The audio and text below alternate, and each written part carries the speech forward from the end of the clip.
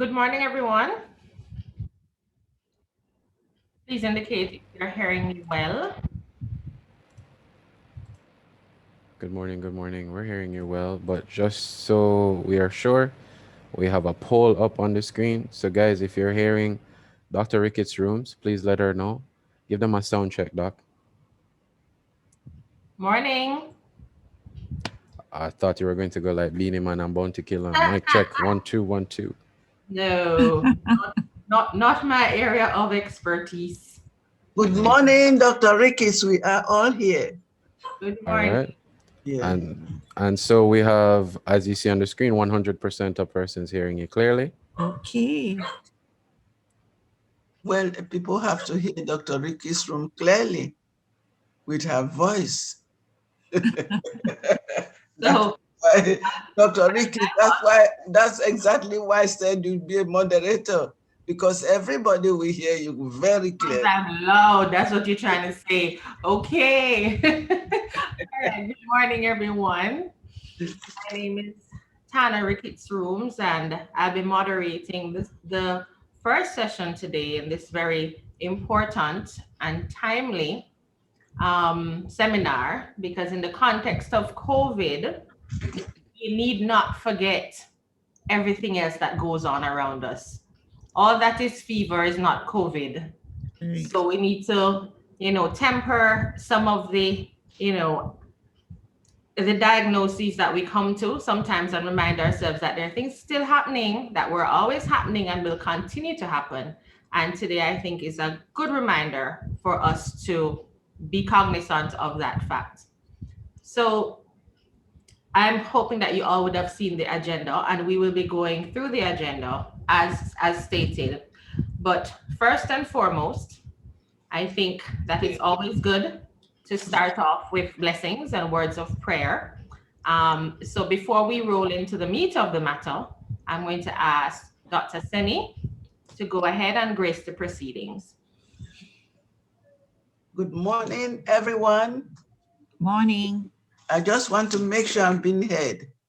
Yep, we're hearing you clearly. Okay, great. Heavenly Father, from whom all blessings flow, as we assemble for this first webinar for the year 2021 on the 31st day of January, we thank you for your grace, your mercy, and your kindness on this day and throughout this year, especially at this time when COVID-19 is ravaging the whole world with its easy and sustainable spread. We acknowledge your power over all that will be done within this place and during the remainder of the presentations. We thank you for all your wonderful gifts that you have bestowed on us and the frontline healthcare workers that you have provided to take care of the COVID-19 patients. Although we may not be fully prepared for the complete management of COVID-19, let us console ourselves with the collect prayer, which essentially tells us that what we could not comprehend or manage in the dim light of yesterday will be clear and easy for us to manage tomorrow with the knowledge that we acquire today. With this in mind, we pray and believe that as the Lord delivered his people from disaster in the time of old, he will deliver us from COVID-19 at the opportune time. We honor your name. Grant us knowledge, wisdom, and understanding as we care for our patients daily and give us the strength to do our duties professionally. Be with us and the activities planned so that whatever we do will give you glory. Widen our hearts to love and do good to everyone and bless us with healing hands that we can administer care for those in need. May we see in the afflicted and the suffering only a fellow human being in need. Thank you, Lord, for continued financial support and sponsorship for the day's events and for the hearts that we are willing to give. We pray for the Ministry of Health and all allied medical professionals, their families, our patients, and all participants. We also pray that we shall all benefit from the knowledge acquired as we incorporate them into our daily practices. Bless the presenters, moderators, organizers, administrative staff, IT support personnel, and sponsors for their tremendous work, continuous support, and dedication to the organization throughout the years. Father, please give us the strength to persist. Grant us what is necessary to be able to go on each day and help us to do our work with joy. We thank you for everything and for hearing us. In Jesus' name we pray. Amen. Our hosts, specially invited guests, esteemed colleagues, sponsors, friends, ladies and gentlemen, good morning to you all. It is my pleasure and honor on behalf of the Caribbean College of Family Physicians Jamaican Chapter to bring you greetings and welcome you to our first webinar for 2021. To recap, the previous year, 2020, was a challenging year for the entire medical fraternity and by extension the members of the Caribbean College of Family Physicians. This was due largely to the advent of the COVID-19 pandemic, which saw all our health systems on a local, regional, and international level being tested by the introduction of a virus whose seemingly uncontrollable spread increased the global death toll and saw just every corner of the planet affected. The government and the private sector entities scampered to find ways to curtail the spread. This has changed the landscape of our society literally overnight with the implementation of curfews, social distancing protocols, mask wearing, and increased emphasis on hand washing and sanitizing. The impact of the pandemic on the economy has been palpable for many, and it has also been taking toll on the education system. Speak of change in social attitudes with widespread paranoia. The way we traditionally conducted our businesses and in particular conferences have moved from traditional face-to-face format to online format, which has undoubtedly become the new norm.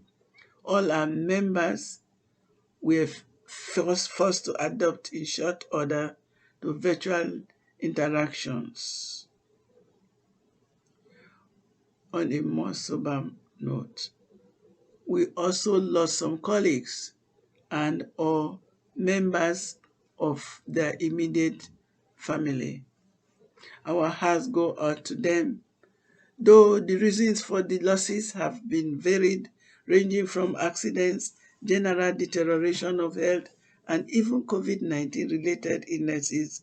We remember them, and our hearts continue to go out to them and the members of their immediate and extended family.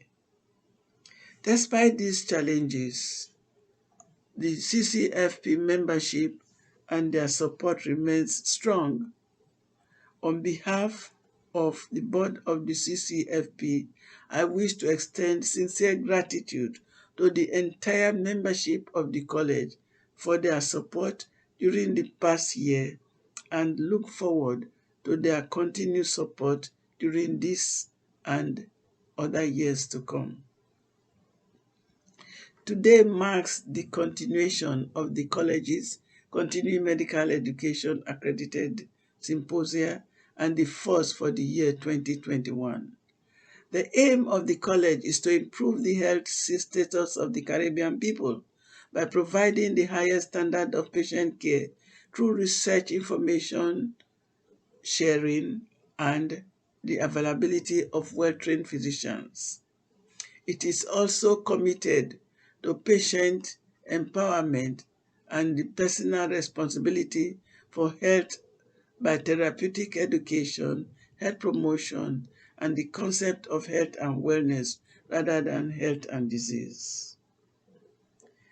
The college carries out the above duties through continuing medical education symposia, seminars, symposia, workshops, and more recently, webinars such as this.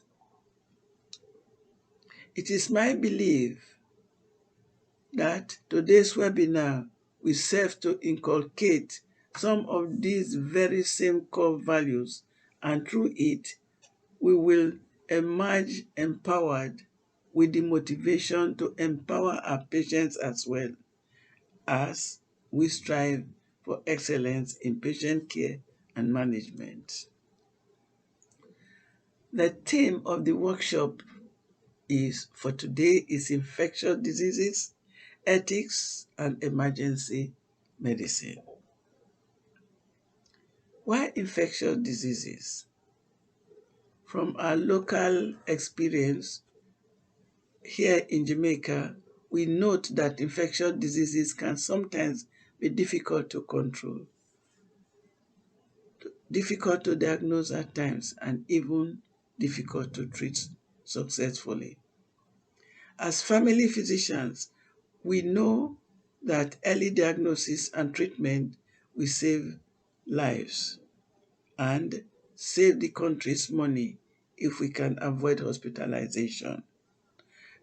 Classic examples of such infectious diseases are malaria, tuberculosis, dengue, and COVID-19, just to name a few. By ethics. In our daily interaction and management of patients, we should endeavor to be fair and to do what is right without prejudice. As doctors, we are guided by ethical codes that govern the practice of medicine. Today, we will explore one of such considerations. Another important area that we should visit today is emergency medicine. There is a very thin line between life and death. And as doctors, we are often called to preserve the fragility of human life. Emergency medicine is usually the bridge between life and death, and therefore all doctors, especially frontline doctors, should be conversant with the fundamentals of emergency medicine. To this end, we have a line-up of exceptional speakers drawn from across the vast medical landscape. Speakers who will bring not only sound theoretical knowledge backed by sound scientific principles, but also practical knowledge garnered throughout their years as practicing physicians and consultant physicians, as they have sought to ply their trade as doctors within our island, Jamaica. I feel confident that we will certainly be well informed and enriched by their presentations. In closing, the Caribbean College of Family Physicians deeply appreciates this gesture of all our presenters, and we thank them for giving of their time, talent, and expertise. On behalf of the college, I thank and welcome you all to this webinar and invite you to enjoy the presentations. Thank you. Thank you, Dr. Sunny, for your timely prayer. So, as I know that Sunday is a day that many of us are able to recoup from a very hard week, we will try our best to keep on time. And we will ask that all questions and answers be typed in the Q&A so that they can be answered either live or typed in to respond to you. However, if we have caught up time, in fact, if we're running ahead of time, then we will allow a few live questions. So let's get rolling. I am not the comedian that my colleague, Dr. William Brown, is, and I'm not going to pretend to be. I may embarrass myself. So we're going to go ahead and get rolling. So our first presenter will be Dr. Jeffrey Barrow, and he'll be presenting on innovations in HIV healthcare delivery in the era of COVID-19. So Dr. Barrow actually sent me a bio data, right? But let me just be very frank. Dr. Barrow and I were classmates, so we've been through it all. So I know a lot more about Dr. Barrow than most of you do. But I will stick to what he has sent me so that we are still friends at the end of this seminar. So Dr. Jeffrey Barrow graduated from the University of the West Indies, Mona campus, with MBBS and a Master's in Public Health degree. He subsequently attended Stanford University and achieved a Master's degree in Health Research and Policy. He's currently completing a PhD in epidemiology with a focus on HIV drug resistance at the UWI Mona. He has served in many capacities in his 13 years of service to HIV epidemic control. These include acting director for treatment in the HIV STI TB unit of the Jamaica Ministry of Health and Wellness, the World Health Organization's HIV drug resistance guideline development group, and most recently as a commissioner for the Lancet HIV Commission on the Future of Urban HIV Responses. Dr. Barrow is currently a lecturer in the Department of Medicine, Faculty of Medical Sciences, the UWI Mona. He's the director of the recently established HIV private sector network called Health Connect Jamaica, and the principal investigator for the ongoing HIV pre-exposure prophylaxis and HIV self-testing implementation trials in Jamaica. In other words, he's bright, right? And he's done a lot of work, and he's making me feel like I have done nothing. But that's okay, Jeffrey. We all have our niche. So help me welcome Dr. Jeffrey Barrow as he takes us through his newest baby for us to hopefully sign on, right, Jeffrey, and learn more about how can we help our patients who are living with HIV. Go ahead, Jeffrey. All right, thank you very much for that introduction and for limiting it to only the thing on the paper. Let me share my screen quickly. Sorry, 1 second.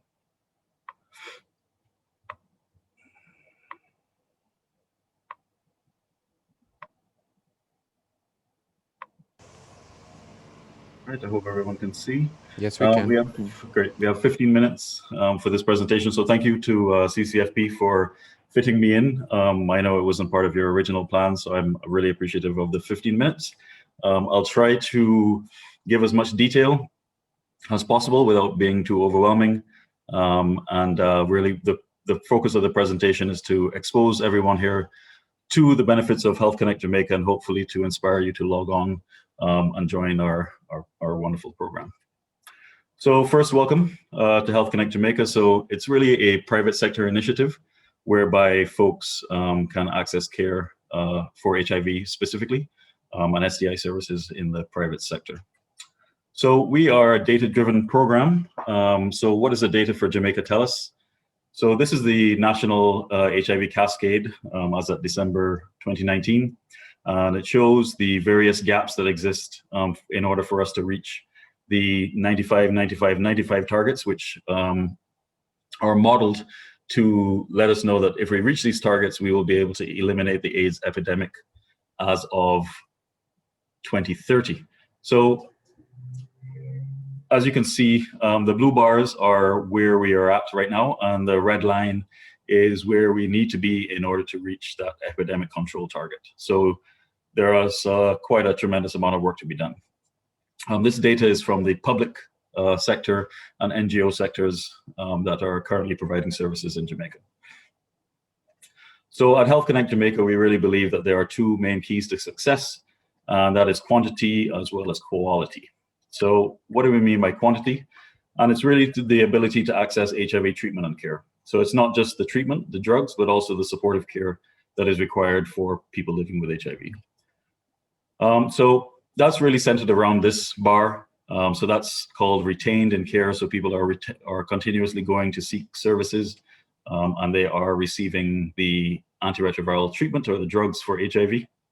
And currently that's at 44%. So we need to double that, which is quite a feat. For those of you who interact with the public health services, especially for HIV, you will know that the service delivery model is already sort of saturated, and their ability to expand to increase this twofold is going to require more innovations in the healthcare delivery models that are existing currently. And the next feature is around quality of care. And I'll just focus mainly on HIV viral suppression. So when patients are taking their antiretroviral medicine correctly, with all of the features that are involved and the factors that affect adherence to medication, from systematic things like available drug supply to individual items like side effects, etc. That's what will happen. People will become virally suppressed. So this bar shows where we're at currently. So we're really at almost 25% or a quarter of where we need to be. So this will have to triple to reach that 95% target to achieve epidemic control. So you can see here from those slides that there's quite a lot of work to be done, and we need a different model of service delivery to achieve those targets. And that's where the private sector comes in. So that's essentially what Health Connect Jamaica is. We bridge the gap for people living with HIV, specifically targeting those who are unable to afford access to HIV treatment and care.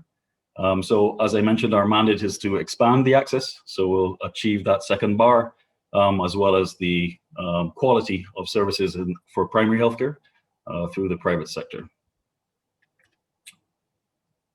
So here's our basic structure. We have what's called a hub and spoke model. So if you think of this in a 3D fashion, above us is the steering committee, and that steering committee is chaired by the Permanent Secretary for Health, which allows us to remain aligned as a component of the national response rather than a separate vertical system.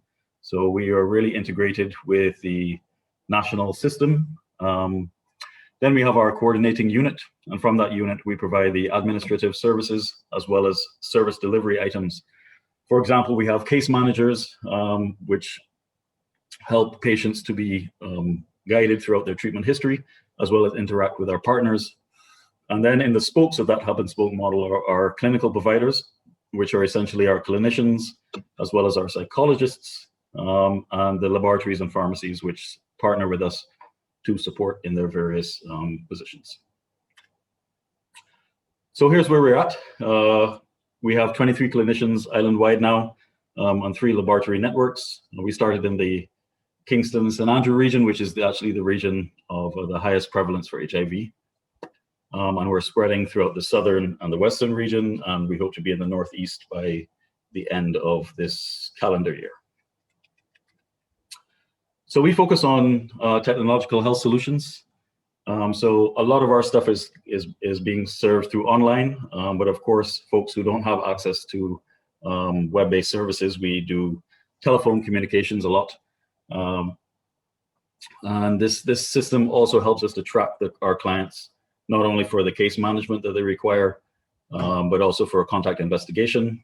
In the era of COVID, we'll know that contact tracing is a critical component for any intervention for epidemic control for infectious diseases, especially. And we provide that services through the hub, and we use all electronic records. So we're able to monitor the progress and the quality of services being delivered by our providers. So our early successes, so we launched really in July of 2020 to the public. Before that, we got ethical approval. So all of our programs are approved through the UE Ethics Committee. We were able to attain our second year of funding in September. And at the end of December, we had onboarded 209 clients. So our system allows for rapid linking. So of the clients who have contacted us either through Aura, through telephone, through our other providers, through the Ministry of Health, we have linked about 88% of those to care. And we do that within a 2-week period. So the sweet spot really for that we've learned through international studies is not to start patients directly on the same day, but to engage them over a period that allows them to become acclimatized to their diagnosis, and for us to produce a lot of interventions through that period. So we consent our clients, so that's through the ethical process. We do the contact investigation and tracing. We do the case management intake, which assesses their social and educational needs and starts the intervention for those. They have psychological screening. So as you know, mental health is a critical component for HIV service delivery. And a lot of that screening is done through telemedicine. But we also do facilitate in-person for those who it's more appropriate for. And then we do baseline laboratory testing. So within that 2-week period, all of those assessments are being performed, and the data is being linked to your electronic medical record, so that by the time the client comes to see you, you have all of that available information in order to make the decisions for the first antiretroviral treatment line, which is the most important line for long-term viral suppression. So because of that, we're able to then do rapid ART commencement. So 97% of clients are actually starting within the first 2 days of seeing their clinician. And this is critically important to get the viral load down as rapidly as possible, which not only reduces the morbidity and mortality for the individual client, but it also makes them unable to transmit the virus either sexually or vertically to their offspring. So far, for all the tests that we've done, we've been able to see an 87% viral suppression rate, which is very close to that 95% mark that's required for epidemic control, and is an indicator of the early success of the quality of services that we're able to provide. So we also monitor client satisfaction. It's another critical component. It's not just about the targets and the numbers, but also how do clients feel. So we ask them, how likely is it that you would recommend this service to a friend? Almost all of them said yes, and all of them said that they would return for the services themselves. The reasons for that is really around our friendliness and professionalism, interestingly. The privacy that we perform, the availability of the services, and the confidentiality of the health info, and that's their perception of the confidentiality. So not just the fact that we are, but that's how they perceive the system, which is often a barrier to access and care for HIV for many patients living with it. And now I'm going to play a short quick clip as you read these responses. So through that same survey, we actually asked them to write about what they like. And here's a short clip from one of them. I must say that I really and truly appreciate the program. I wish this was implemented 10 years ago, because I'm pretty sure persons would benefit. Because as you know, most of us, we really don't like to go into the public space where we are being scrutinized or, purposes suspected, so we appreciate the privacy that comes with it. And, I must say I really and truly appreciate this program. Great. So for the clients, the benefits really are that the services are where they want to be. As that client mentioned, a lot of persons don't want to go to the public health sphere, and so we are able to provide them care in the private sector. As I showed, in terms of the 2-week turnaround, as well as the same-day initiation with the clinician, they get rapid access to treatment and care, so they get as healthy as possible. And then it's affordable treatment. So through our system, we are actually able to pay for the clinician services as well as the laboratory services for persons from lower socioeconomic status. So cost is no longer a barrier for accessing care in the private sector for people living with HIV. And then they get consistent and continuous support. And that's through the interactions with our case managers, who interact with the clients on a continuous basis to ensure that they're able to access the services, as well as the social and educational support that we provide. So for the clinicians, the benefits around the business, right? So a lot of times for clinicians, you are expected to do invoicing and lots of other tasks, which I was never taught in medical school. I'm not sure if you were. So we provide that sort of administrative support through the network. We offer the technological solutions, as I mentioned, so the use of the online reservation application. That application actually sends you automated reminders, both to the client and to you as to when the appointments are being made. We also offer access to the Treatment Services Information System, or TSIS database, which is used by the Ministry of Health. That database has many, many functions, but one of the key ones that we focus on is the fact that it's automatically linked to the National Public Health Laboratory. So as soon as the viral load tests are performed, you are seeing those data in real time, rather than the old system of waiting for the paper to be produced by NPHL. Somebody collects that paper and then somehow it gets to your office. Many times in these sort of managed care systems, they're very prescriptive in the way that you can provide treatment to your clients. Our system really does respect the autonomy of the clinician, and you are able to perform the services with a few key outcome indicators. So we do expect viral load tests to be performed at certain points so we can monitor, but in terms of the visit scheduling, et cetera, you maintain your autonomy.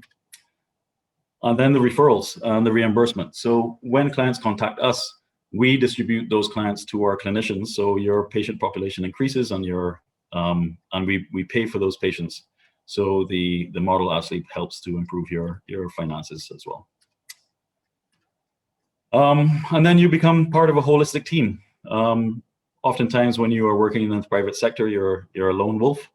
So you don't receive those same support services that you would if you were a clinician in the public sector. So we provide that holistic service with our mental health team and our case management and contact investigation for you. And we invite you to join us for reviews, whereby we provide that insight to patient management. Your clients get healthy and they're happy. You're now part of a very innovative healthcare system, so it's pretty exciting. And then you get access to training platforms for HIV treatment and care. I'll give you one example, the Hiv Population Preceptorship, which is a paid course. Usually we pay for that course for our clinicians, and that helps you to understand the needs of some of the more marginalized communities like sex workers, men who have sex with men, and the transgender population. And then of course we increase your cohort of clients because we refer people to you. So we developed 2 tiers for clinicians that allows you to determine your level of engagement with the network. So we really reduce the barriers for entry. The tier 1, your existing clients receive benefits with that case management and holistic team that I mentioned, and you also benefit from that.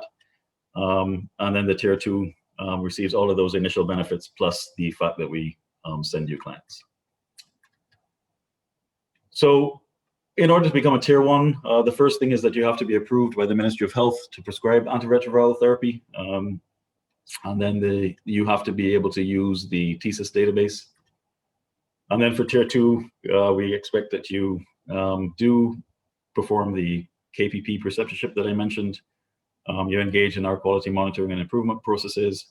You attend our scheduled training sessions, and you have some adherence to some targets.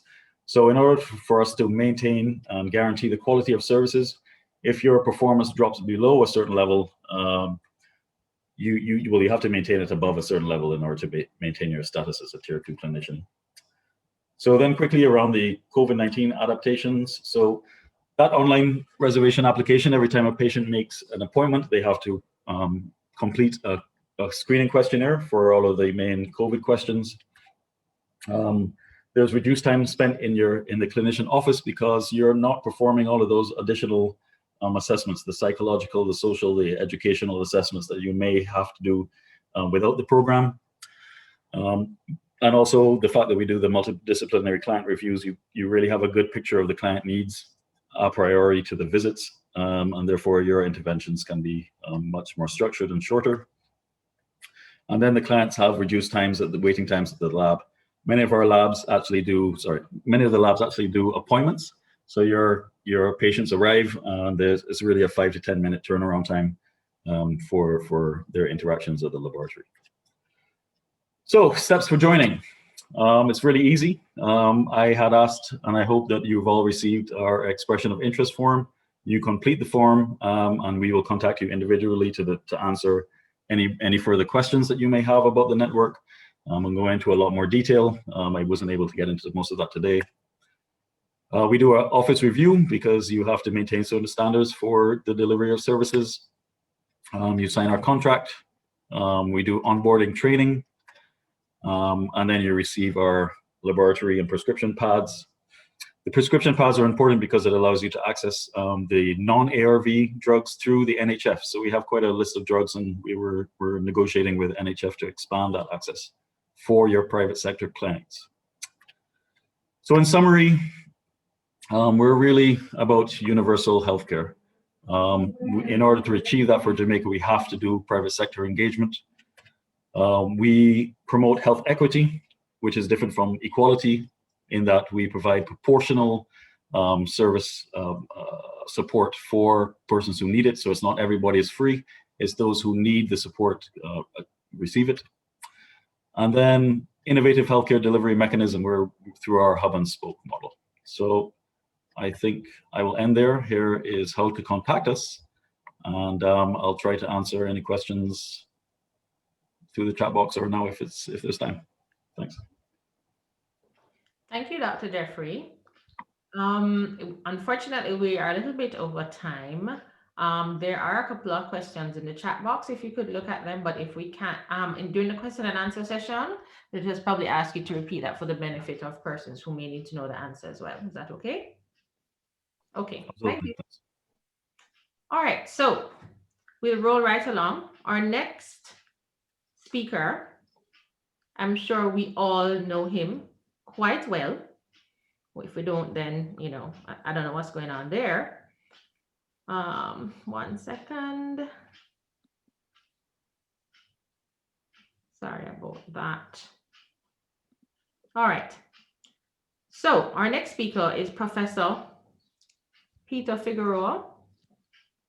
And I'm just going to give you, sorry, it's J. Peter Figueroa. Let me be correct. John Peter Figueroa. So Professor Figueroa is a professor of public health, epidemiology, and HIV/AIDS at the University of the West Indies, Mona, Jamaica, where he has led the development of a Doctor of Public Health or DRPH program. He was a national epidemiologist in Jamaica and led the national HIV/STI program from its outset in 1986 until 2008. He served as Chief Medical Officer from 1997 to 2002. He is the chair of PAHO's Technical Advisory Group on Immunization, and he was a member of the WHO's Strategic Advisory Group of Experts on Immunization, otherwise known as SAGE, from 2009 to 2015. He is the co-chair of the SAGE Working Group on Polio, a member of the WHO Working Group on COVID-19 vaccines, and a member of the UNAIDS Scientific Expert Panel. He has published widely on communicable diseases, HIV, STIs, and public health, including 155 peer-reviewed papers and 3 books. He has received many awards for his work, including in 2019, the WHO Award for Leadership in Global Health. So colleagues, please join me in welcoming our esteemed colleague, Professor John Peter Figueroa, as he speaks to us about infectious disease in our present times. Go ahead, Professor Figueroa. Okay, thank you so much, Tana, for that kind introduction. Good morning to all, and thanks to the CCFP for inviting me to do this talk. It is a very interesting topic, quite challenging, infectious disease requiring emergency admission. So Tana has more or less given my interests, no financial interests. Now what I'm going to do is give a quick overview in terms of global infectious disease, and then look at infectious disease in the Caribbean, primarily Jamaica, first with a historical perspective, and then those diseases that are of concern. And then we'll get into some actual cases to consider and see what we get out of them. Now, Porter defines infectious disease as a disease due to an infectious agent. In 2008, he had a much more detailed disease definition, but we're not going to bother going to that now. So I want you to look at these three different pictures and see if you can identify the different infectious diseases. Now, are you able to write these? The trouble is, I'm not going to be able to see the questions, no, the Q&A, or the chat while I'm presenting. That's and I'm okay, not seeing Professor. your faces. We'll follow it for you. And if you want, we can have a raise hand section where persons can dialogue with you verbally if you'd like. Okay, well, in fact, I've brought up my Q&A. I'm just wondering if persons could type in any definitions, any diagnoses that they can think of looking at these pictures. So far, I'm seeing a person saying B looks like shingles. Excellent. Okay, some participants raise their hands. Let me get Dr. Graham, Geraldo Graham. Let me let Geraldo Graham actually speak to you right now. Go ahead and speak, Dr. Graham. Just unmute your microphone. Unmute your microphone, Dr. Graham. You know what I would suggest? Let them just type in because we have a lot to get through. Okay, so let's type in the Just type and you read them to me. So No we've problem. got the middle one. A is hand and foot and mouth. Hand, foot and mouth. Okay. That's what I'm seeing. Someone saying A is scabies. Okay.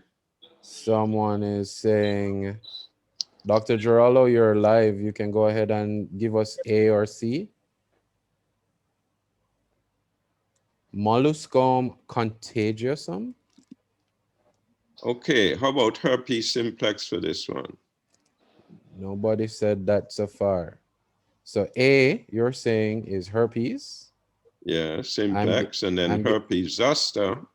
And then I'm just saying maculopapular rash for now. There we go. So let's keep moving. The global, so this is the global overview. Maybe 15 million deaths annually. Most of these occurring in developing countries. These are deaths due to infectious disease. And 5 infectious diseases account for nearly 80% of the deaths due to infectious diseases. Respiratory tract infections, diarrheal diseases, HIV, AIDS, TB, and malaria. So diarrheal diseases, I'm not going to say anything more about. I think all of us are pretty good at recognizing when someone is dehydrated and needs to be referred for treatment.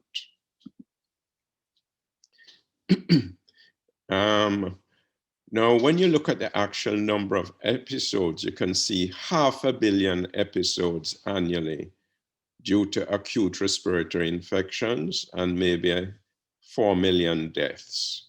But as many as 4.5 billion episodes of diarrheal diseases. Tuberculosis, 10 million episodes or cases a year. HIV, 1.8 million. Malaria is a huge problem in many parts of the world. And then viral hepatitis B and C, very, very prevalent in some parts of the world. And I won't bother going to COVID. I think we're all following the numbers there. Now, when you look at the last 2 decades of the last century, it was, you know, a whole range of emerging and re-emerging diseases, infectious diseases globally, which I'm not going to go into. You can just spot a variety of conditions, a few of which we see, and many of these we do not see.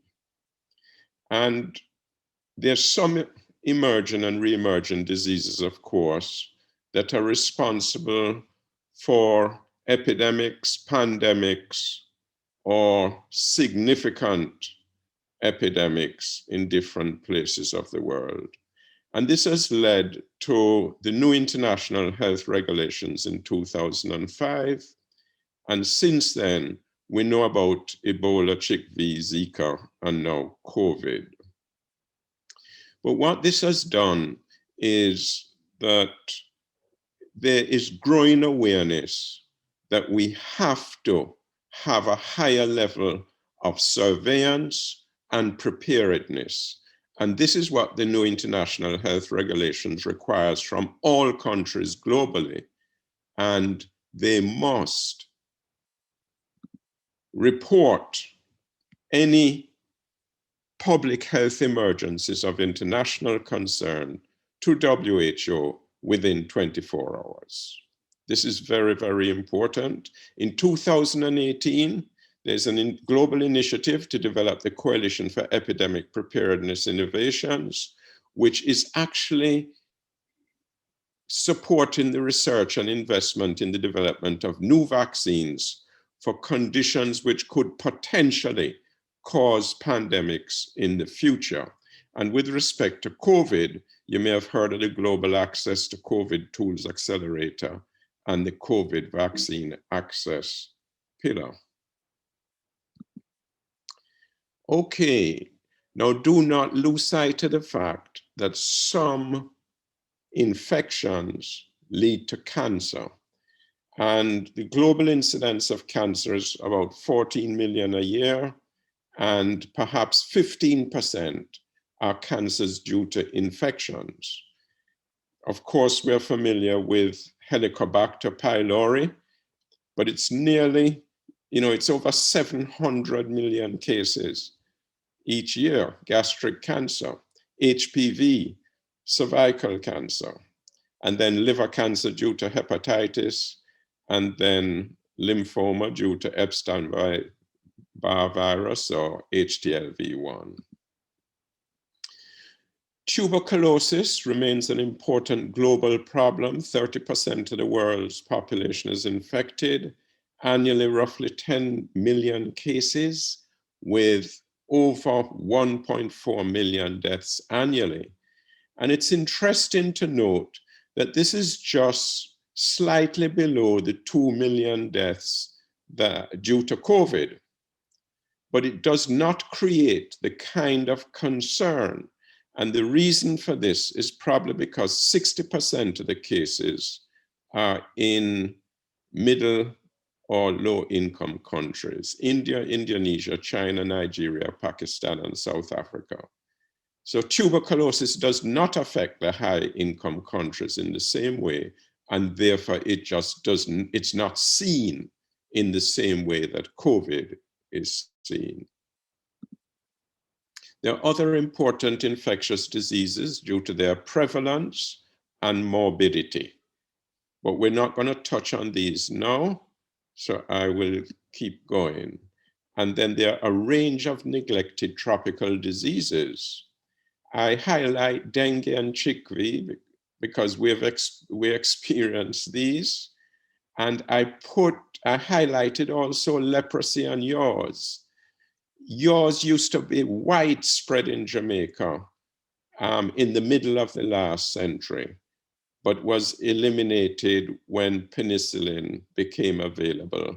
And there was a campaign of injecting people throughout the country. Hansen's disease, leprosy, has virtually been eliminated, although we see occasional cases. But we don't have time to get into these. Of course, globally, there have been important global campaigns, disease control campaigns, which we don't have time to talk about.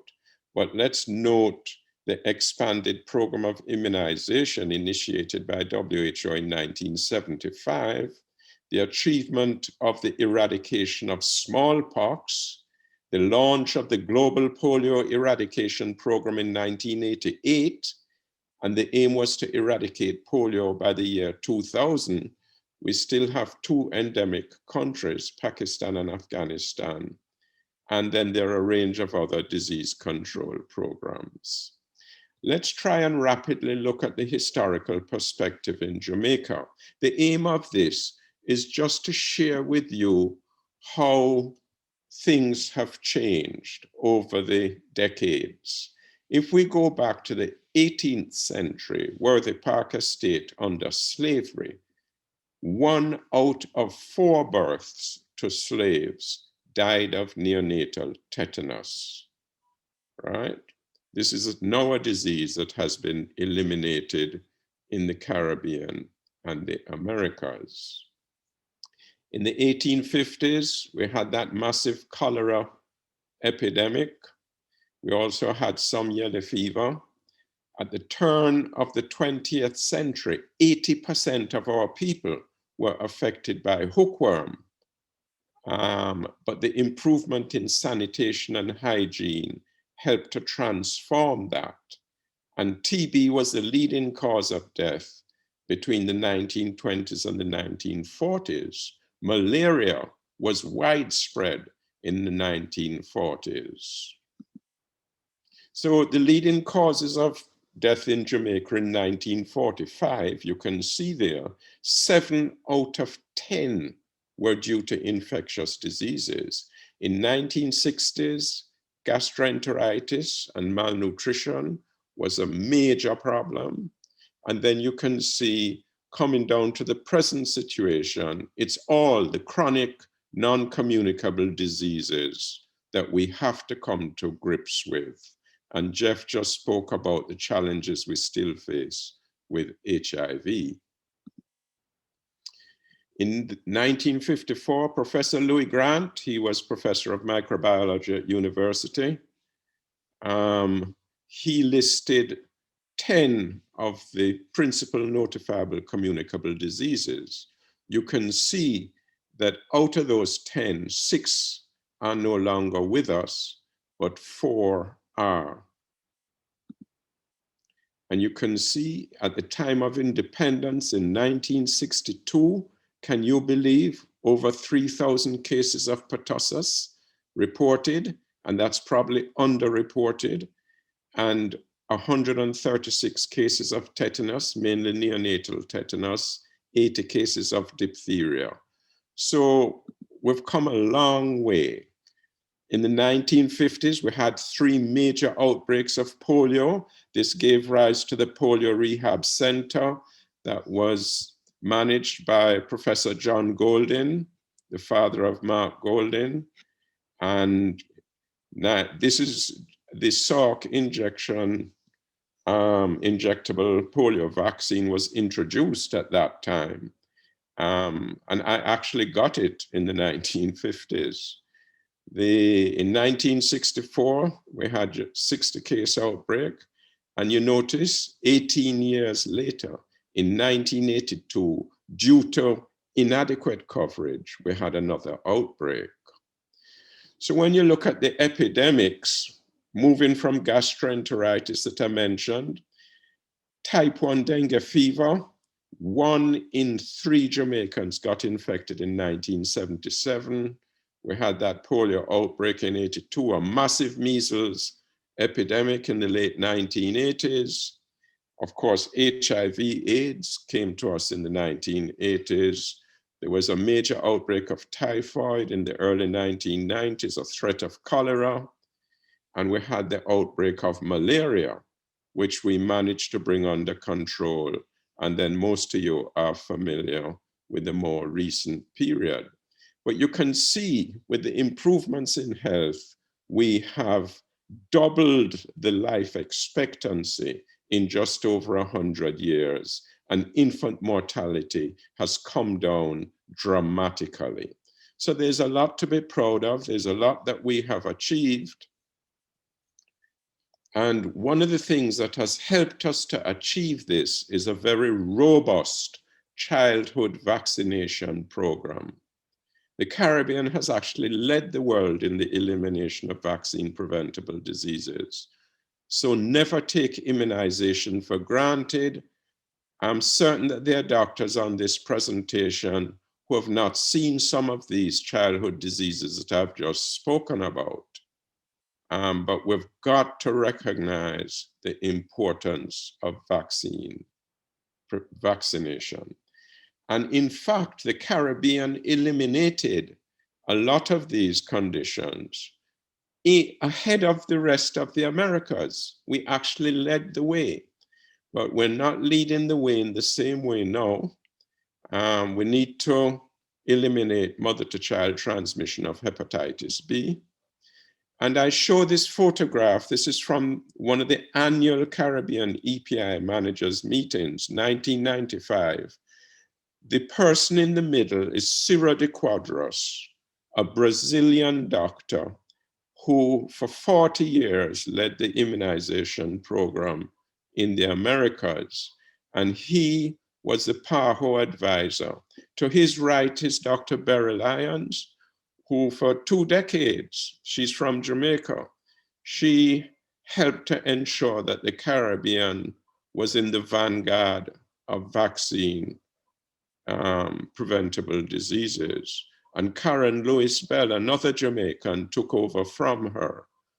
And it's very important that we know the contribution of these people. One of my regrets is that we didn't nominate Ciro de Quadros for the Nobel Prize in Medicine, or for the Nobel Peace Prize, because he certainly deserved it. I need to speed up, but I just want to say that we've got to improve our vaccine coverage for HPV vaccine, and anything you can do to help in this respect is important. More of us should be taking the influenza vaccine annually. We've got to successfully introduce the hepatitis B vaccine at birth, and we need to agitate for the pneumococcal conjugate vaccine, which if you give to children within 3 years, it also protects the adults, the elderly, due to herd immunity. So these are my Caribbean priority infectious diseases at this point. You may not agree with the rough order in which I have put them, but this is based on my experience, and I'm open to some adjustment. And this is what we want to focus on now in relation to the topic, how do we know when we really need to refer for emergency admission? And you just have to follow the basics. You start with a careful history. Don't rush to conclusions and think of potential differential diagnosis. You do a full examination, don't shortcut, and then targeted investigations. People don't have money to pay for a lot of investigations, nor does the government. And you have to be aware of disease patterns. Do not forget travel history and risk behavior. And seek support readily. Go into the internet and check. I do this in front of my patients because I'm transparent with them. I phone or refer to a colleague. Or if in doubt, don't take a chance, refer. Let's start with COVID. We know that 80% of cases are mild or moderate, but elderly persons and those with comorbidities are more at risk. An essential equipment for those isolated at home is the finger pulse oximeter, because if the oxygen saturation goes below 93%, then they probably should be under close monitoring, preferably in hospital. If rapid respiratory rate over 30 per minute or lung infiltrates over 50% of the lung field, they need to get admitted, because we know 6% are going to become critical, and we know that the case fatality increases drastically with age. So that's COVID. Now, there are some infectious diseases that must be admitted on diagnosis. If you have a severe acute respiratory syndrome, that has to be notified and admitted. Tuberculosis, we treat in hospital. There are many countries where TB is endemic, where they use DOTS, directly observed treatment, right? But we initiate in hospital, so you refer to the hospital. Malaria, we treat in hospital in order to avoid spread. We do have anopheles, more so than we did maybe 2 or 3 decades ago. So it can rapidly spread if the Anopheles mosquito becomes infected. In some endemic countries, people self-treat. They stay at home and in a few days, they're out again. But we don't want to re-establish malaria in Jamaica, and it nearly happened just 15 years ago. Anyone presenting with acute flaccid paralysis or Guillain-Barré syndrome, they are admitted. You take a stool sample because we have to rule out polio, meningitis, get them to hospital. So some of these are pretty straightforward. And these are just a few photos showing the terrible wasting of the lower legs due to polio paralysis, which is usually one-sided. And the paralysis lasts over 6 weeks. There are 2 countries that remain endemic, Afghanistan and Pakistan. And I've been involved, this is in Nigeria, a doctor examining a child. Look at that terrible deformity. Now, Nigeria was the 3rd to last country eliminating polio, so we're glad to see that. But over the past year, all those red dots are in a wild poliovirus type 1 in Afghanistan and Pakistan. And all the green dots are circulating vaccine-derived poliovirus throughout Africa and in the 2 endemic countries. The program has been having a tremendous challenge, and we have to finish the job of eradication and ensure that it's not reintroduced into areas where it has already been eliminated. What's your diagnosis here? Please write it down quickly. We're going to go through some cases. Quick, so that because I want to show you the cases that I have. Has anyone got it? In the Q&As or the... Tetanus? Sorry? Tetanus or tetanus? Someone Tetanus? is saying tetanus. Tetanus, Someone is what is saying scale skin. Tetanus, that's the type, tetanus. Oh, tetanus, okay. Okay, that's not a bad diagnosis. Any others? Remember, you always look for differential, because in tetanus you get that kind of body position, opisthotonus. What about meningitis? You notice the head held back, and if you try and bend that neck forward, there's neck stiffness. And this was a pseudomonas meningitis due to gangrenous left leg wound, known as pyoderma gangrenosum.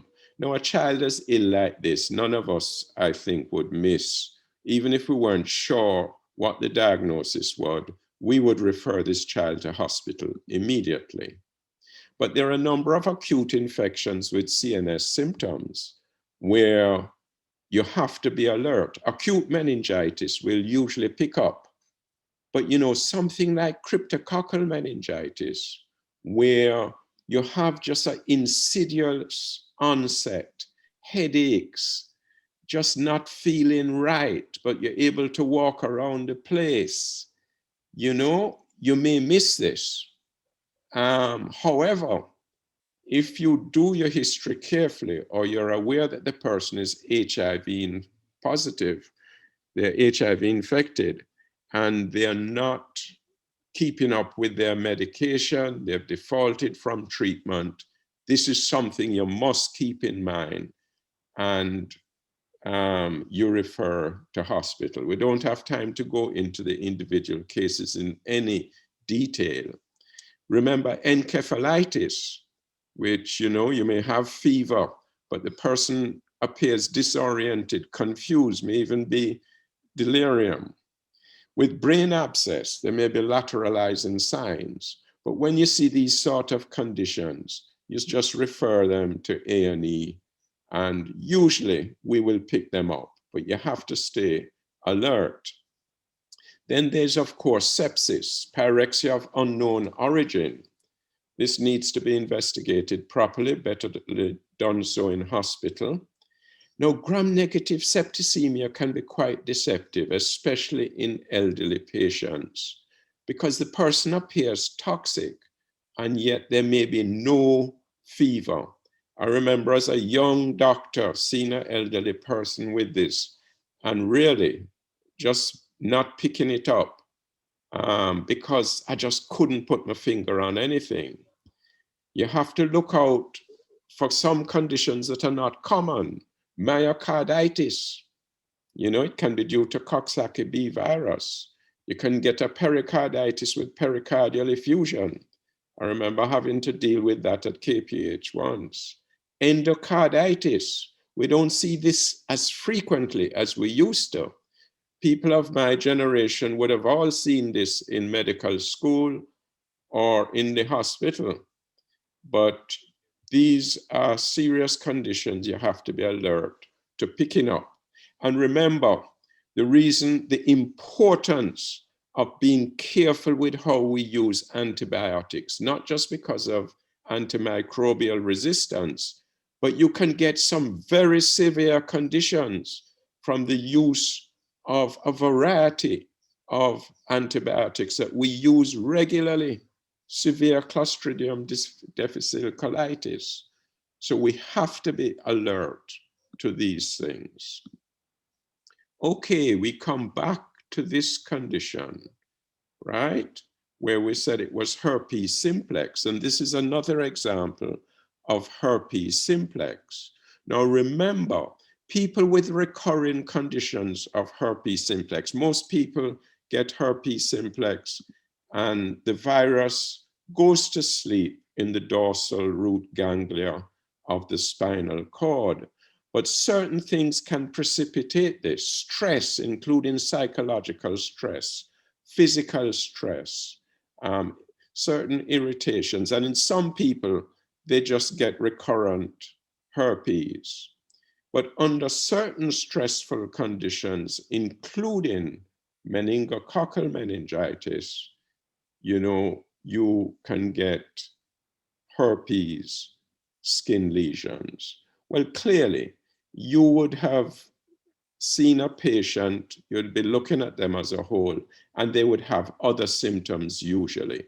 But I just presented this to say that, you have to bear in mind whether there's something else going on and not just what you see superficially. And this is another example. This is a tough one.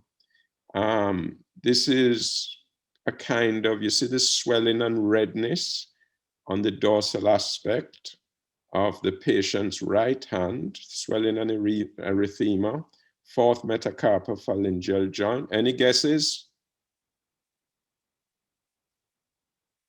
Has anyone written anything?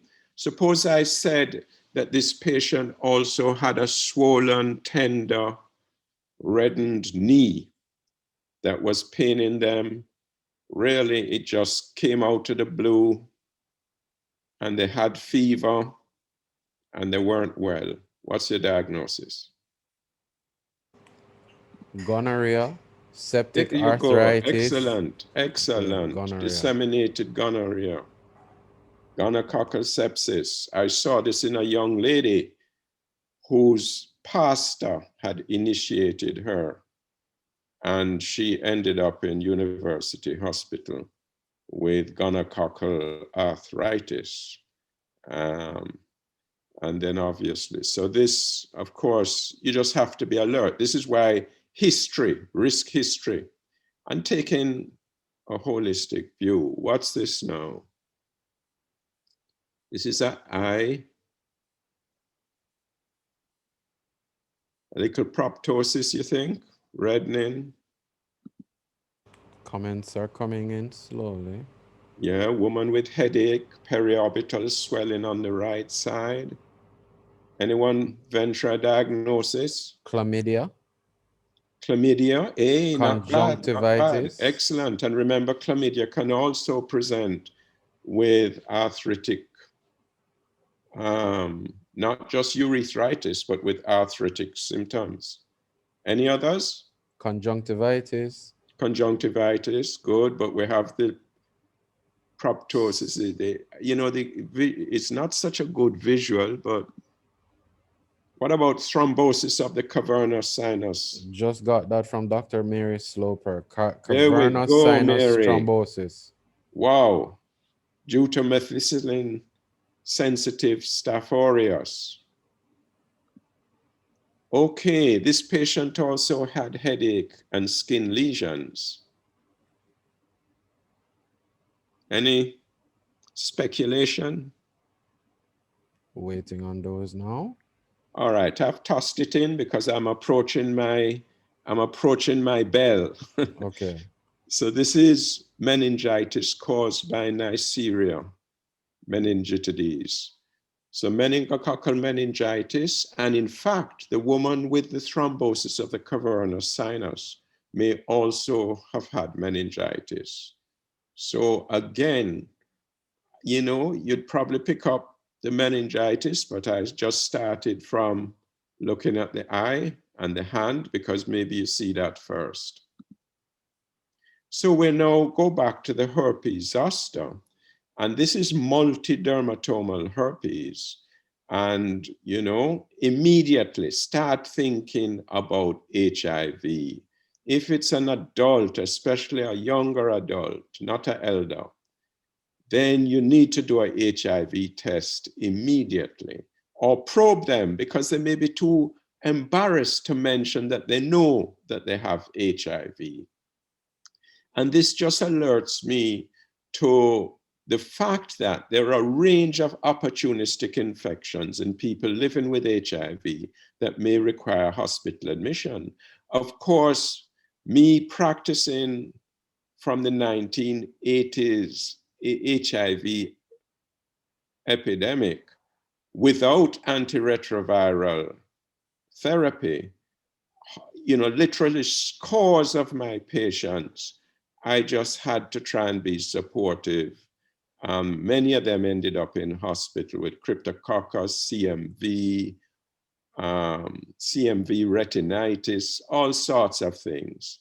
This is much less common now, but given the fact that so many of our persons living with HIV allegedly are not on treatment, defaulted from treatment, it means you have to be alert for the opportunistic infections that mean they need to go in hospital. However, I've treated a lot of these people with, including PCP and other HIV conditions. I make a judgment whether to treat them at home sometimes, because hospital is a dangerous place for persons who are immunocompromised. Can anyone give me a diagnosis here in this adult? He has watery reddish colored eyes, a slight moist sheen on his face. He's been sweating a bit due to his fever. What is your diagnosis? Anyone tossed in anything yet?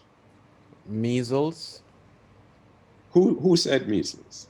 The very first measles came from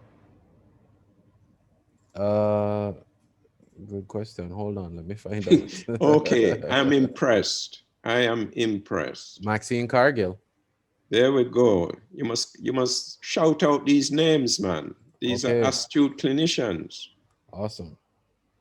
Yeah, it is awesome. And you notice I chose an adult, because nowadays, this is what we are seeing. People who are refusing vaccination, this is what they end up with, because measles is one of the most infectious and transmittable infectious diseases. So this is the macular rash, macular papular rash due to measles.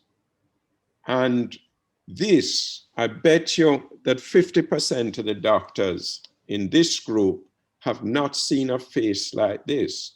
Now, when we were medical students or clinicians, if you saw a face like this and did not diagnose it immediately, then they would either fail you or take away your license.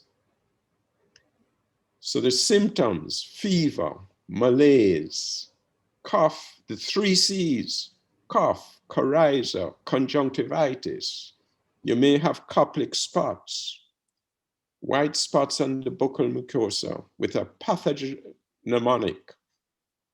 You have this blanching macular papular rash, starting on the face and then spreading outwards to the trunk and extremities and spearing the palms and soles.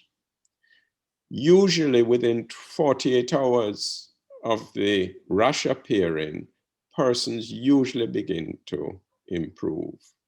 Now you can get serious complications, including, well, otitis media you may not feel is as serious, but you can get pneumonia, encephalitis, gingivitis. A lot of people get severe diarrhea, gastroenteritis, hepatitis, even myocarditis. These are serious complications of measles. You know, in the DRC, with the recent Ebola epidemic, there were over 2,000 deaths due to Ebola. They did not sustain immunization. And there was a massive outbreak of measles with over 100,000 deaths and over 100,000 cases and over 6,000 deaths, nearly 3 times the deaths due to measles than from Ebola. Everybody was watching the Ebola and forgetting about vaccinating the children. So we have to be, you know, in the States, Canada, even in the Caribbean, in people visiting the Caribbean, they can bring measles back in. We must sustain the routine immunization. Now, I showed you this macular papular inflammatory rash, which I found on the net. And this turned out to be due to scabies infestation. Well, we still see scabies from time to time. And the measles, this could mimic measles, chickenpox, or even smallpox. We don't see smallpox now, and this to me is not characteristic of smallpox. But differential diagnosis of macular papular rash. You know, fever rash surveillance is extremely important. And this is why we take samples, send them to the lab, because we've eliminated measles and rubella, and we want to be sure that we keep it that way. It could be a dengue fever, it could be flu, and then it could be a range of other diseases that we don't see much of. Which brings us to our Aedes aegypti. What a terrible mosquito. And this is a mosquito that transmits dengue fever, chickpea, Zika, yellow fever. And we've seen all of this in recent time.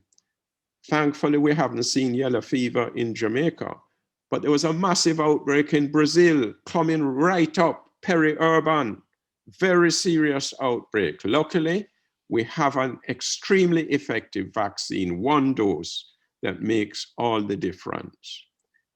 Now, our low level of scientific literacy among the population, as well as our geographic terrain, makes control of the Aedes mosquito very difficult. And I regret to say I'm a minority here, but a lot of the effort that we put into Aedes mosquito and dengue control, personally, I think it is an excess time, effort, and money on ineffective measures. Dengue fever is endemic, and it's going to increase periodically. Every time it increases in prevalence, let's not make an epidemic of it. It is with us. When we get an effective vaccine, we'll deal with it, right? Yes, we need dengue control measures, control the Aedes aegypti to the extent that you can, but don't make a big song and dance about it. Remember to avoid anti-inflammatory drugs, use acetaminophen, and monitor blood pressure, hydration, bleeding in the skin, and vascular permeability. So where you have to be on the lookout is for dengue hemorrhagic fever. This has been seen in the past in countries around us, like Cuba, Venezuela. There was a question at one time whether Caucasians were more prone than Black people, but we have seen cases of dengue hemorrhagic fever. Luckily, we've not had a major outbreak of dengue hemorrhagic. The 4 clinical criteria I've put there: fever, a hemorrhagic tendency, you either see spontaneous bleeding or positive tourniquet twist. You get thrombocytopenia under 100,000 cells, and plasma leakage, so pleural effusion, ascites, or hemoconcentration. So these are the 4 clinical criteria: fever, hemorrhage, thrombocytopenia, and plasma leakage. And hemorrhagic tendency, you can use a tourniquet test where you inflate the blood pressure cuff to a midpoint between systolic and diastolic pressure for 5 minutes. And if you have 20 or more petechiae, as shown in the slide, it's a positive tourniquet test, and you meet that criteria of hemorrhagic tendency. And you do a quick test for your platelet count. But if you're seeing all of this, don't wait for your platelet count result, right? Send the patient to A&E and let them admit them.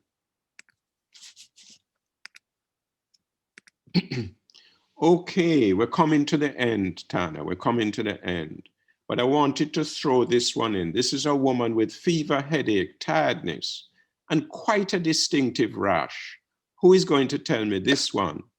And Tana will give you a bottle of champagne. Lyme disease. Oh, good God. Is that a North American? Dr. Buckley. Okay, well done, Dr. Buckley. I don't know if you practiced abroad.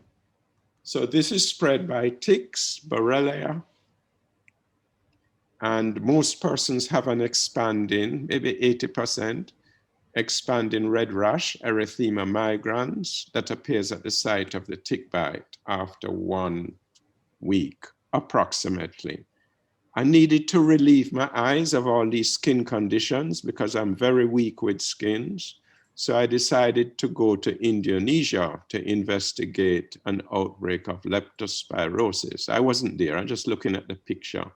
And all these people are barefoot in their rice paddy and therefore at high risk of contracting leptospirosis. Of course, in rainy season, when we get heavy rains in Jamaica, the rats have to seek higher ground, including in our house. It brings them in closer proximity to us, and we can get leptospirosis. Most cases of leptospirosis you don't even know about, but occasionally you get people who have severe leptospirosis requiring admission in hospital. So in rounding off, as primary care physicians, we always have to be vigilant. Don't forget the travel history, especially for things like malaria and Lyme's. Fever rash, we spoke about that. We didn't say much about fever jaundice, yellow fever and hepatitis B, fever and respiratory syndromes. Well, we have COVID now. Once you have a persistent cough for 3 weeks, you must rule out TB. Paralysis, bear in mind, acute flaccid paralysis. It could be polio. It must be reported, right, to the public health authorities. There's some underreporting going on. So don't forget to notify the public health team. We can play our role by promoting vaccination, hygiene, physical distancing. This slide was prepared 4 years ago before COVID, voluntary restriction of movement. That's what we mean by stay at home. Advice to travelers, remember malaria prophylaxis, care with prescribing antibiotics, and we must promote a healthy lifestyle. You know, we integrate this into everything that we do with our patients, and we need to strengthen our advocacy for health. I need your help so that we can introduce the new vaccines, especially pneumococcal conjugate vaccine. We want legislative reform. Everyone needs a HPV vaccine. We need to get proper sex education going in schools, help parents to educate their children better. And, you know, we have a role in combating the corruption that is widespread and promoting peace and justice. I thank you for your patience and your participation. Thank you so much, Prof. Interestingly, you thought I would come in and ask the professor to stop talking? Right. No, that would not be me. Thank you again. It's really been very enlightening. And as you say, many of us, including myself, would not have seen some of these things ever in our medical career. So it's very useful. So in the interest of time, I will ask, I've seen some question and answers being posted. Prof, I'm going to ask you to look at those questions, decide which ones you want to answer by typing and the other ones that you want to answer live. And I'm going to ask those persons who asked those questions and the general audience to look in the Q&A on the answered and the live ones to see which ones we've already answered and which ones we'll be able to hopefully take in the Q&A. And whatever we don't do in the live Q&A, we'll ask the presenters to type the responses for you. Okay? All right, so moving on to our next presenter, who is Dr. Althea Akar Stewart. Dr. Stewart is a consultant pulmonologist and internist at the University Hospital of the West Indies, as well as an associate lecturer at the University of the West Indies, Mona. And she'll be talking to us today about infectious diseases and their impact on the respiratory tract in the era of COVID-19. For example, when you have to admit somebody with pneumonia, when not to, as well as other respiratory illnesses. So without further ado, I will welcome Dr. Akar Stewart. Go ahead, Dr. Stewart, the floor is yours. Thank you. I'm not sure if you are seeing my slides. Well, we're Not seeing his slides, but we're seeing his screen. Okay. So we needed to switch over to the next page. Okay. I need to be able to start to get Give me some remote control. Let me see if I can help you from my side.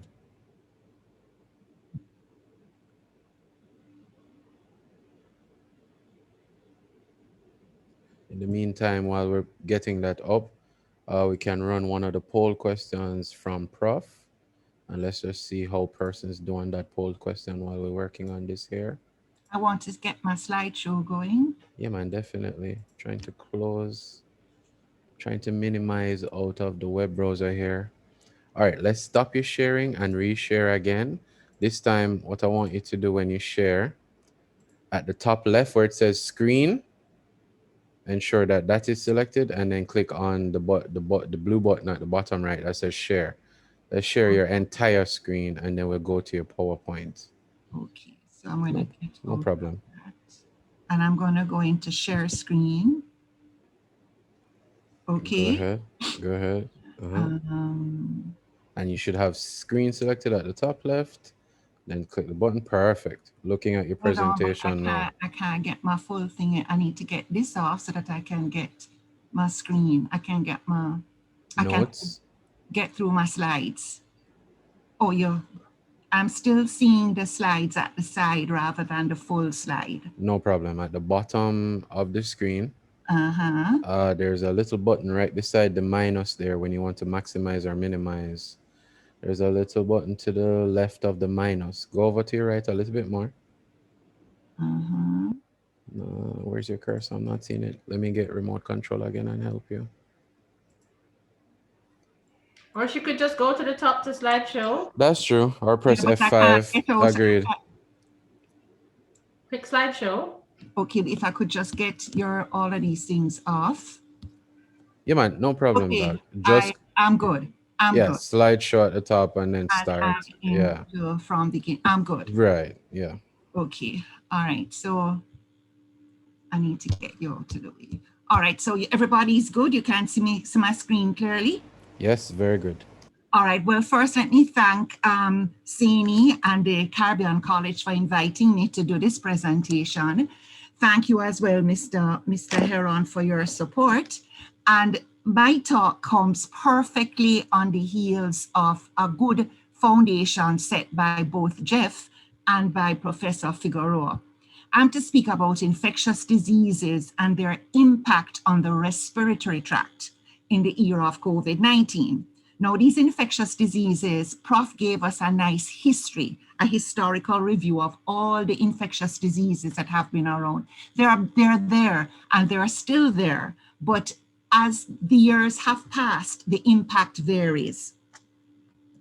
Now, we're in the era of COVID-19. What has COVID-19 taught us? What has come with this era? One of the things that we recognize very early is that while the chronic non-communicable diseases remain a major burden on the health system, a little virus has brought the entire world to its knees. How deadly these viruses can be, and Prof gave us a historical perspective on all the things that have affected us from the earlier years. However, what has COVID-19 taught us? COVID-19 has at least given us an opportunity to learn to be more hygienic. We have learned the importance of proper cough hygiene. We have learned the value of hand washing. With all of this that we have had to practice, the hand hygiene, the coughing properly, the hand washing, this particular flu season has been somewhat milder than in previous years. We're not seeing a lot of cases of influenza. However, what we have to remember at all times, COVID era or non-COVID, is that appropriate, timely, sometimes even an aggressive response is required by us as clinicians to manage respiratory tract infections, because these patients can quickly decompensate and run into problems and die. Another thing that has been brought to the forefront is that while a healthy immune system is good, we have now become even more painfully aware of what a hyperimmune system can do and the collateral damage that can come with an overexuberant immune system, the so-called cytokine storm, which we know is what leads to all of the immune response, inflammatory response, and the multi-organ damage that can come with COVID-19. And then what has COVID-19 taught us in the era of COVID? The importance of adult immunization in the healthcare plan. Prof. Figueroa spoke about Jamaica priding itself on the robust childhood vaccine immunization program. It was interesting that when the pandemic just started, the number of patients, and I'm sure you can give testimony to this as well, the number of patients who are calling you to find out about the pneumonia shot. Doctor, I can get the pneumonia shot. Whereas before the pandemic, the uptake of the pneumococcal vaccine was not what we wanted. So, what category of patients should I be worried about with my respiratory tract infections in the era of COVID? Always the elderly, whether you want to call them young elderly, old elderly, always the elderly. And the reason for that is because once you have attained certain milestones, there is a risk of likely multiple comorbidities. And your risk of mortality or morbidity increases with the number of morbidities, with the number of comorbidities you have. If you have diabetes, hypertension, in addition to chronic renal failure and Parkinson's, things are bad. Patients who have chronic lung disease, I worry about these patients in the face of a new respiratory tract infection. Why? The asthmatics who have chronic lung disease are going to decompensate. They are going to run into problems. They may go into status asthmaticus. And when that happens, we are in trouble because we do not have enough resources to manage these patients. So my patients with chronic lung disease in the era of COVID, you have to be very careful, or even outside of COVID, my asthmatics, my COPDs, my patients with pulmonary fibrosis, my patients with bronchiectasis, those are patients I'm very wary of when they are exposed to respiratory tract infections. Who else should I be worried about in this era of COVID, or even non-COVID? My patients with sickle cell disease. My sicklers will decompensate quickly. My sicklers will die. And unfortunately, death in sickle cell disease comes at once a patient starts this rapid downhill spiral. They will die very quickly. And my patients with HIV because of their immunocompromise. And this is where I want to make a special appeal to Jeff and congratulate him on his new post, in that not every patient who comes in with a chest infection with HIV has PCP. They will have other infections. They will have TB, they will have strep pneumonia, regular community acquired pneumonia. But what I decide on will be highly influenced by the patient's CD4 count, the level of immunosuppression and viral load. And we are still having problems in the hospital to get these values to properly assess the immune status of our HIV patients when they come in.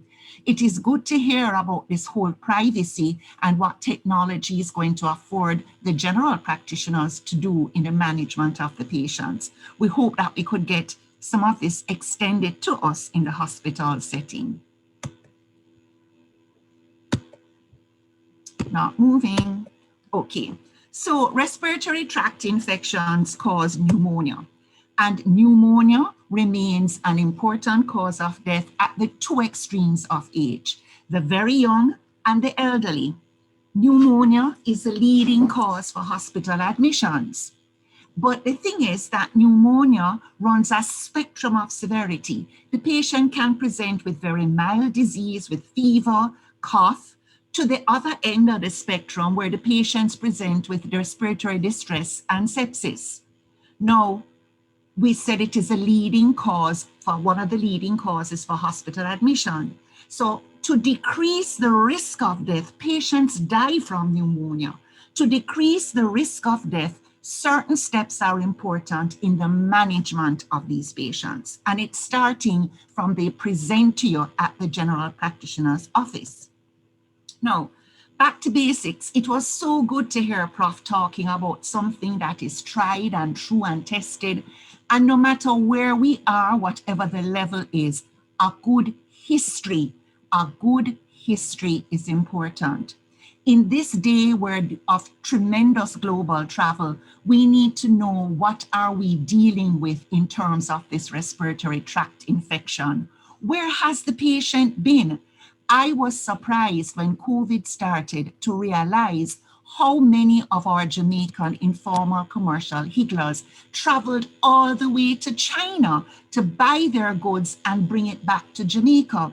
So travel has exposed little Jamaica to a whole explosion of diseases. So where has the patient been?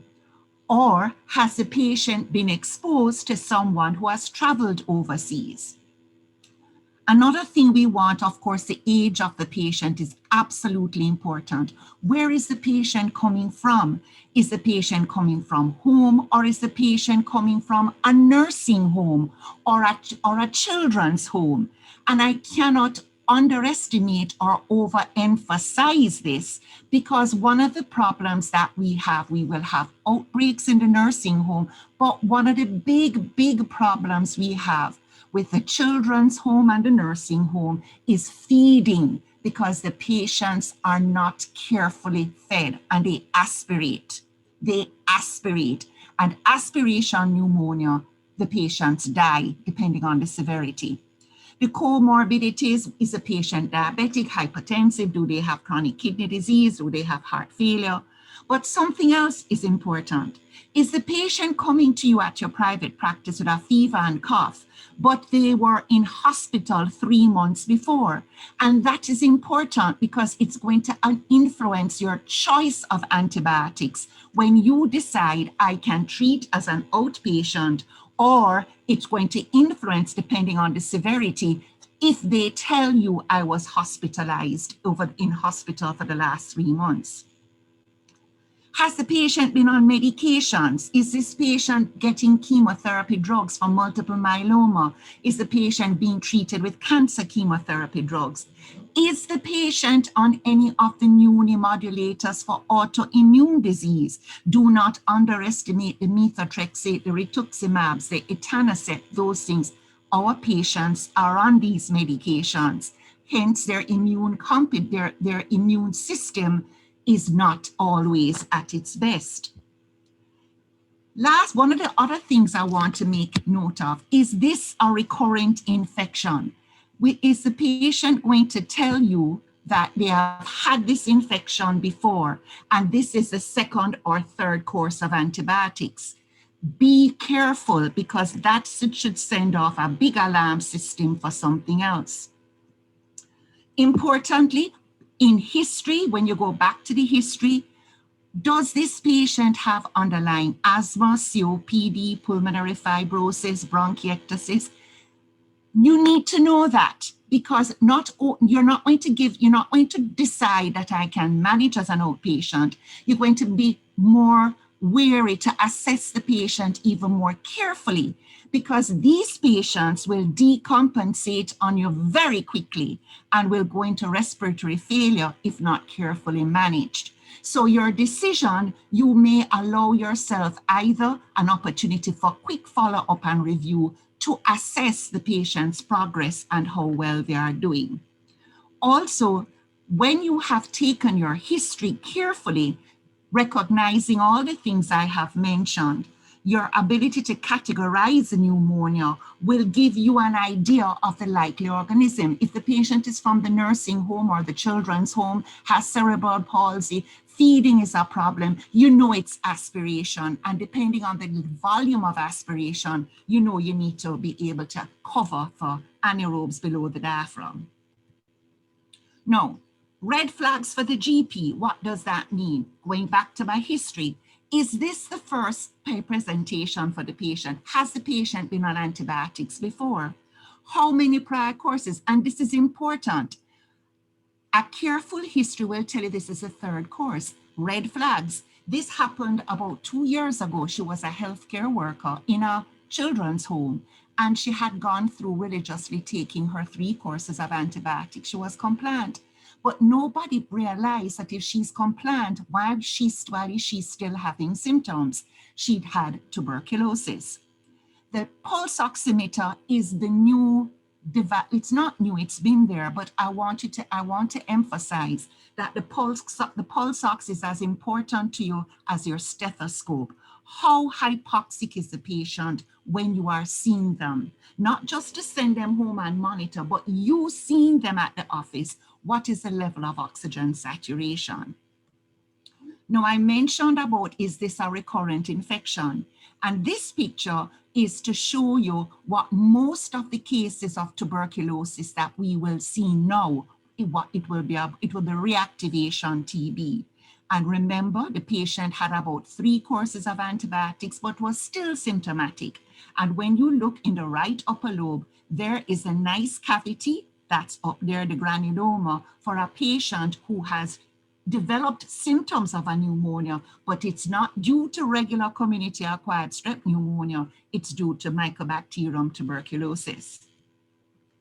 So as Prof mentioned, Mycobacterium tuberculosis remains alive, it is very well, and it is still active. And I mentioned here that most of the adult TB infection that we will see will be reactivation tuberculosis. Hence, the ministry and worldwide, when we're talking about eradicating TB, there is much focus now on treatment of latent TB. Many regimens are available for the treatment of latent TB, but Jamaican people are a little hesitant to take this. I keep on saying to you the history, who has traveled, where have they traveled to? Don't think that Jamaicans not traveling all over the world, and people are also coming here. We have set up multiple opportunities for employment here, be it in the restaurant industry as cooks or whatever.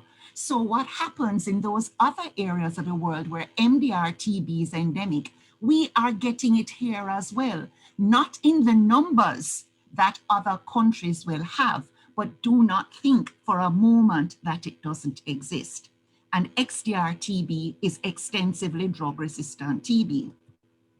Now, when I was growing up, and most of us here, we had simple common or garden drug-susceptible TB, so we were cool. 2 months of quadruple therapy in hospital and 4 months using 2 drugs to which the organism is sensitive.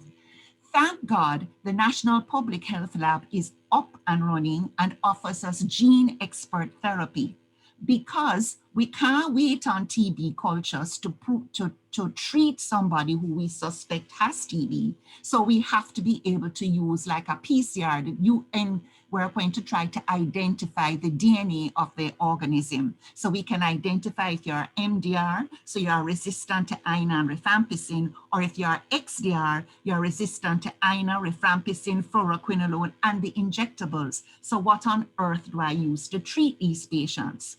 Well, please note, MDR and XDR TB would not be treated by DOTS therapy and sent home. These patients are hospitalized. These are just images to show you the different presentations of tuberculosis. And this is my cavity.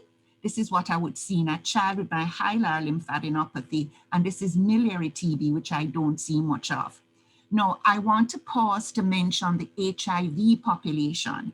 And this is where, again, it is important because the level of CD4 and viral load gives me an idea of what sort of immune deficiency the patient has. My HIV patient who is immunosuppressed is not going to show any of these radiological images. My diagnosis is going to be dependent on clinical suspicion and getting my samples off for down to the National Public Health Lab and looking to see if there's any evidence of Mycobacterium tuberculosis on ZN stain. Note the second line drugs. These are all highly toxic drugs and would have to be given in hospital. So another reason, because of travel, know where the patient has been, know the exposures, know how long they were away for the symptoms, and we must get the sensitivities because these drugs would have to be given in hospital and are highly nephrotoxic, some of them. The newest development that we have is that there are studies out of South Africa have identified 3 oral drugs, which are bactericidal against tuberculosis. And these are they here. Well, hopefully we do not see a lot of XDR TB. We have seen it, but thank God it has just been 1 and 2 cases. Now, to go back to our regular community-acquired pneumonias, and we're talking about the comorbidities, we talk about the elderly, we talk about the importance of knowing their comorbidities. But I want to mention here my stroke patient, my patients with seizures, my patients with Parkinson's disease, and my patients who are coming out of the prisons. They may have been in the prison here. You don't know. They present to you at your office complaining of cough and fever and sputum production. Patients who they're homeless. These are people who are going to be at risk for Mycobacterium tuberculosis. But also I want to highlight the importance of aspiration in my stroke and seizure disorder and Parkinson's disease. This is a fabulous X-ray where you have complete right upper lobe opacification, which you can see. We see this sometimes in our patients from the nursing homes and from the children's homes, especially with cerebral palsy. So how do I decide to admit or not to admit? Prof made the point already, you want to avoid unnecessary hospitalizations, especially in this era of COVID. When you come to our accident and emergency department, it is full. It's almost like a zoo. But as a general practitioner, you don't want to underestimate severity and risk of death. So in your decision making, you need some insight into the patient's living and social circumstances that will ensure the patient takes the medication. Is there family support? And then what we have to help us are clinical prediction rules. Notice, supplement your judgment. Do not supersede your judgment, but supplement your judgment. And I want to run through this, particularly the clinical prediction rules as outlined by the Pneumonia Severity Index. Now, the pneumonia severity, these are the parameters we're going to use in the Pneumonia Severity Index. I particularly like this one because it has been extensively studied, it has been extensively validated. Now, I'm not expecting you in your busy practice to remember the point allocations. What I want you to take from this are the important things that you must look for. In your history, is males already start off with, at a disadvantage, they have no points, but female -10, 1 point for the age. If the patient is coming from a nursing home, they already have 10 points because we know the problems with aspiration and care. If the patient has cancer and as an active disease, that puts them at the top of the list over liver disease, heart failure, renal failure, and cerebrovascular disease. This is just what I'm getting from my history. Now, in my physical examination in the office, I want to look at is the patient confused? What is the respiratory rate like? Is a patient hypercapnic, breathing at more than 30 per minute? Is the patient's systolic blood pressure low? Is the patient tachycardic? Those are physical signs that you are going to be looking for on examination that are going to tell you, no, this patient is, despite the overcrowding, this patient is better served going to hospital. Finally, again, the importance of that pulse ox. You won't be able to give me the arterial pH and the PaO2 in your office. I get that when they come into me. If the sugars are uncontrolled, not good, because the out of control hyperglycemia could be a result of the underlying infection. But your pulse ox can tell you if the SATs are less than 90. This patient is hypoxic. So you need to start to consider, let me write my letter and dispatch them to hospital and emergency department very promptly. Now, I had points on my system. I don't expect you to know the points, but what I want you to get out of this is that this Pneumonia Severity Index is to identify patients at low risk for mortality in 30 days. Notice my classes 1 to 3, the mortality goes from 0.1 to 0.9. I can send those patients home with an opportunity for review. But once I'm at class 4 to class 5, those patients should be referred for admission. The simpler one, but not as robust and not as well validated to assess mortality, is the curve 65. It's very simple, certainly not as many parameters as we had in the Pneumonia Severity Index. C for confusion, U for urea nitrogen, R for respiratory rate. So the respiratory rate and the low systolic blood pressures are important. If my score is 0 to 1, my risk of death, low severity risk of death is less than 3%, 2 points moderate severity risk of death 9, but 3 to 5 risk of death is 15 to 40. So definitely anybody with 3 to 5 would need ICU, and it is felt that maybe 1 to 2 you could admit. But remember, it's not going to supersede your judgment as the clinician, because I can score 1 because I'm 65, but I have no comorbidities. Why are you sending me to hospital? So you need to use these things as tools to supplement your clinical skills and your judgment. So having decided now that I am going to treat my patient, my PSI tells me it's 1 to 2, I figured I can send this patient home. We are using evidence to guide our choice of antibiotics, and the common antibiotics are augmentin and a macrolide, because in our population, our Streptococcus pneumonia, which is the commonest cause of community-acquired pneumonia, is still penicillin sensitive. Because we follow international guidelines, we know we should do coverage for atypicals, which would be my chlamydia, my chlamydia, my Legionella, etc. But we really have no idea of the prevalence of atypicals in our population. But because we are good students and we follow international guidelines, we know that we should use an augmentin with our macrolide to treat our community-acquired pneumonias. Now, depending on the severity, I will either treat as an outpatient, my augmentin and macrolide for my 1 to 2, my class 4 and 5, you send them up to us at university, and we will bring them in blood cultures, sputum cultures, and initiate our antibiotics. Now, I like to tell you an old chest x-ray is always nice. This is a 50-odd-year-old gentleman who came to us in A&E. Notice this was his x-ray on presentation. I had the benefit of notice all the haziness that he has in the right lung fields and the left. And this was his old chest x-ray, which looked nothing at all like this. He came into hospital, he was treated. He eventually had a CT scan, he was hypoxic. This was actually COVID, and he had all of this consolidation there and a bit of the ground glass changes, which we expect to see with COVID. This is a nice coronal view, which is going to show you the consolidation and air bronchograms he had in the upper lobe. Now, we said that we are good students and we follow guidelines. So we know that we're going to cover with augmentin and we're going to cover with a macrolide. And Streptococcus pneumonia and the respiratory viruses are the most frequent causes of community-acquired pneumonia.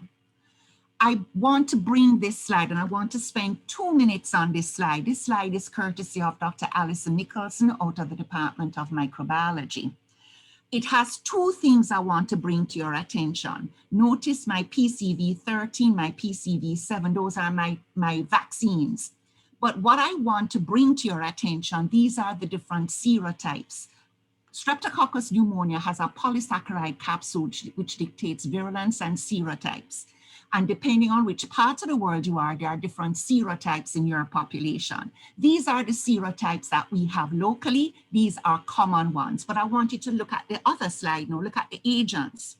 Penicillin covers 41% of all of the serotypes. The ones with good coverage are ceftriaxone, amoxyl clavulanic acid, which is my augmentin, cefuroxime, which is not as good, levoflox and is excellent at 100.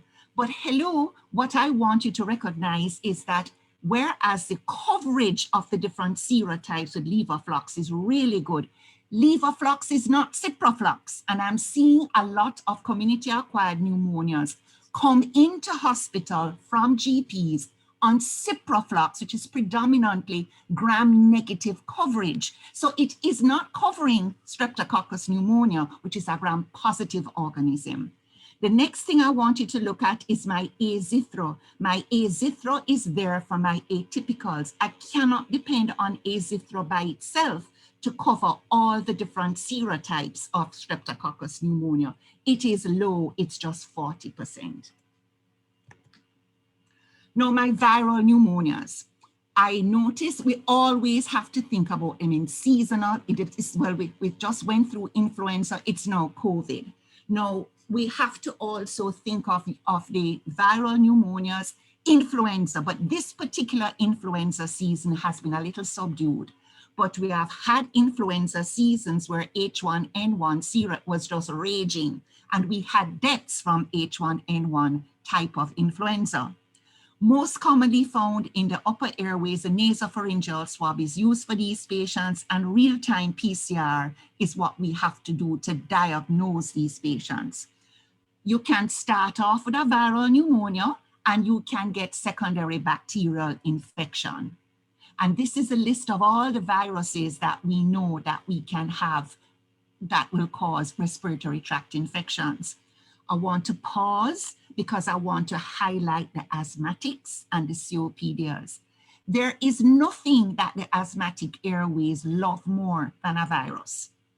The virus is set up house there, and their viral infections in asthmatics can be fatal if you are not aggressive enough in your management. And when I say aggressive, aggression means recognizing early, but also educating your asthmatic before that they must have their flu shots, warning them about exposures and proper hygiene. This was a viral pneumonia. Patient came in. As you can see, this one was actually COVID as well. All the fluffy airspace changes. And again, not every patient is going to get CT scan, but the CT scan, the peripheral CT changes of ground glass is what for us is so important in recognizing that this is viral. Peripheral changes on the X-ray again. So I would encourage you where possible to always, where it is possible, have an X-ray if your clinical findings, your physical findings match up. Now, I want to go quickly into pneumococcal and adult immunization. Prof spoke took a lot of pride in our infant immunization and how robust a program we have. Now, this is highly controversial because big people always give trouble, and there are some people who do not wish to be vaccinated. But what we need to have in our proper management of our patients is a robust adult immunization program. And as I said at the start, I never had people so interested in the pneumonia vaccine until COVID started. Pneumococcal vaccination is an important part of a comprehensive preventive care plan for your elderly patients. Both influenza and pneumococcal pneumonia, look at this part, are vaccine preventable diseases. Note the risk of pneumococcal pneumonia is greatest in the patient with multiple underlying conditions. So if they have one, you'll get it. But when you're going to tell me they're diabetic, hypertensive, have chronic renal failure, all of those, it is definitely the risk of pneumococcal pneumonia is greatest. Note, please remember, the increased risk in patients who already have chronic lung disease. So my sickle cell patients, my asthmatic patients, my COPD patients, my pulmonary fibrosis patients, my HIV patients should all be part of my immunization target. Now, I was telling you about the polysaccharide capsule, which defines the serotype and the virulence. There are at least 90 serotypes of strep pneumonia, and the predominant serotypes will also depend on which part of the world you are in. I showed you a chart before that showed you the different serotypes that we have locally and what were covered by the vaccines. Strep pneumonia is commonly carried in the nasopharynx, especially in the nasopharynx of children. We have two vaccines available. We have the Pneumovax, which is a polysaccharide vaccine, Pneumovax 23 or PPSV 23. So it carries 23 serotypes, and the newer one is the Prevnar 13. Prevnar 13 is supposed to be the big kid on the block because it's a conjugated vaccine. What we have done is bounded the polysaccharide, we have bound the antigens into a non-toxic diphtheria toxin. And what that does is create a better T-cell dependent immune response and better immunologic memory. So what happens is that because of this conjugation, my immune response is robust and my memory is robust. I get good coverage with my Prevnar 13. Whereas the 23-valent PPVSV is an unconjugated vaccine and does not give me the kind of immunologic memory that my Prevnar 13 conjugated vaccine gives. The protection is limited to 3 to 5 years for the my regular polysaccharide vaccine, my Pneumovax. So PCV13 indications will only, remember though, the vaccine will only protect against the Streptococcus pneumonia serotypes that you have identified. Individuals with impaired immune responsive may not have as robust an antibody response to active immunization. I'm thinking about my HIV group here. but they should still be immunized. Now, the Prevnar 13, in all adults 50 years or over, it is indicated. Notice the serotypes: active immunization for the prevention of pneumonia and invasive disease. My serotypes covered there, the 13 serotypes. And unlike the PPSV23, it elicits an excellent response in children. So I can give my Prevnar 13 to children. Note that in order to provide better coverage, it is actually suggested that I can give my PCV13 conjugated Prevnar vaccine, and 1 year later, I give my PPSV23 vaccine. So that way it is felt that I enhance the coverage to my elderly population.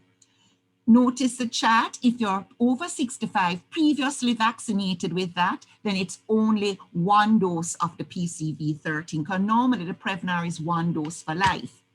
Previously vaccinated with PPSV23, my polysaccharide vaccine, and you're less than 65, and you got it less than 65 and you're now over 65, then I would also get my PCV13, and I get my PPSV23.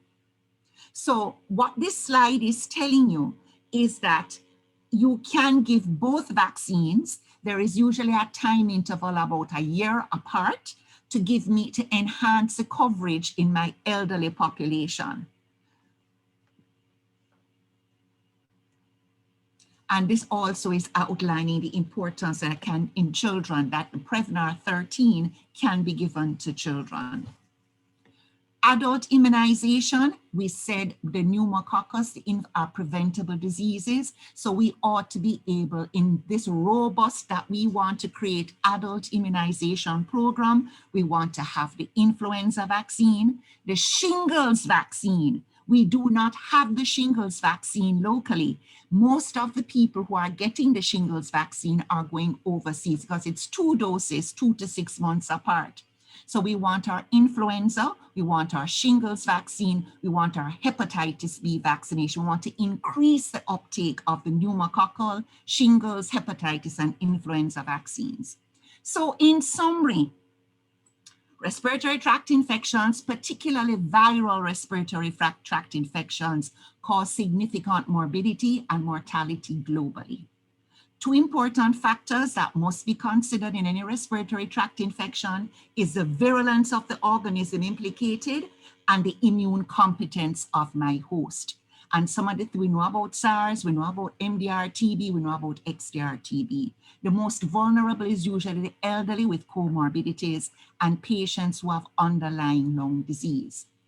The clinical prediction rules I have given you are a guide to an excellent history, a good physical examination to help you to decide who you should send to hospital, whom you should admit. But please note, the judgment of the clinician is still the most important. Public education in this whole respiratory tract, all of our pandemics cannot be overemphasized. Public health, mosquito eradication, proper hygiene cannot be overemphasized. But what we also need to do, just as we have successfully done for our children, we need a vigilant adult immunization program to reduce morbidity and mortality. Thank you. I'm going to stop there. Thank you so much, Dr. Akar, for your usual excellent presentations. We are running about 20 minutes behind our scheduled time, and we would have now entered into our question and answer section. Because we are running behind time, we're going to have to, as I stated before, limit the number of live questions that we have.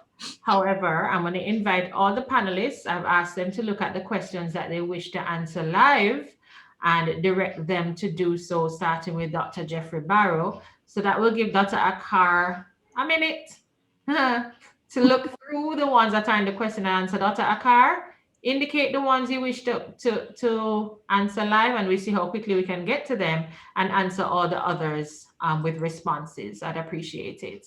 Okay, I will. I'm looking through. Okay. Okay. I think one of the first questions for Dr. Barrow was, what are the success indicators for health system? I think that question came from Dr. Durrani. For you, Dr. Barrow. Sure. So we have quite a few targets that we have to reach as a program. We really focus on two main outcomes, and that's the engagement in care. So we monitor when patients are being seen by the clinician, how many visits they're attending, and then the most important clinical outcome is the viral suppression. So that's not only that they're doing the test, but also that the result comes back as suppressed. We also have indicators for our contact investigation. So how many people are we able to trace and track and test, and how many of them are coming back positive. And then we monitor the cost, of course, of the program. That provides very important information, not only to our funders, but to the Ministry of Health, as they try to seek different avenues for providing services, not only for HIV, but for chronic diseases. Thanks. There was also a question about Health Connect and contact information. One person in particular was asking if they're in the western region of the country, in Montego Bay. Where do they refer to? That was answered. I apologize. Yeah, so all referrals come to the central hub. So you can contact us either at our email, info@healthconnectja.com, or on our telephone number, 669-7349. I entered those into the responses, so you can see them there. No problem. Dr. Ricketts' rooms. Professor Figueroa, I think Dr. Barrows answered the ones that he had indicated he would answer live. Prof. Figueroa, can you go ahead and tackle your question, please? Yeah, I think I answered all my questions in the text. Okay, because I don't see any open for you. I've given you back some time. Thank you so much. Dr. Akar, have you had a chance to quickly scroll? Yes, I saw the ones about the pulse ox, because I want to emphasize that the pulse ox must become to our general practitioners what the stethoscope is. So the question asked about reliability in darker skin. In theory, I've read the pulse ox works on the basis of spectrophotometry. I've read the article, I've read the literature that talks about in dark skin. What I try to do is use the nail beds where I can at least get some, hopefully I get a better reading. But you made a very important point. The acrylics, the nail polish, don't give me a pulse ox reading and tell me the pulse ox is status 98 when the patient has on acrylic nails or nail polish. Please, I like this doctor who says, I keep nail polish remover in my office. Absolutely important, so that you can get more reliable readings. I totally agree with that. Okay, I note that, thank you, Dr. Akar. I've noted that there are several questions that some doctors may have posted. Unfortunately, I'll probably ask Dr. Akar to answer one of those. For those who have asked multiple questions, to give more questions, a wider spread of questions to be answered. So Dr. Akar, could you look at the ones that Dr. Hunter posted and see which ones you want to answer live, if any? Which one is that? The one about cytokine storm? I'm not sure. Which one was it? Whichever one you choose to answer, that's fine. I'm looking at this one that says, can you elaborate more on cytokine storm? There was actually a fabulous article in New England Journal recently where they spoke about the fact that all of us get this immune response that we will mount in the presence of an infection. But what happens is that what we found with COVID in particular is an overexuberance or a hyperimmune response that led to a lot of collateral damage, which was worse than the damage coming from the actual pathogen. So what came out of all of this was the development of different immune modulators. For instance, the interleukin-6, the tocilizumab, to block some of the effects of these cytokines, so that we would have less damage to the other organs as a result of this overexuberant response. It also led to endothelial damage with more clots, etc. So what it's saying, I would refer you to that New England Journal article. It's a nice article. But what it is saying is that the cytokine response is good, but when it's over-exaggerated, it leads to a lot of collateral damage, which creates more problem for the host. Okay, thank you. There is a question that I think is very applicable to our setting, which is for family physicians and how we educate our patients. And I know this issue was brought up by Dr. Metalor in the last seminar that university had held last week, Sunday, talking about New Year's resolutions in terms of COVID, where he stated that all households should have a pulse oximeter. In the event, of course, we know somebody may fall ill and may not be able, may not warrant going to hospital, but certainly can self-monitor, given the context of the restrictions of the interpretation. So Dr. Hunter was asking, should all homes have a pulse oximeter with proper education around numbers? What's your opinion? Yes. All homes should have a pulse oximeter with proper education around numbers. The reality, right now, we're bursting. We cannot take anybody else into hospital. But if the clinical situation, the clinical scenario warrants, and the pulse oximeter levels are falling, that patient must come in. Because what we now know is that early intervention with my dexamethasone, with my other drugs, will improve mortality. Another thing that we need to be very mindful of, we're seeing quite a bit of pulmonary fibrosis after COVID. So what are we going to, so the pulse ox is useful to guide in early intervention when you take it with the whole situation. So yes, everybody should have a pulse ox. And of course, be educated as to the limitations of its use. That's correct. And don't use it when the patient has on acrylics and nail polish. Right. And can we, in the context of that as well, just remind all of us, what would you consider to be the threshold for an acceptable pulse oximeter reading? And also, again, something that was highlighted in that pulse oximeter readings can be erroneous in the Black population, not just those of us who wear nail additives, but those who are heavily myelinated. Can you just give us a brief?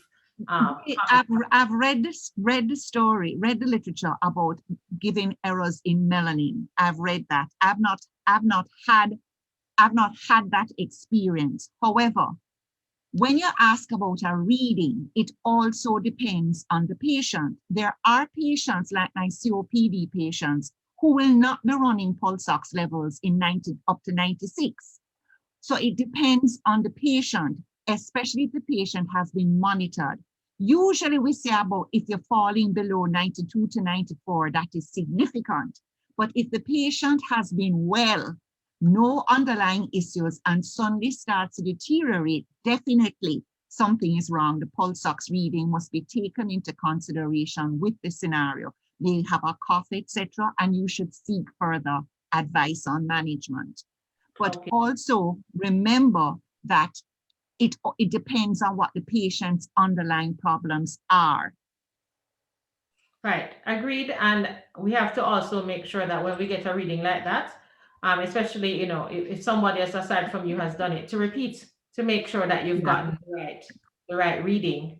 As well as you mentioned some persons with underlying issues like COPD, we need to remember sicklers as well, or sickle cell patients, whose steady state doesn't just speak about their hemoglobin, but includes their steady state oxygen levels. So those persons as well, it would be good to have their steady state information so you can make a more accurate interpretation of those results. Absolutely.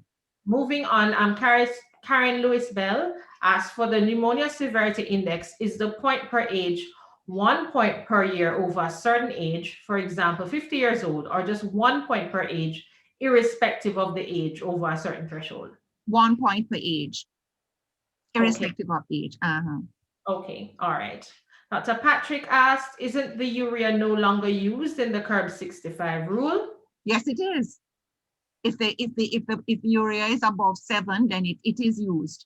It features in both the CURB 65 and in the PSI index. It is. Okay, thank you. Dr. Is it Durrani? Can we give, I'm not sure if you're talking about the Prevnar or the Pneumovax, I'm not sure which vaccine didn't indicate. Can we give in pregnant women? Are these safe? Dr. Durrani, could you please clarify that in the text, please? So we can give you a more fulsome answer. I'm not too sure about immunization with that when the patient is pregnant. I would tend to I'm not an obstetrician, but I would tend to reserve interventions until after delivery. Okay. But I don't know what scenario is why he would want to do it in pregnancy. Okay. Dr. Cargill is asking, can you please repeat which pneumococcal vaccine gives only 3 to 5 years immunity? Pneumovax 20 PPSV 23. Right, and hence the table that basically spoke about the ability to give both 13 and 23. That's correct. Okay. All right. Right. So I'm going to take possibly this last question because we allowed 10 minutes to make up some time. I've had last two. I've had very negative experiences. This is from Dr. Kernan. I've had very negative experiences with the SpO2 reliability with some of my patients, some brands more than others, and more with the fingertip monitors. And that's really a comment. Mm-hmm. I see where Dr. Buckland posted something. She says, turn the finger sideways to do pulse oximetry when patient has nail polish or falls. Oh, okay, because blood vessels run on the side of the fingers. Yeah, same thing. Okay, and last question now. As it relates, I think Professor Figueroa is answering that, so I'll allow him to do so. And Dr. Sloper is asking if both 13 and 23 are available now. Yes, they are in Jamaica, both are. Oh, yes. At a considerable difference in price, I must say. One is, I think, 13,000, which is the Prevnar, that's privately, and the pneumococcal is just over 2,000. However, for selected populations such as the sickle cell patients, the Pneumovax vaccine is now available free of charge in the health centers in the government service. So that is just for someone to note. And that's coming out of the most recent sickle cell training that occurred on the 22nd and 29th of January. So just to note that in your repositories. So, so we tried our best to answer as many as we can. We're really now running behind time. So I am going to now close off the question and answer session, and I'll ask for whatever questions were not answered in typing if those could be done by the relevant panelists. Thank you so much, presenters, for your excellent presentations. And we are now going to move on to the virtual break and networking, and I will hand over to our IT person for that. And with that, I will bid you adieu for my role today.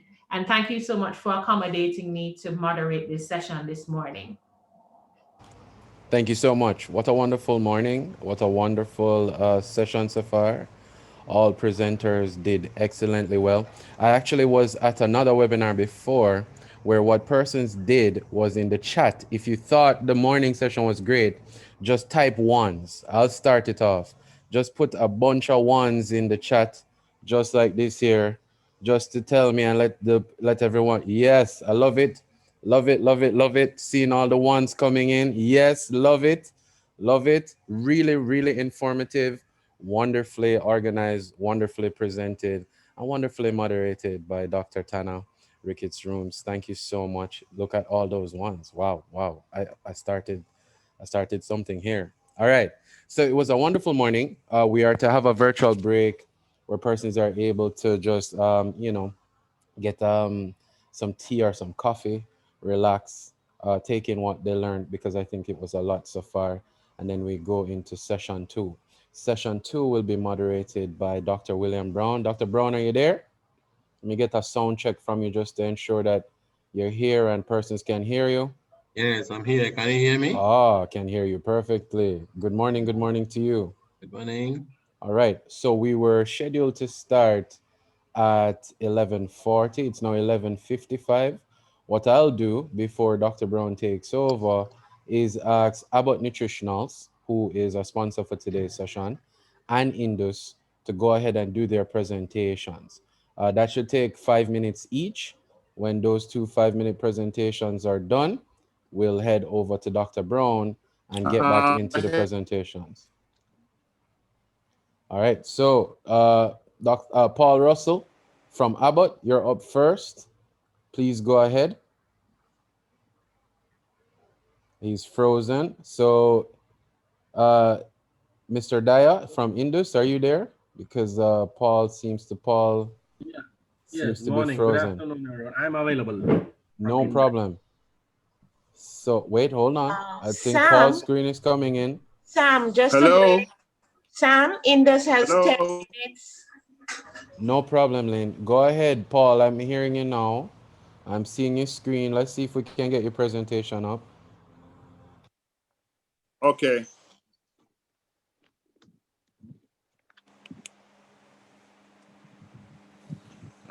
Good morning. Good morning. Well, just short of morning. Good. Are you hearing me? And I'm from Abbott Nutrition. Paul, I think we're having an internet problem on your side. It's coming in pretty poorly. Is everyone hearing me clearly? Let me just do a poll. Tell me if you're hearing me right now. So just go ahead and click on yes slightly or no for me. Can you hear me? Good morning, good morning, good morning, good morning, good Yes, we're morning, good hearing morning. you. Perfect. So now, Paul, give me a sound check from your side. Let me see if we're hearing you. Mr. Abbott? No. So it seems to be having some internet problems. Let's see if you can connect again.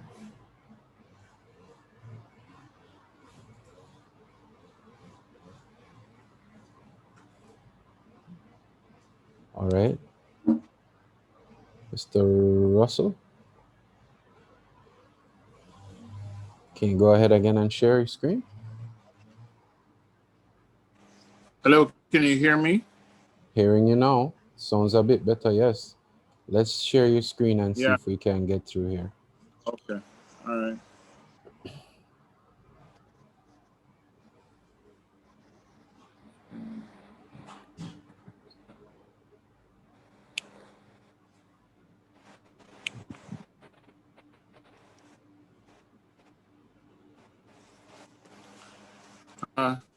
Good morning, CCFP. My name is Paul Russell from Abbott Nutrition, and I just want to take the opportunity to thank the association, the opportunity to remind you on some of our Abbott Nutrition products. The first product I'm going to be looking on is Ensure Clear.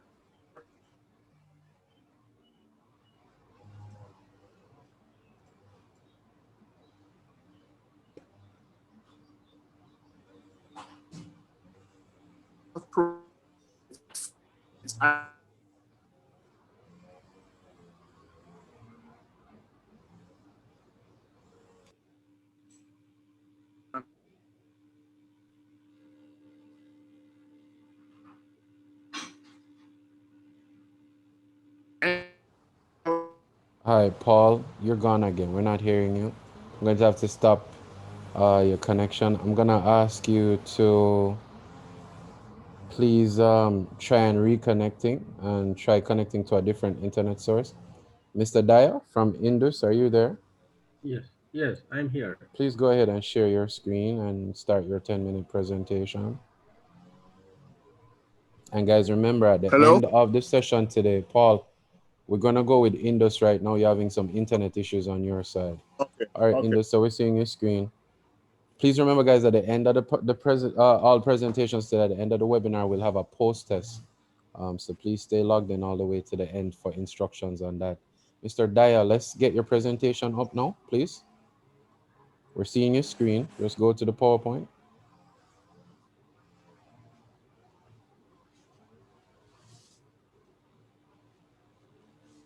Mr. Daya.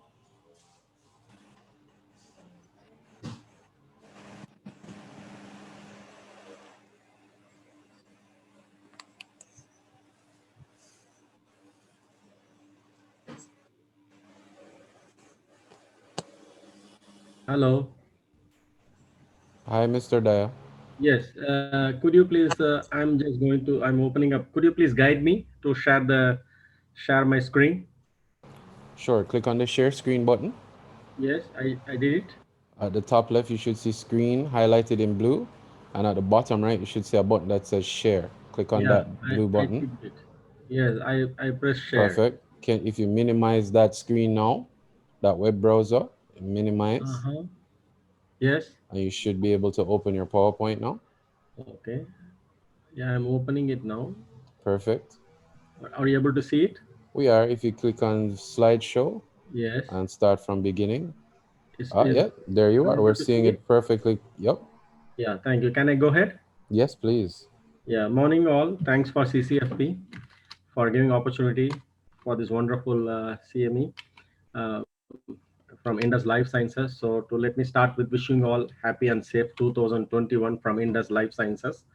I just have a couple of brands which is being detailed regularly by our team of MedReps. So to start with, not all soldiers carry gun to save the country. And of course, we are medical fraternity. We look them as soldiers. They carry stethoscope instead of gun, but do the same duty. So we salute all the medical fraternity, all medical doctors and paramedics too. And from Indus Life Sciences, just a rundown on our supplement. As we talk about the pandemic, the first thing we all discuss about immunity. So we have a brand from Indus Life Sciences, Amino Pep, which offers the most essential, ingredients, especially the zinc, the vitamin C and D3, which helps to build up immunity. Apart from this, it offers a whole range of vitamins like B1, B2, B6, B12, vitamin E, of course, vitamin A, calcium, plus the protein, which is essential amino acids, 10 essential amino acids, which helps to build up the protein. And of course, we know it's ideal for all age group, not only for elderly who are more vulnerable for during this pandemic. It is also good for growing phase, especially 18 months and above. We recommend Amino Pep. Um, for kids, it promotes growth as well as improves concentration, memory. And grown up, it reduces convalescence, and especially those who are sick, it helps them to, build up the immunity and give sense of well-being also. And I'm not bashing any brand. All brands that you could see here, some of the big brands across Caribbean, all of them are very good brands. But in terms of composition, nothing can beat Amino Pep, as it offers the most comprehensive formula of amino acid vitamins, and zinc is also there. And as it stated, healthy family represents healthy society. Healthy society helps to build a healthy nation. And we have something now, Amino Pep, to look at it to build a healthy nation. Amino Pep is an over-the-counter brand. It's available across the island. We coined the brand name Amino Pep just to communicate, gives a pep to the step. That's why we call as Amino Pep. So, and the other brand that we like to just refresh is for neuropathic pain management, as the goal is always for diabetic neuropathic pain management is to reduce the pain and improve the quality of life and bring back the smile in patient's face. So we from Indus Life Science offer our pregabalin, which is our neurobalin 75 and 150 milligram available, and unbeatable price. I'm not again bashing any brand, just to give an idea. Many times when we treat neuropathic pain, most of the time it is a physical pain that is always looked at, but unfortunately many a times we omit the monetary pain the patient suffers. So before we launched this pregabalin, the brand was so expensive. It's a very good brand, as you all know, but unfortunately the price was so expensive. A pack of 30 pills of 75 milligram is close to 10,000 and more. And we are the first company broke the barrier of pricing and made it 2,850 per pack of 30. It's a month's supply. And interestingly, neurobalin 75 150 is well subsidized by NHF. In fact, our 150 milligram 100% subsidized by NHF. Even 85 milligram, 75 milligram, sorry, is almost 85% to 90% subsidized by NHF. Patient pays a small money for neurobalin if it is prescribed as the brand neurobalin. And we are bioequivalent to the innovator brand, efficacy wise. And just to give an idea how good is it our price, I can just help to read. This is actually a receipt of a patient who was filled up 60 pills of neurobalin 75 milligram from the pharmacy. The actual price for 2 months, if it is once a day, is around $5,000. And because of NHF subsidy, the patient end up paying $748 for 60 pills. If you break it down, it's just around $10 per day. So that's what I was trying to communicate. Neurobalin offers not only relief from physical pain, even helps relief from monetary pain the patient has been suffering for years. That's the benefit of neurobalin. And for other pain, other than neuropathic pain, especially pain related to shoulder pain, back pain, knee pain, wrist pain, we have the wonderful composition which we call as a SWAT team. 3 specialists work together to combat pain. The specialists are capsaicin, which is extracted from capsicum. Diclofenac is the second specialist. And the third one is methyl salicylate. They work together to combat pain. We know capsaicin alleviates pain by inhibiting substance P, and diclofenac is prostaglandin, and methyl salicylate is a counter pain irritant. So, and capsitop, just like aminopep, is over the counter. Here, only one caution, because I get a lot of feedback from medical doctors. Some patients complain it's burning. Basically, it could be because the patient is rubbing too much, as normally do with other pain gels. With capsitop, we recommend not to do aggressive massage or rubbing because it has capsaicin. So a gentle spread is sufficient to reduce the pain. It's good for any pain except the heart pain, I want to say. Rest all pain, capsitop is wonderful pain drug. And we have this big brand from Indus, Dresvi. You all know it's a combination of metronidazole with miconazole. It's the first formulation of this combination, a gel formulation. The gel has a lot of benefits over the other formulations, especially the tablet or pessaries. And especially when your patient complain of bacterial vaginosis or candidiasis or mixed infection, please depend on Dresvi. It's a wonderful vaginal insert, which is a gel that makes it very compliance better, 5 nights, and onset of action is one of the fastest, being a gel, just 5 minutes.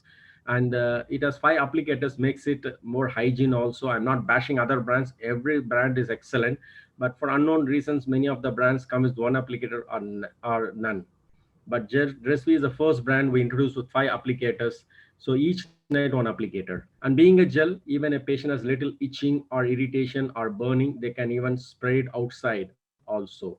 So Dresvi, the V that you see in this, can be remembered as a Roman 5 for 5 nights. So that's our Dresvi. And we have also Intil, that's a sulfaroxamaxetyl antibiotic, which we have 250, 500, and suspension. The suspension especially comes with the fruit punch flavor, the true Caribbean flavor. It's available in drugstore pharmacies currently. Unbeatable price again, compared to other brands. And what the price you see on the screen is the same price your patients will be getting in the pharmacies. And we are bioequivalent to the innovator brand with our Intil.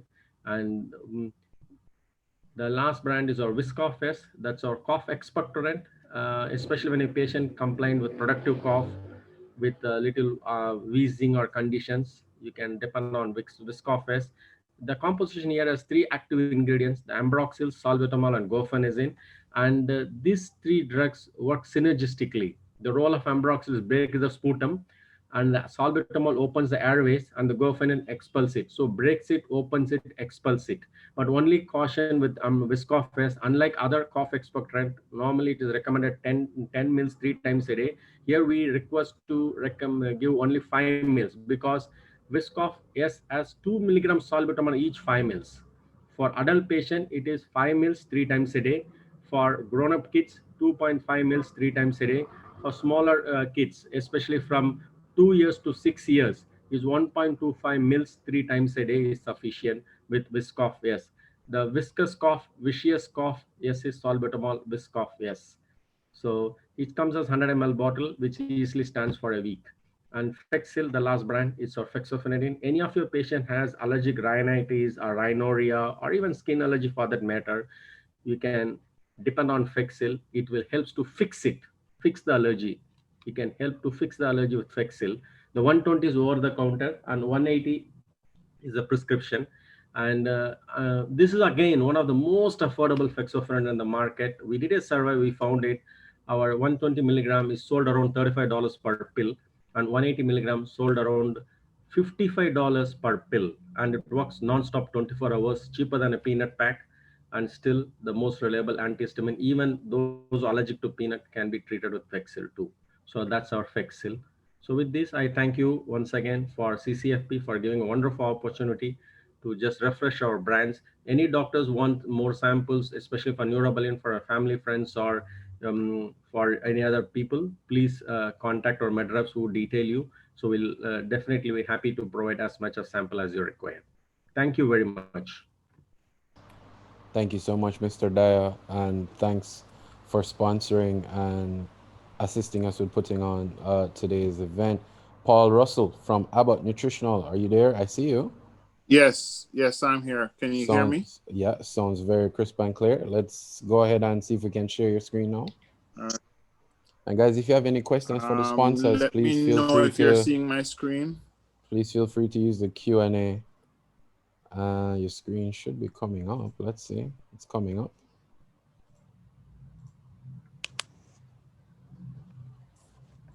Are you seeing my screen? It's coming up. Guys, I see some persons asking for pre-test. As the name would suggest, it's pre, which is before the webinar. We're now halfway through, so the pre-test is closed. Please go ahead, Paul. Yes, my name is Paul Russell from Abbott Nutrition. I just want to thank CCFP for the opportunity to remind on some of our products. So my first product that I'm going to be looking at is Ensure Clear, which is a great tasting clear liquid nutrition. It's 240 calories. It's gluten-free and suitable for lactose intolerance.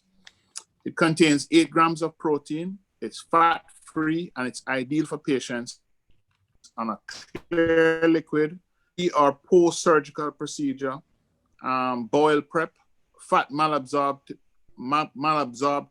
and fat restricted diets, or patients who are at not nutritional risk.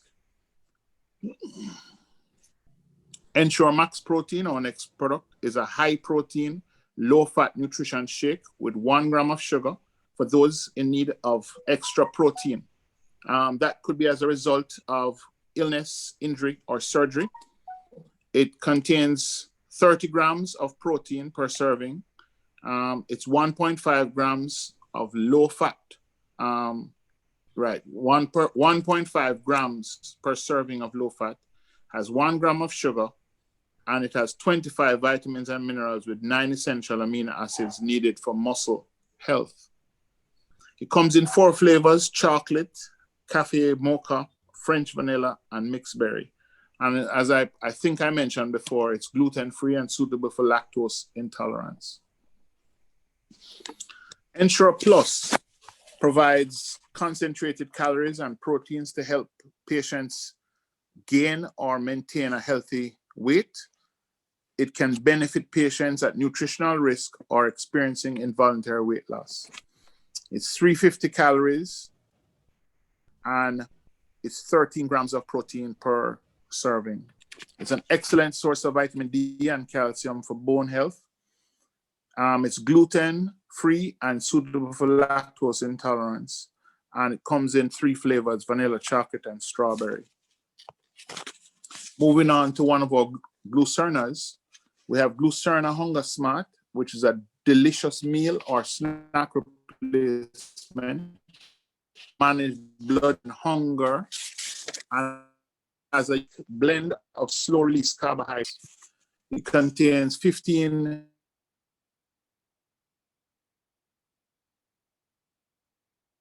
grams of protein to help manage per 10 fluid ounces. Flavors, vanilla, chocolate, and strawberry. And it is also, and our last product is Juven.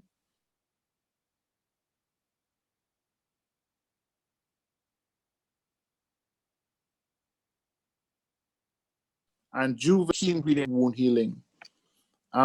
It's useful for persons who have, who may be having difficulty with wounds from surgical incisions, pressure ulcers, or even diabetic foot sores. It contains arginine and glutamine to help blood flow and the formation of collagen.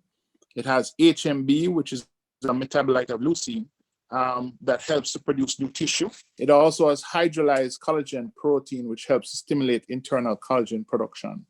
Now, these products, along with the micronutrients, vitamin C, E, B12, and zinc, help to support the wound healing process. So Juven is best when mixed with 8 to 10 fluid of room temperature water, or it could be juice, and it's dosed twice daily. It's lactose-free and gluten-free.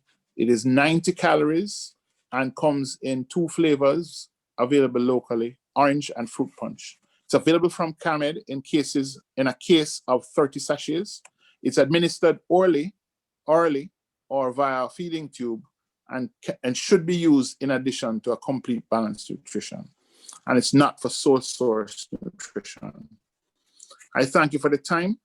I've included my business card with my telephone numbers, my cell number, 489-6093, and I can be contacted at paul.russell with 1 L at abbott.com. My name is with 2 L's, but in Abbott there are 2 Paul Russells, so I have the pleasure of having 1 L in my name.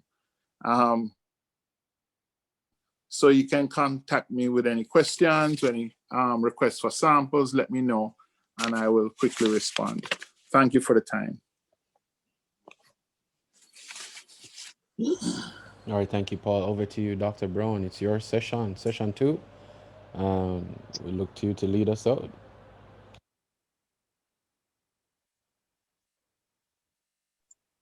Thank you very much. Good afternoon, all. Are you hearing me clearly? Yes, hearing you very clearly. All right. Thank you very much to the CCFP. A record number, 377 persons so far have logged in, and I guess there are going to be more as we proceed. Thank you for the previous speakers on the various aspects of COVID, and now we're going to look at the ethical considerations in managing suspected cases of COVID in our offices, which we are seeing in greater numbers. I made a New Year resolution that I wasn't going to give any jokes. This year, 1, because of time constraints, and 2, because I want to share more specifically as a moderator. And as our topic says, managing suspected case of COVID-19. In a summary, we all know that sometimes we have to place alerts on our practice website and alert signage at entrance to practices, and all the GPs are aware. Just to highlight that a confirmed case is different from a historical case or a suspect case.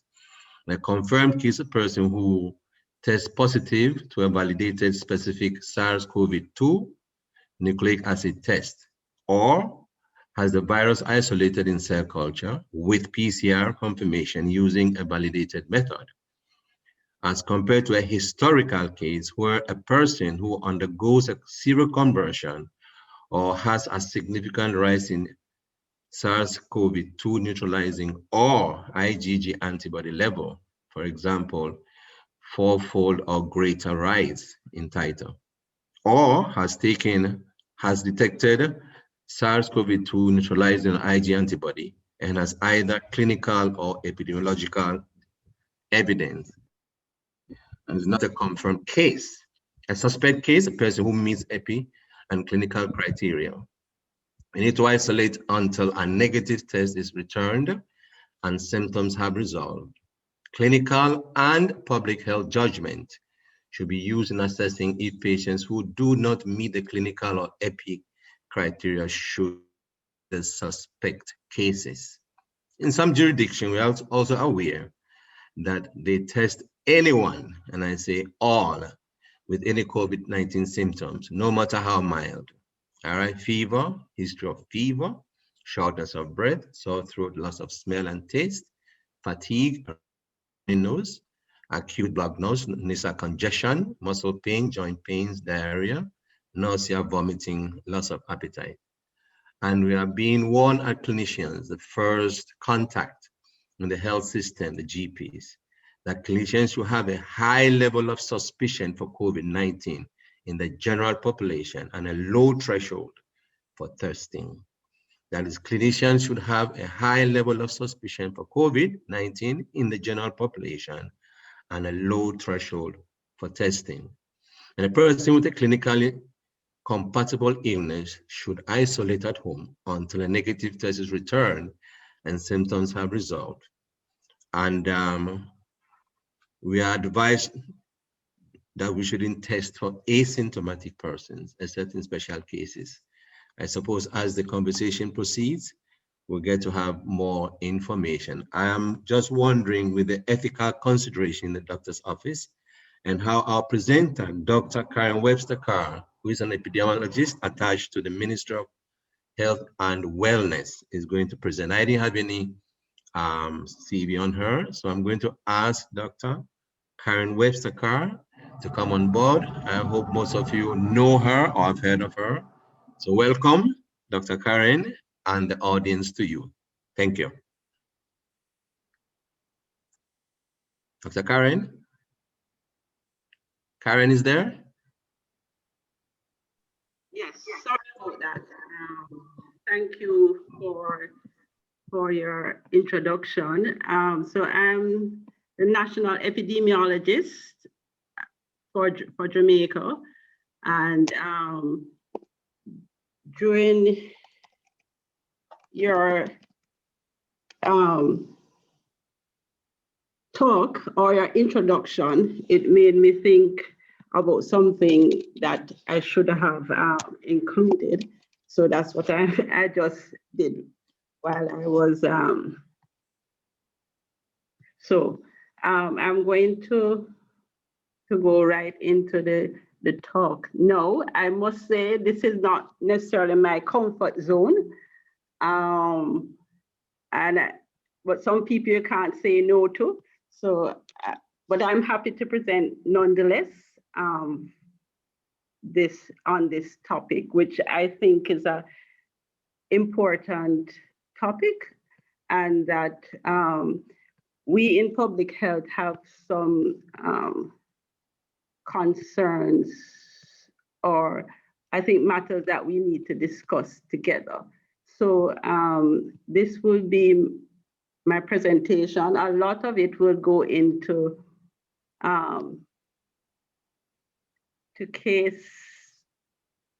some cases for consideration. So we heard the topic, and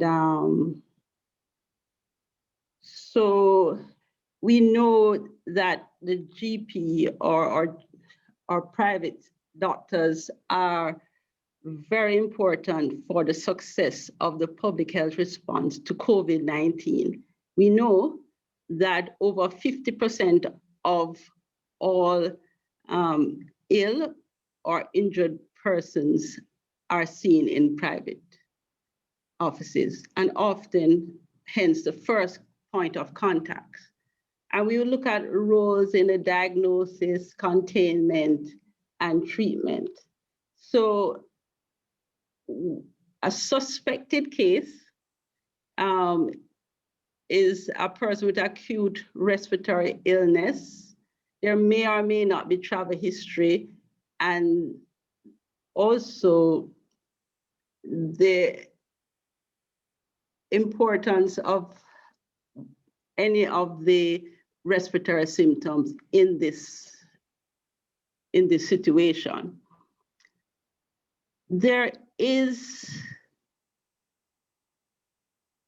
I took this method in looking at the balance between duty of care and physician safety in the COVID-19 pandemic. I thought this is where, because these are some of the ethical issues that we have seen or we have had to consider during this COVID-19 outbreak. Very different from what we had to do in 2009 with influenza A H1N1 pandemic strain 09. And so there is this sort of tension, if you will, between our duty to care for our patient and our own safety. And even when we look at initially what happened with some offices being closed and some offices remain closed, what are our ethical or moral obligation as physicians? So we'll talk a little bit about what is ethical versus legal. Ethical norms tend to be broader and more informal than laws, and is what is really accepted in as moral standards. They don't necessarily ethics and laws are not the same. So something may be legal but unethical, or illegal but ethical. Sounds strange, but it is possible. And our legal system looks at the Public Health Act, including the Class 1 notifiable diseases, of which COVID-19 is one, and then the Disaster Risk Management Act, which is being used in a number of areas in respect to the COVID response, including the notification of tests being done and their results, the mask wearing and other infection prevention and control measures. So these are some of the laws that are involved in it. And then we need to look at probably some moral principles, beneficence, and the obligation of physicians to act for the benefit of the patient and support a number of moral rules to protect and defend the rights of others, prevent harm, remove conditions that will cause harm, help persons with disability, and rescue persons in danger.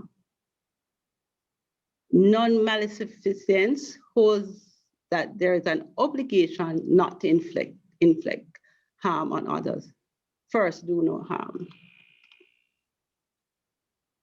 And look at what we have as doctors, a duty to treat or an obligation to provide care for our patients.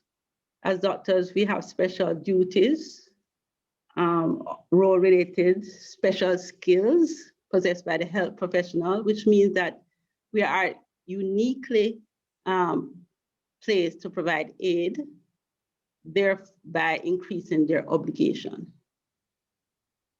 It is felt that we made a decision to be doctors, and there are some associated risks. And the social contract between the healthcare professional and the society in which we work. But we also have, physicians have a right to protect our health and minimize our personal risk. And we have a duty to our families as well, and special obligation to preserve our ability to care for our current and future patients. So we have that. So within our offices, we already said that the GPs see more than 50% of cases. So what is a lot of the response and access is to persons who see the GPs. What's about our opening our office to our patients? Something that has come up, home visits. I wouldn't want to be doing home visits, but what happens to the patient? We usually do the home visits. Do we take them through a process to have them seen? Because this has come up as a matter of concern. So the patient is not seen. There's no follow-up of these patients. What happens? So how we transition patients from home to other methods of access. The importance of preparing our staff and offices space to ensure infection prevention and control. So we don't want to be spreading COVID-19 in our health facilities, which has happened. I'm not speaking necessarily only of private, but public as well. And once we have made a diagnosis, and this is a suspected case, because the class 1, you make a notification on suspicion. You don't need any confirmation. If this is a person with respiratory symptoms and you suspect it's COVID, then this is necessary, because that triggers contact tracing for that particular person. The person is isolated and prevented from spreading to others. And it also allows the state to assess the home situation and see if isolation is appropriate for that setting. And in doing that, there is improved containment and control of COVID-19. The patients rely on us for education. If we think a patient is suspected of COVID and they are sent home for isolation, then we need to tell them exactly what they need to do to prevent spread to their families and others. And we need to refer as needed, referrals, and allow for safe transfer of these patients. So the other thing is, and we had a little case with the vaccination,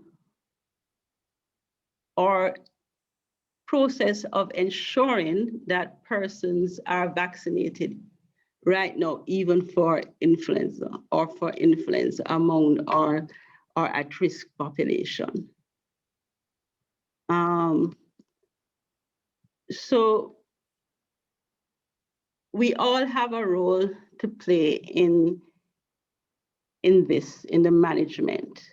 We spoke about access to care on our side, the doctor, referral and safe transfer, reporting of COVID-19 class 1 diseases, and educating patients on isolation, infection prevention and control, and keeping safe.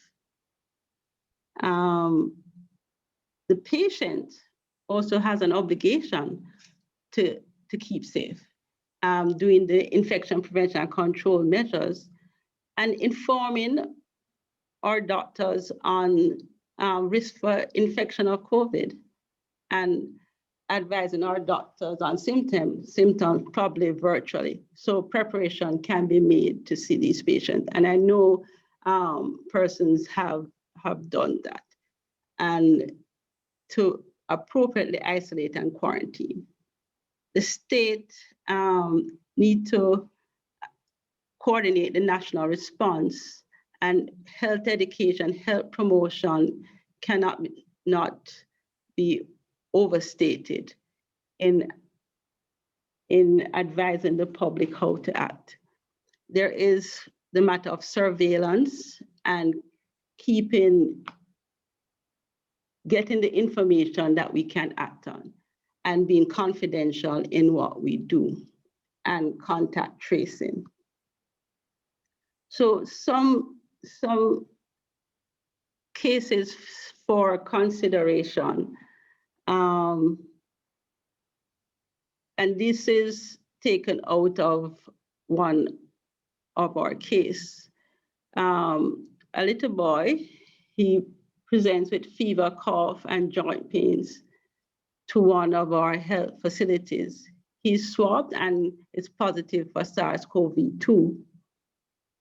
Contact tracing revealed that the owner of the company, brother visited from the USA, brother family and employees became ill. The owner, CEO, was seen by a private doctor, but was never notified. And so he didn't have the contact tracing done. He wasn't isolating, although he knew his brother had COVID and he had come to spend time with him. And so this had spread to a third generation, so or fourth generation, you had the brother who came from the States, that his family, his worker, and then the worker's child became. And so the importance of notifying to ensure that we do the contact tracing and at least try and ensure that isolation occurs. Then another case, 76-year-old female who is known to have diabetes and hypertension. She gives a 3-day history of fever and cough when she goes to her GP. She was referred to hospital for further care. She never went, and she dies 6 days later at home and brought to hospital dead. A postmortem sample returned a positive test. So the GP, I think, acted correctly in referring the patient for care. However, if COVID was suspected, should the GP have notified this case? And so it would have triggered a follow-up and contact tracing. So something to consider. So this was another case, and I mean, I have no clear-cut answers, but these are some of the challenges that we see, and these are just sometimes the deaths which we have to review, and then getting involved in it, I would pick up these things. So the other issue of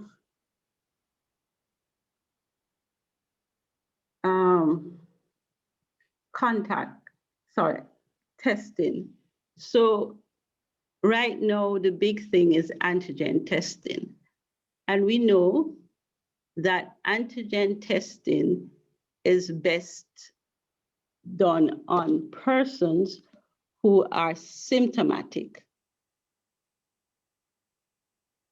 But some of the tests are being done to screen for asymptomatic cases to go to work or to work in go to work in the private sector, including tourist establishment. And so if you get a negative test, you are allowed. Also, the guests at some tourist establishment are given an antigen test. But also, what happens when it comes back positive? Are they notified? Sometimes not.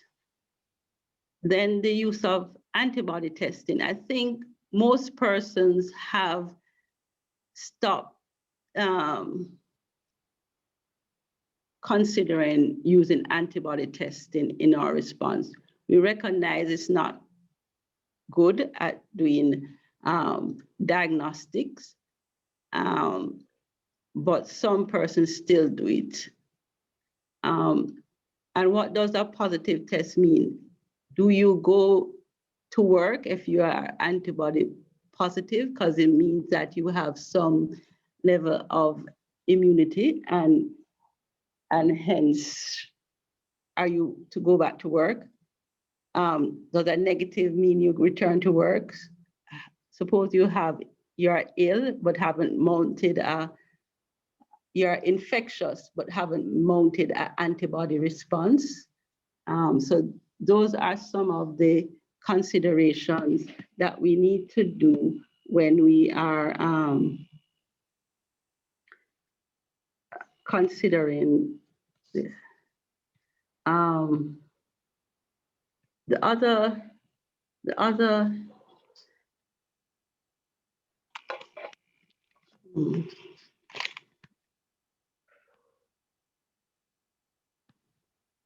so we note that sometimes the same doctor notifies some cases but do not notify others?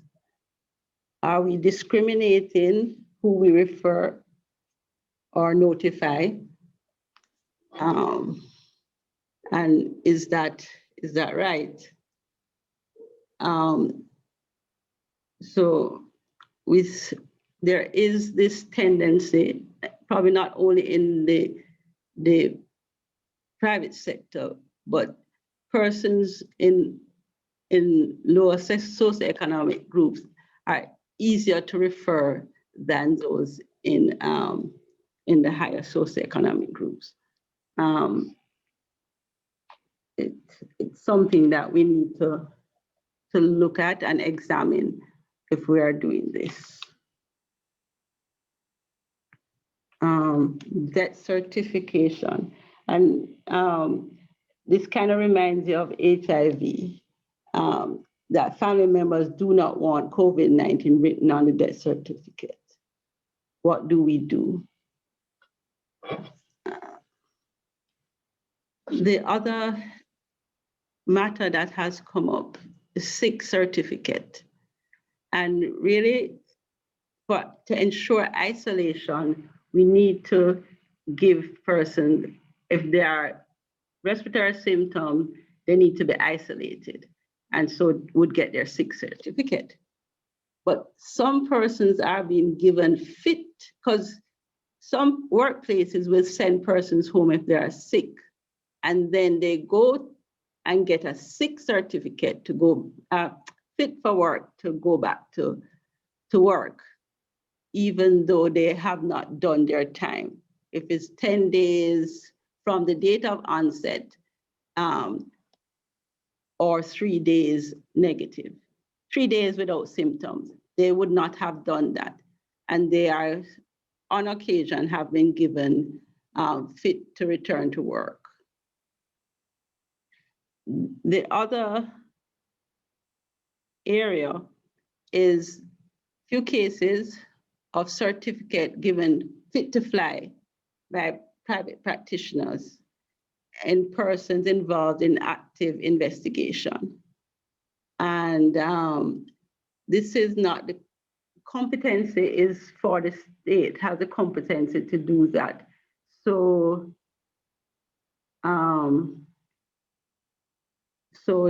this would be should not be done. Some person didn't realize, and I can understand that they weren't allowed to give this fit to fly. And so in some instances, it was a lack of knowledge. Vaccination, and this is a touchy subject, because there is a lot of vaccination hesitancy, even among the us as physicians. And how we project this can be concerning, because and how we advise our patients. I think we all should get as much information as we can about these vaccines that are available, and so that we can advise our patients adequately. Because some persons have already started, the patients, even some patients who have the opportunity to probably go to the States or whatever to get their vaccine, they are being advised negatively. And we know it's the patient need to consider all options finally and make a decision. But when we look, our strategy for vaccination has to be to protect the vulnerable. When we look at the data and look at the death rate for or older than 60, they are 75 times more likely to die than persons 0 to 9. And for the 50 to 59, 15 times more likely. And 40 to 49, almost 8 times more likely. So, and those are significant. If we look at the confidence interval here, it is significant. And so if we want to decrease severe, and there's a similar picture when we look at the comorbidities, but the comorbidities, I'm not presenting that because the data is better for persons who have died or are severely ill than for those who are asymptomatic. So we only have like 5% of persons with comorbidities, when we know that based on surveys, there are many more persons with comorbidities. So I didn't present that data, but just to say this is what we are seeing, and we have to protect the at-risk person, especially persons over 60. And so when the vaccination is here, if it's preventing severe disease and death, we have to ensure that we can advise our patients, and even for ourselves, for us over 60s and those of us with comorbidities. So that is a presentation for today. I'm open to question because I prefer the discussion. As I said, because it's ethical consideration. So thank you.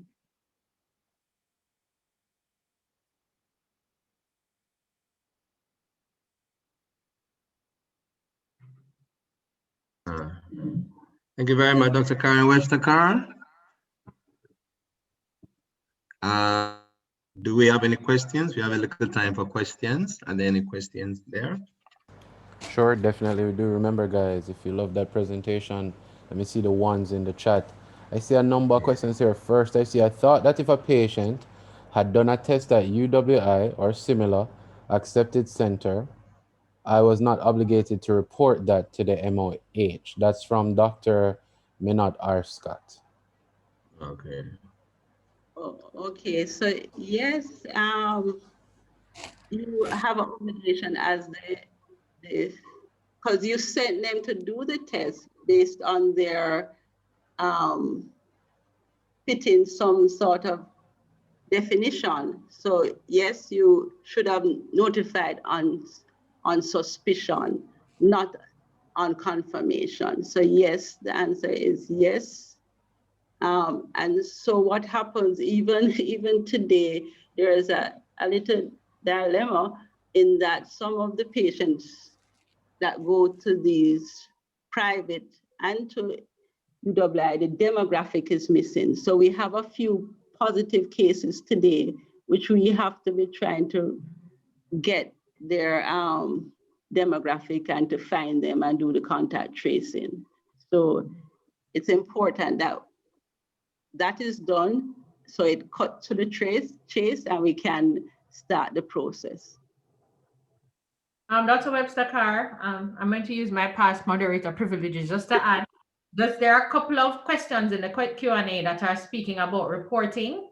I went ahead and answered it in public, but just to reiterate, because a lot of doctors in the private sector who may not have had the benefit of working in the public sector like some of us did, are unsure as to what is to happen in terms of notification. You can correct me if I'm wrong, Dr. Webster-Carr, but by law under the Public Health Act, we are duty bound, every single physician, to report, to notify the relevant health departments in our parishes about any class 1 notifiable disease. And therefore, whether or not you're going to be the last point of contact for that patient, once you have been in contact with that patient, and even if you're going to refer them elsewhere, your job is to report to your parish health department. How do you do that? Class 1 books are available through the health department. They're free of cost. You don't have to pay for them. So those are to be written. And then what can happen, what should happen, is that you can also contact your health department to notify them of the situation, so that an arrangement can be made for you to submit that information.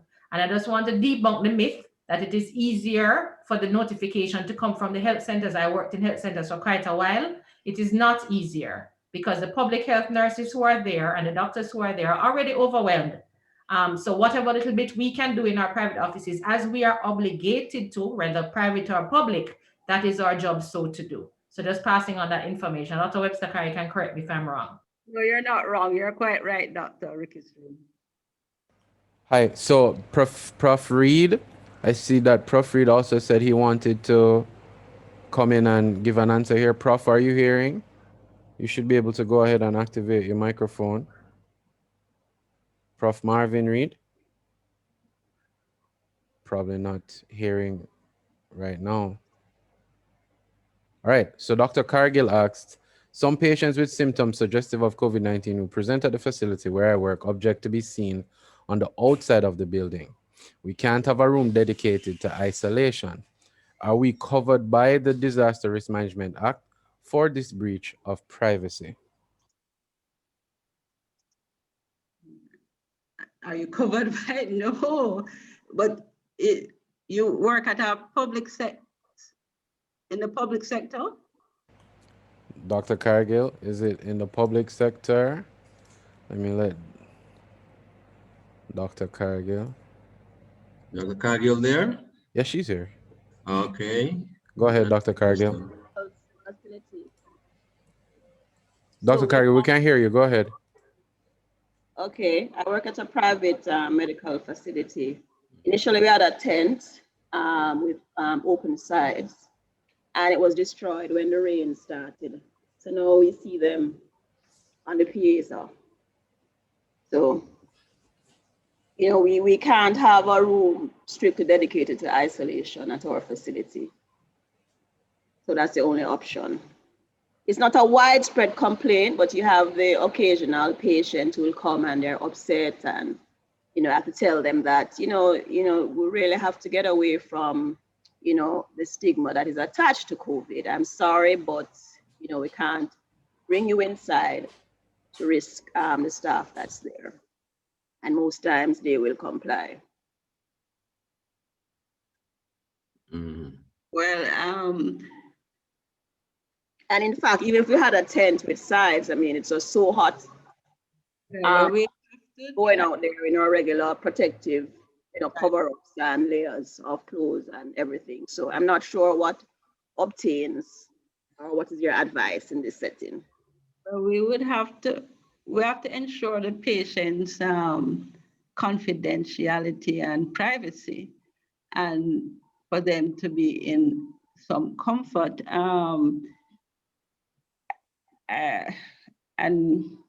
But I recognize, and probably trying to retrofit it so you can get that privacy and so on, you know, that would be my advice.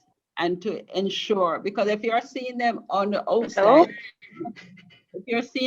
outside, do you have the water and for hand washing, etc., for them and for yourself to ensure infection prevention and control? So that would be my question. How are you ensuring that would be? Yeah, I was just about to say that sometimes the patient may not come for COVID check per se. They might come for a vaginal infection, for example. And we do, Dr. Maxime Cargill and myself, we work at the same place. We do examine them outside, but then you can't do any private examination, vaginal examination in a private room. So that is where my conflict is. The person didn't come for COVID testing, but on pre-screening, he or she was suspected to have it. So you look after her COVID or your COVID concerns. I might not treat the main problem he or she came with. That is where the ethical consideration beats me. What do we do in this case? And I think we can ask the other panelists as well if they could chime in and support some of the answers. Dr. Akkad Stewart, who I know is at the hospital, prof, etc. So Dr. Lewis Bell made a comment as well in the chat. But before that one though, Dr. Zin O has been asking about a rapid test, saying that JetBlue says they don't accept rapid tests. They will only take travelers who have a PCR. That's up to the individual airline, though. Yeah, I would think so as well. It's for the travelers to really get in touch with their airline and decide what is required, rather than just doing a test and hoping that they'll take it. Just like any entry to any country, you have to go and see what their new immigration requirements are, and it's really the traveler's responsibility to know what that is and to therefore adhere to it. Perfect. Agreed. And as said, Dr. Lewis Bell, what about when a patient meets the case definition for COVID-19 and is not tested and then dies from pneumonia less than 48 hours after admission to hospital? This has happened on a number of occasions, including, unfortunately, in Dr. Lewis Bell's own family. Look. What about that scenario? Well, it probably has happened. Obviously, it has happened to Dr. Lewis Bell family. But the protocol is for all persons with respiratory symptoms to be tested on admission. And if they are critically ill, they are to be tested as well, even if it's not considered to be COVID. And persons who are brought in dead are also tested, whether they had respiratory symptoms, yes or no. So that should not have happened because the protocol is for all persons with respiratory symptoms are to be tested. Just a comment on the testing for the people traveling. Now, I discovered from the patients coming to where I work that those who are going to London or going to Canada, they must get their PCR, whereas other countries accept the antigen testing. Can I say something else too? Yeah. That communique from the Ministry of Health about 2 to 3 weeks ago identify about 10 centers that we can get the PCR done, but most of those places they don't have the kit. Andrews doesn't have it. Micro Lab has it, but you have to make an appointment. So if they do it only on Wednesday and you are traveling 2 or 3 days before, maybe you can't get it done. I'm wondering if Dr. Karen can highlight or give us an answer to that. How do we resolve that? Because the hospitals, the public places are not testing for travelers. They are limiting the testing to sick people or within the country. But if you're going to travel, then you have to do it privately or go to JDF or something. Yes, Karen? Yeah, so that is, I mean, that's another ethical. How do we, we have a limited amount of tests that we can do. And so do we do it for surveillance sampling or for the sick person in hospital, you know? So we have to choose that. There is a small proportion that we allow for that sort of situation, probably a government-related work that person would have to travel. So why aren't we, why aren't the MAJ president had asked for the government to allow private practices to start doing the PCR in our offices? Where is that now?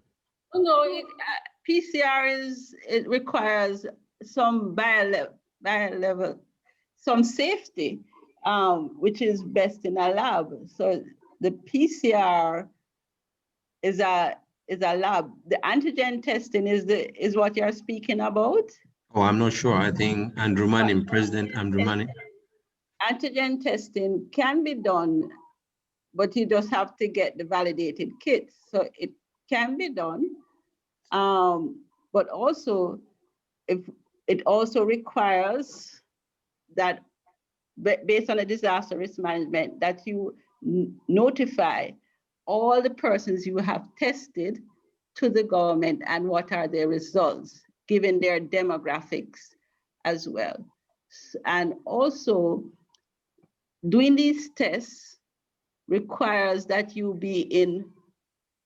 ensure you protect yourself, because it requires either a biosafety cabinet or you have on adequate personal protective equipment in a ventilated room to do the test in your office. So I would be careful how we do that so that we ensure we protect ourselves. So just to add, so we can ask Ministry of Health and Wellness, that is from the GPs, if they can embark on an online program whereby we can inform and report cases. So they will be skewed, and to train us to start doing the treatment, because it's very frustrating if you have to change your flight 2 or 3 times because you can't get a PCR or antigen test. Okay, so that won't help with the PCR. Yeah, but some places are they're doing the antigen test for $20,000, and I think the PCR is $8,500. No, well, I'm not sure of the prices out there. Private.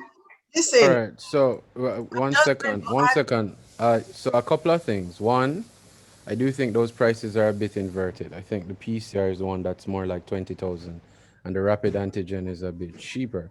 But to continue on some of the questions that persons have here, because we have a slew of questions, and we'll extend the Q&A for about 10 minutes because of the importance of this section. We want to go back to the reporting from doctors on persons. If the question comes from Dr. Richard Reed, does the UHWI report when a person comes to do a test? And if they do report, wouldn't that be a duplication of report if the general practitioner also does a report for that individual? Answer, we have a duty at all levels. So yes, the university would give us, but there are issues too, because we may not get all the details on a lab form. And so that's what happened.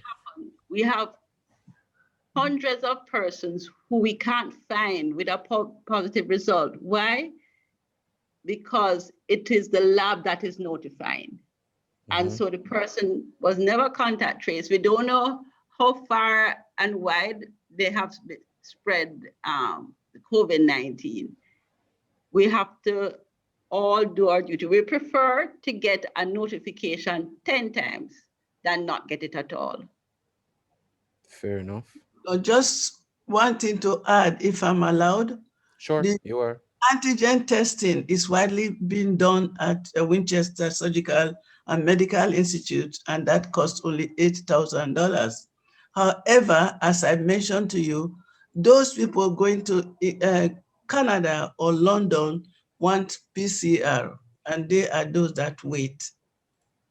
That is one. Secondly, I wanted to check from Dr. Carr, those patients that you check and everything's negative, does it make any sense to tell the Ministry of Health that they were dealt with? I would think logically that we should report those that are positive. But we don't want you to wait for the result to come back. We want you to notify when you suspect the person has it. So don't wait. We want you to notify on suspicion. Thank you. Dr. Something about the antigen testing and the rapid testing. What has happened recently for travel, this person was on their way to the airport, stopped to get their antigen test.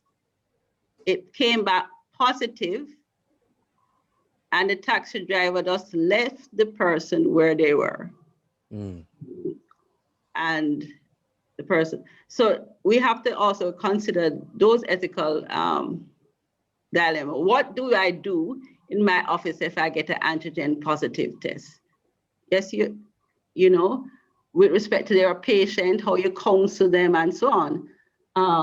So just another matter. Dr. Webster-Carr, there are some questions related to that topic that I'm going to ask you if you could address them. I'm not sure if you addressed it before. One doctor asked Dr. Shane Olive, regarding families who do not want to have COVID-19 placed on death certificates, how would you deal with that? Because I think, again, there is some law that governs what we report. And another question that was being asked, should we advise patients when we are notifying, and what happens if they refuse to cooperate? In my mind, those answers are it's really not up to the patient, it's due to law, and you don't necessarily have to advise them, but that's my take on it from what I know, but please clarify. So we would want you to be open with the patient to say, you know, this is by law, I have to report. So I am going to report, but please be advised because this is a infectious disease of national and international importance, and you will be contacted by them, by the health department, and it is for your good and for the rest of the country. However, we do know that patients can become up to the point of violence because they not because of the stigma and discrimination of COVID, that they just don't want it to happen. So there's a fine line that you have to toggle, doing your lawful responsibility versus, as I agree, always being open with patients. But again, the context of the situation might dictate that you can't tell the patient for your own personal safety, because that has occurred in other instances where, you know, you have to notify the patient really is very upset about it. But again, explaining that it is by law, there is not much we can do because there is a law that governs these kinds of things. Right. So it is on suspicion that we report, please, everybody. I can't say it enough. And yes, I agree, it is to protect our family, probably ourselves, and the wider community. Because if this, I think the person who died, I mentioned that she went and the doctor had referred her. I'm not sure she told her family. And you see, all of this is important, even to protect ourselves. Because if she told her family, probably her family would have encouraged her to go to see the doctor, to go to the hospital, and probably would have had a better outcome. And ethical reporting as well. What about the patients? We know patients have to travel. We've heard the cases that patients are sending the wrong not themselves to get the test so that they can have a negative result to get on that plane. Is there any role for asking for identification at the testing sites, especially but not limited to travel? And what kind of ethical quandary would we be in if that happens at any of our testing sites per se? That's a very good question. This goes for everything because, you know, persons use other person's health insurance and so on. But yes, we may have to come to that. We haven't required of it because it's on, so far we are doing tests based on a doctor's referral. So that's a good point. We may have to do it. We'll have to investigate a little bit more. Can I say something, moderator? Right, coordinator, you are not putting me back online. I can't come on. You're blocking me. I can't come on. I want to I can't start my video because you're blocking me. Thank you.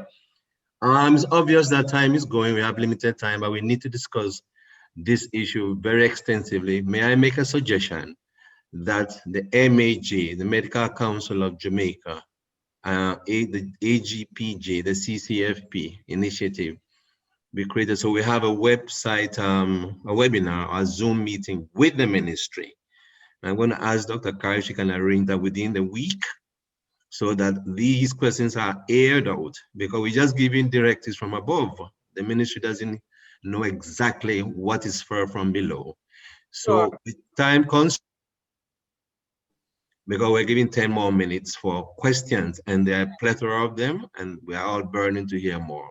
Is there any way we can have a meeting with the ministry within a week that we can make our concerns known and answered? These are burning questions we see every day. Yes? Right. So yes, the answer is yes. Dr. Nadine Williams is planning one shortly. I can't speak. I'll call her right after and see if I get her. I'll put it in a text with possible date. Over. It's supposed to be every month, but didn't have one in January. Right. We had it in November and January. I gave my personal experience in December. That was quite interesting. So with our coordinator, can you take over so we can start this last session, because time is well gone. We want to finish by 2. Actually, it's over to you. You are the moderator for the session. It's Dr. All right. So ladies and gentlemen, thank you very much. And Dr. Carr, thank you for stimulating this exciting but relevant topic, which should be said as soon as possible. So because we have so many questions, so many concerns.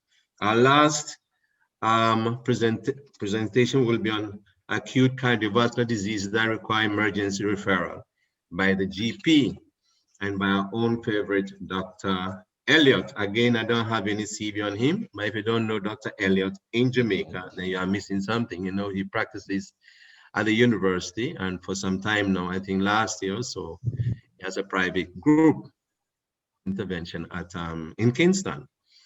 But before we do that, as GPs, we are faced with patients with chest pains every day. And a recent survey was done about a year and a half ago among some GPs, about 100 or so. And they were asked what will trigger their decision to send a patient to A&E or to a cardiologist, you know. And the questions some of the questions were, how did the patient present to you? What did you do with this specific patient? Was there something special about the patient? Was there something that scared you? Were there alarm signs or symptoms? Were there other arguments that influenced your decision? Were there also non-medical arguments influencing your decision? Were there also arguments contradictory to your decision? There are different ways of referring, sending patients to emergency department, yes or no, ambulance, yes or no. All right. Were you satisfied with your decision? In the past, had your mistake concerning a patient with chest pain? Was there an emotional influence? Did this change your attitude? And on and on and on. And there were quite a lot of responses, and there's a lot of confusion as to why GPs should and must refer a patient with chest pain or cardiovascular ailment to A&E or cardiologist.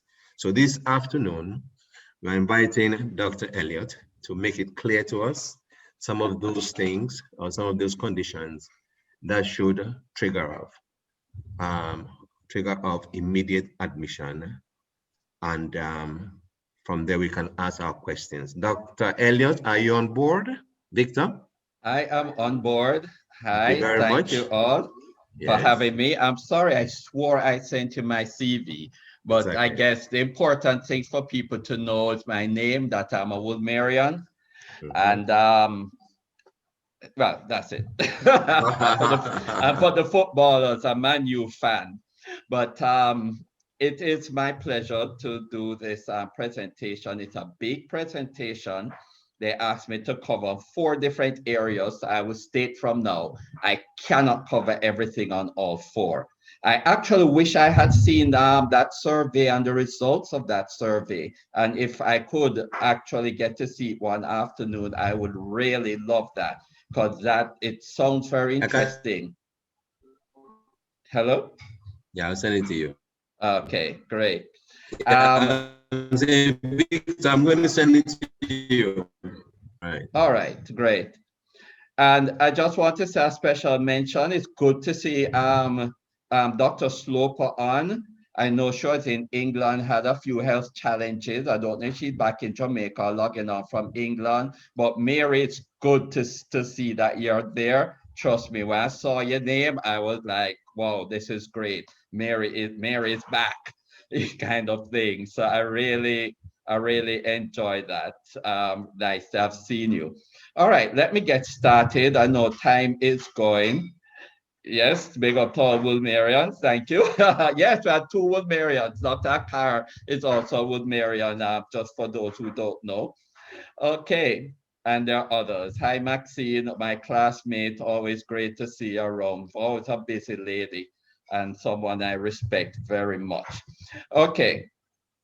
So I am here to talk about cardiovascular emergencies for the GP, what to refer. And as I said, it's going to be impossible to cover everything, but I hope, and so I'm here not ready to go deep into the pathologies of each of them, but to try and help provide some guidance and open up some doors of some areas which you may not have thought of. So I was asked to look on 4 groups, which had to do with acute coronary syndrome, thromboembolic phenomena, malignant hypertension, and dysrhythmias. I'm going to go into each category a bit. So we're going to start with the acute coronary syndromes, mainly MIs, chest pain. And so this is that area which a lot of you know about. We have had talks about it, how the patients present with the chest discomfort, the tightness in the chest, shortness of breath, diaphoresis, nausea, syncope, pre-syncope. And some of you are very great on this. You see this, you respond very quickly. But there are just a couple of pointers I really want to get into. You have to remember that for these patients, the mortality, especially for STEMI, is directly related to the time it takes for them to get reperfusion. So if you have a patient who comes in with chest pain, and you suspect this is an MI, if you have an ECG machine in your office, do the ECG, even if it looks normal, because that is very helpful for when the patient reaches the hospital, and then you send the patient. Because the aim is for an ST elevation MI is to get reperfusion as soon as possible. If it's a non-ST elevation MI, starting therapy as soon as possible is important. But I talk a little bit more about that. But one of the areas which I notice people, and I see a lot of GPs stumble on, is when they present more with gastric symptoms.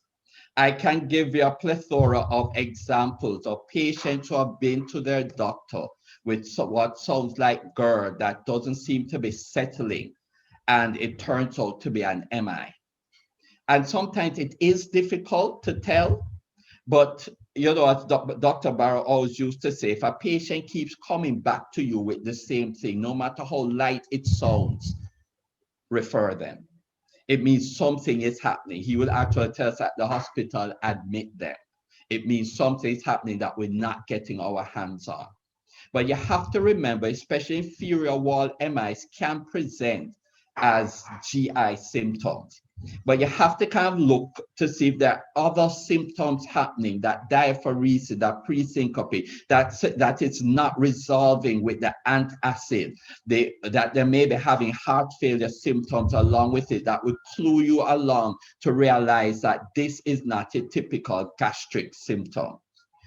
And the other point I want to mention, if you suspect a patient is having an MI, refer them to a center which can treat the MI and give you reperfusion quickly. And again, not hitting out at any hospitals or so, but referring them to a hospital like Andrews Memorial is not saving time. You should get them to a place like, say, the University Hospital, or where I have my center at Medical Associate Partner Interventional, which has a cath lab, and where if we diagnose the patient with an ST elevation MI, within minutes, we can get them in the lab and do reperfusion. And that is in keeping with guidelines.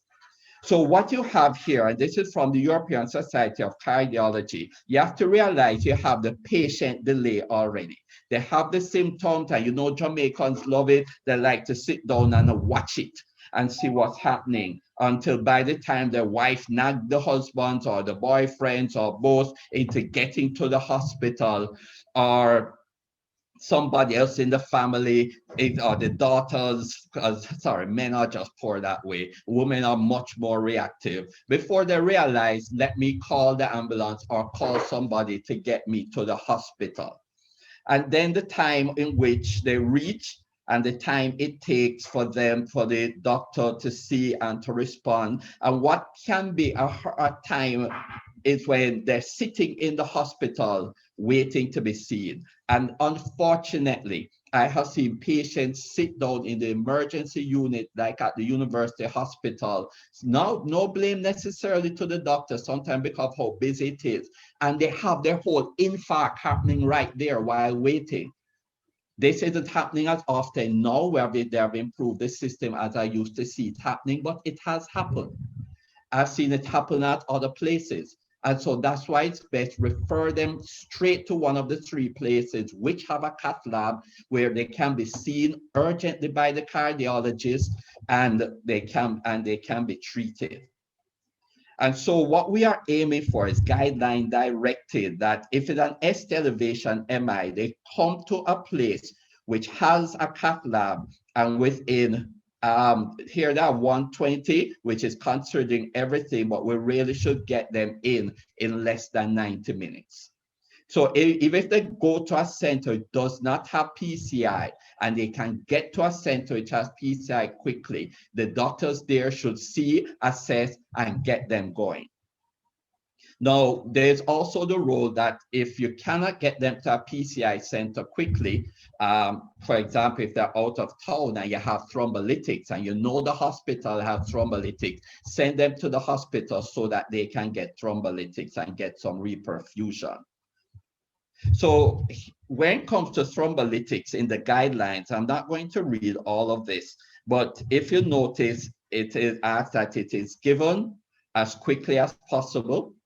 If they give the thrombolytics and it has failed, they should be sent to a center for PCI. And if you notice at the bottom, emergency angiogram and PCI indicated in the case of recurrent ischemia or evidence of reocclusion after fibrinolytics. So it's because of these issues, the guidelines actually tell you that if you have had thrombolytics, you really still should get to a PCI center where you can get angiogram within 3 to 24 hours of receiving the thrombolytics. So receiving thrombolytics isn't the end of it. They still need to reach to somewhere where there's a cath lab. Now, I'm just going to quickly address something here. I know a lot of people and GPs refer straight to the university simply because they're thinking of cost. Remember, the university is not a full public institution, and to do angiogram or angioplasty, the patient still has to pay. And what I can tell you is that all 3 institutions which have cath labs do have prices for the public patients, for the patients who have problems paying. So we do at PICJ, we have worked this out quite well with a number of patients who would have difficulty paying, and we have gotten them to get their angiogram and emergency PCI quickly and in short working order. We're trying to work out the finances. So don't think that the university has it full that they're going to get it free. Unfortunately, with the system we have, it's not yet at a system for doing that, but maybe one day, and we're working towards that. Just a quick point about the NSTEMI patients is that, again, you want these patients, you see them, get their ECG done. And a thing I've also seen is where you send a patient to do an ECG and for them to come back to see you the next day. If you're thinking it's acute coronary syndrome, don't do that. Just send them to a center where the ECG can be done, seen, assessed, treated. But unfortunately, I've seen patients do that. When the doctor reviews them the next day or 2 days after and realize I've had an MI, they're sending them with a letter, you have to go to the emergency room now, urgently. You missed the boat. So once you have any questions, and actually a number of you at times have called me, what's happening with your ECGs, have asked me questions, and as far as I'm able to, I do answer, I do advise, I do respond. And so that's how I've tried to work over the years, because remember, time is myocardial. A thing to remember about your NSTEMIs, which I don't have here, why it's important to start treating them urgently, is that while STEMIs will have a high 30-day mortality, NSTEMIs have a higher 1-year mortality than your NSTEMIs. So we have to start treatment on them urgently, even though it may not mean thrombolytics or putting in a stent immediately, but you have to get their treatment started urgently. A lot more could be said, but the bottom line is send them to a center where they can be seen and assessed quickly. Don't refer them to somewhere else unless such a place is too far. And if so, send them to a center where it is possible to give thrombolytics if you're thinking it's a STEMI, or where they can be quickly sent to one of the centers. And we have done this for a number of places. The other day, we treated somebody from an Ottawa hospital very quickly because of things like this. Okay, thromboembolic events. Now, again, we could spend the whole time talking about these. These are just a few examples of what become problematic. The persons with PE, limb ischemia, bowel ischemia, and ischemic stroke, which I'm going to actually spend a little time talking about.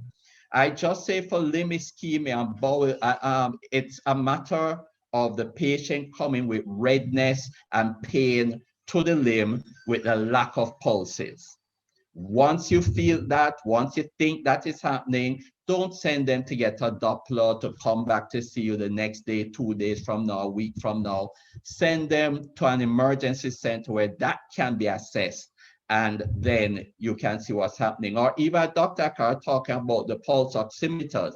What is even better, get one of those that show you the pulse tracing, so that what you can put one of these on and see peripherally, they have good pulses peripherally in the digits. If you're seeing good pulses, chances are that it's not an arterial issue, but if you don't see and they meet the criteria, you send them off.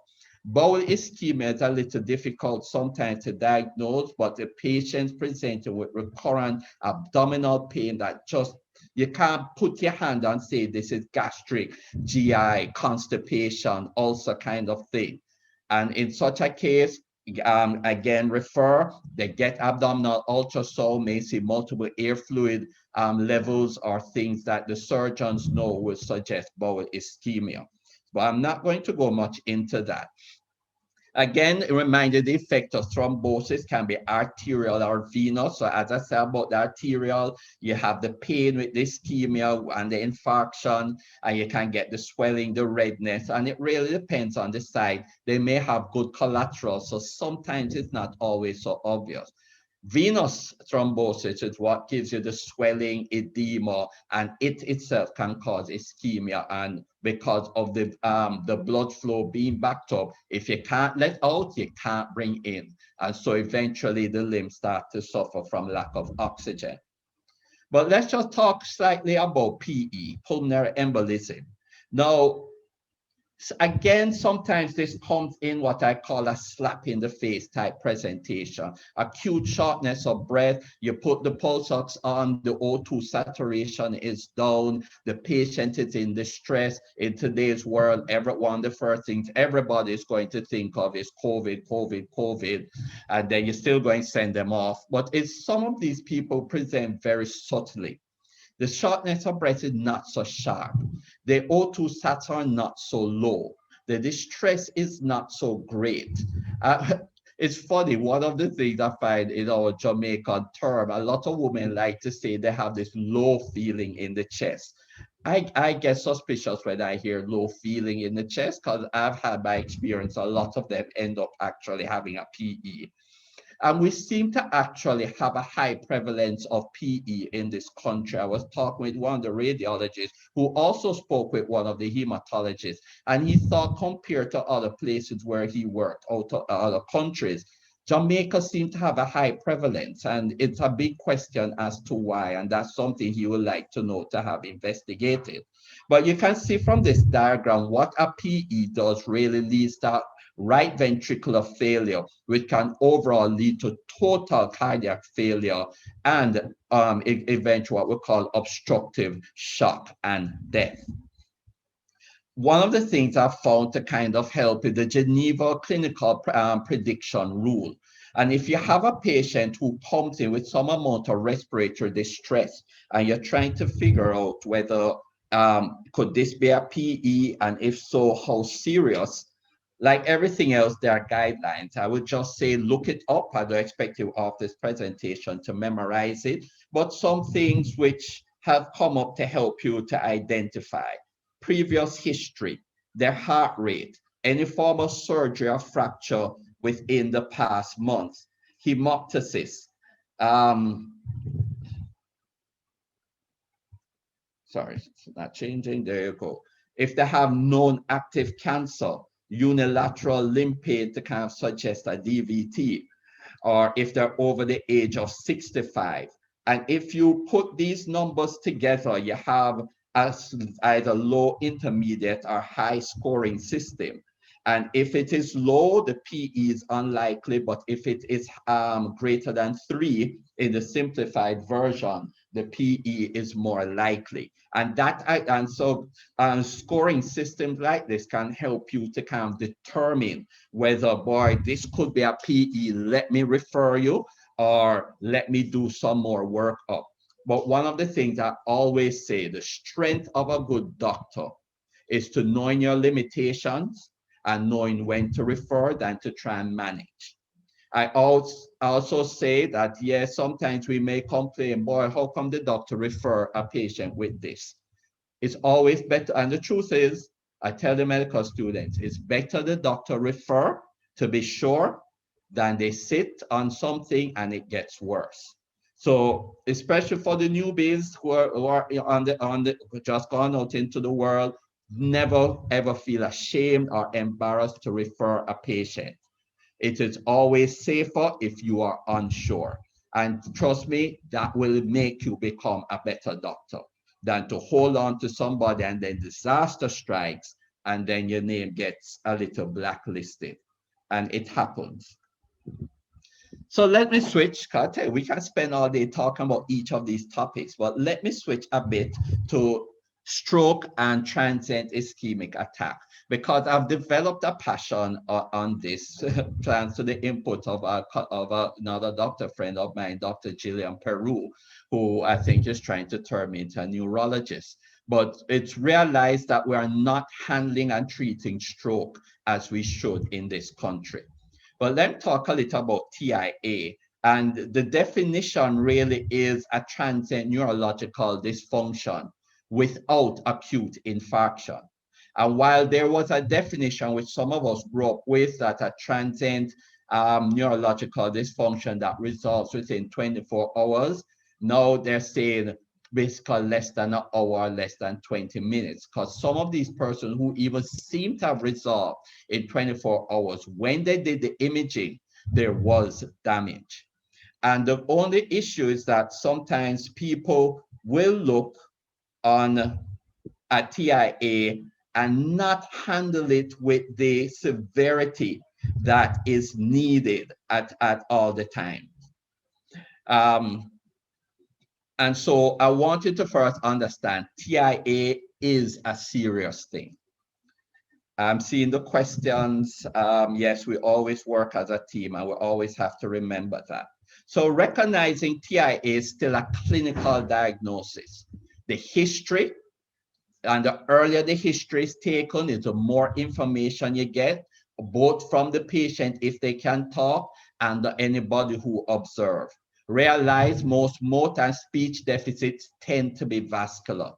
Dizziness and is usually some form of posterior circulation issue, We can't, but remember, it can be ear or cerebellar type issues. And so you may have to try and determine if it's neurological or not. And remember, there are different things which can mimic TIAs, especially migraine. If the person has a history of migraine, those migraines can start to manifest with neurological symptoms. And yes, multiple sclerosis can give you these intermittent types. So you really have to look out for these, but taking the careful history. What we have to remember is that patients who have had a TIA have a 10% risk of having a stroke within the next 90 days, and that risk is highest in the first 24 hours. As this is, you see some figures here shown in terms of percentage. There is the ABCD2 score, which is a way you can use to try and assess the risk of that patient you are seeing. As you see, it involves age, blood pressure, clinical signs, duration of the symptoms, and whether the presence of diabetes or not. It's not a perfect scoring system. So still, if that itch in your elbow or that little pain in the knee make you say, boy, it's a low score, but I still think it's a TIA, refer. Don't attend. That's what I like. That's why we can never be automated. So sometimes the disease didn't read the textbook and didn't know it was supposed to present a certain way and present another way. And sometimes our eyes that make us see that. But realize TIA is a medical emergency, that risk of going on to a stroke. And so you want to have them start treatment and work up. If for some reason you're not quite sure and you still want to do some workup on the patient instead of referring them, there are things that need to be done, which I'm going to show. But realize, if you do the proper treatment, most 80% of TIAs will not go on into becoming a stroke. So your assessment of a patient with a TIA, and this is in the perfect world, but we can't aim for perfection if we don't know. I tell people, if you don't aim for the stars, you'll never hit the mountaintop. So we may not always reach the aim, but we elevate ourselves nevertheless. A CT scan or MRI within the first, all of this is within the first 48 hours, preferably within the first 24 where possible. A cerebral angiogram, yes, this is one of the things Dr. Gordon Peru has stressed to me. They do it in her center at the University of Miami, and she knows it's Jamaica and she grew up here. So she knows the reality that it's not always possible to get it done here, but I've tried and pushed with some of my patients, thanks to the people at Elite who have sometimes helped out with getting this done relatively quickly, a cerebral angiogram. And why? Some TIAs are not thromboembolic. Sometimes it's due to an aneurysm. Sometimes it's due to a dissection in one of the cerebral arteries. And so there, the treatment is different. And so you can sometimes find that different vascular causes for TIAs that you sometimes need to know. You can, doing the angiogram can tell you the atherosclerotic plaque burden of the cerebral arteries. And that affects your management and how aggressive, especially if their blood pressure is high. One of the things she taught me, if you do a cerebral angiogram and the arteries are all clear and there are no stenosis, you can bring down that blood pressure. But if there is stenosis, those are the ones whose blood pressure you have to be cautious with bringing down. Of course, if you can't get it, you just have to be cautious with everybody.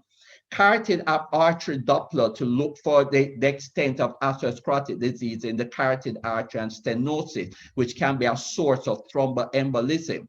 A study done from TMRI showed that we don't tend to have a high burden of carotid artery stenosis in Jamaica, but it doesn't mean it's zero. You have to think of atrial fib as a cause of both your TIA and your stroke. So doing that ECG, getting a 24-hour Holter or event recorder inserted, which I'll talk about later, is important. An echocardiogram with bubble study, especially for the young who develop a stroke, those cryptogenic, sometimes a PF4 or ASD is present.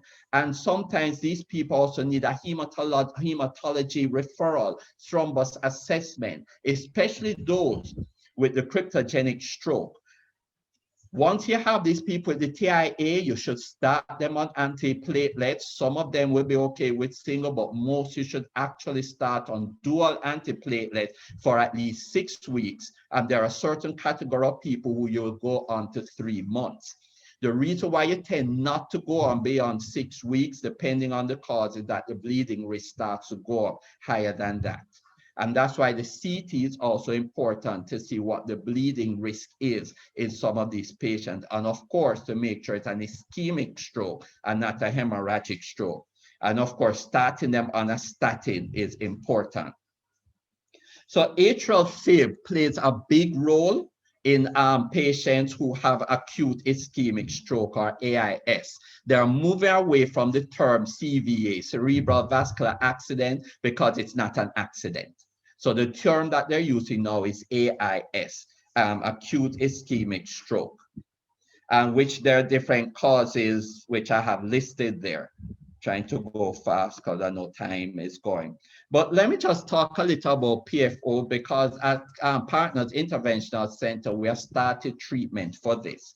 This came, I had a young lady in her 30s who I did an echo on, and I was asking why they were doing the echo, and she said that she was having this transient neurological symptom. The doctor noticed it, sent her for MRI, and she actually had 2 ischemic lesions in her brain, and here she was still having transient events. The echo showed that she had a high, the way how the atrial septum looked, it was aneurysmal. I eventually did a bubble study, and she had a patent PFO. And we went ahead, as you see this diagram here showing how the flow through the PFO can occur. And these patients, there's a grading system for it, the rope grading system, and she was maximum score for that. So we went ahead and closed her PFO, put in a closure device, and we did this actually on 2 patients so far, and we have closed an ASD in another patient.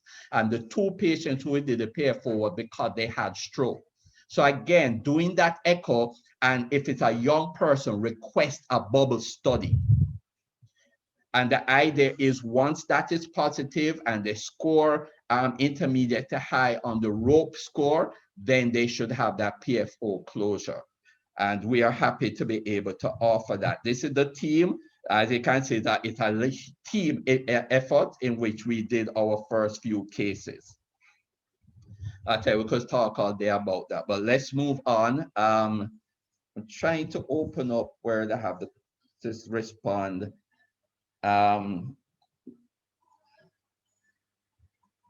Oh boy, I can't try to respond to any of the questions, but let me move on. I'll come back. I just see a question here. No, there are no cath labs in Manchester. All the cath labs are in Kingston, unfortunately. Malignant hypertension. Several of you have heard me talk about hypertension several times. You know the categories now, that it is elevated once above 120, that you are hypertensive once you're above 130 or above 80 diastolic. However, that group, if they are low risk, you try diet, lifestyle changes, but if they have high risk, you do start drug therapy in those patients, and that's not the aim of this talk. The aim of this talk is really looking on the more dangerous ones. Who do you refer? So we have those people who we consider a hypertensive emergency.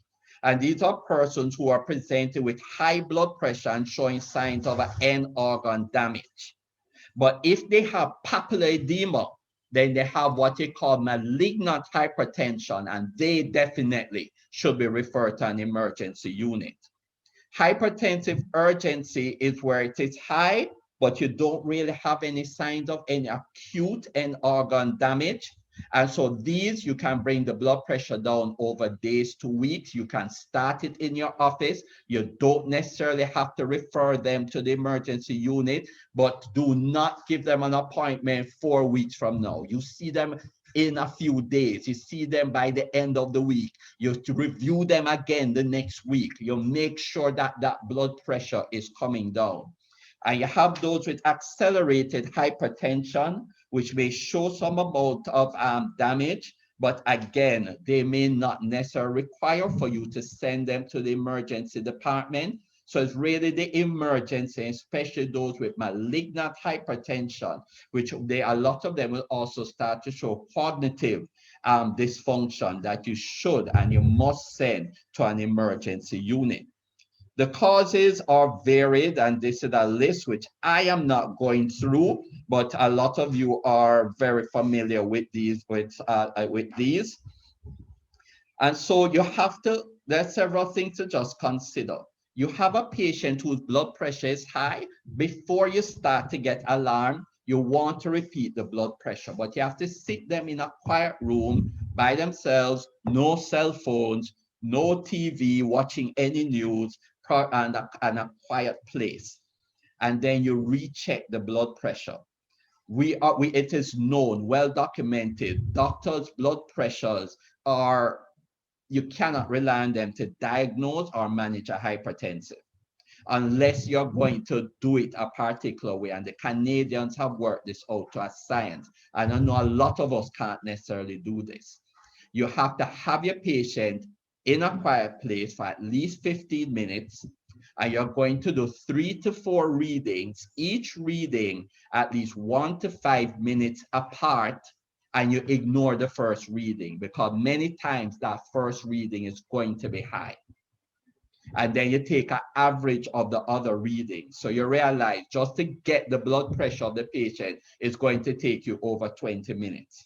You may not be able to do this with everybody, but if you think you have an emergency there or an urgent patient, you need to do this, see what the blood pressure is.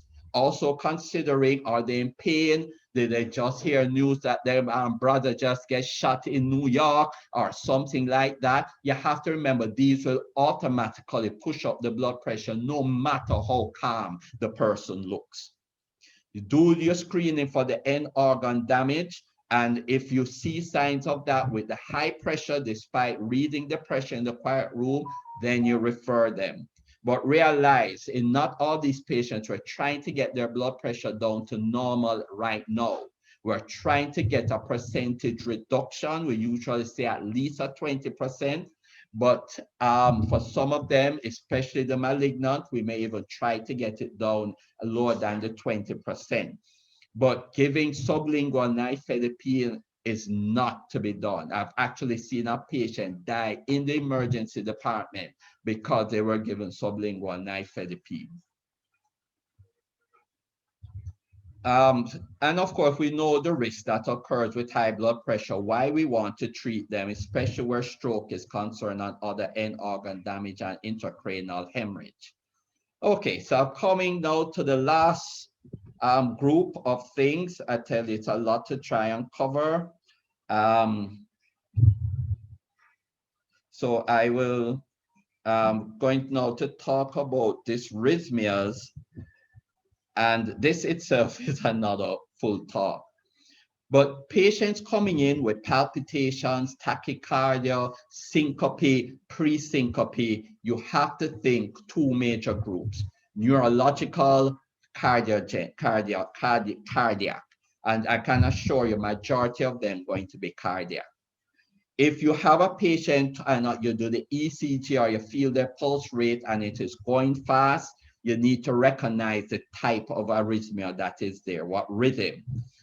Assess if it's been accompanied by pre-syncope or syncope. If it is, that patient needs to be seen by a cardiologist the same day. And thank you for those who have called me with patients just like that. I've never said no. I've always told you, send them. PICJ, we're seeing them.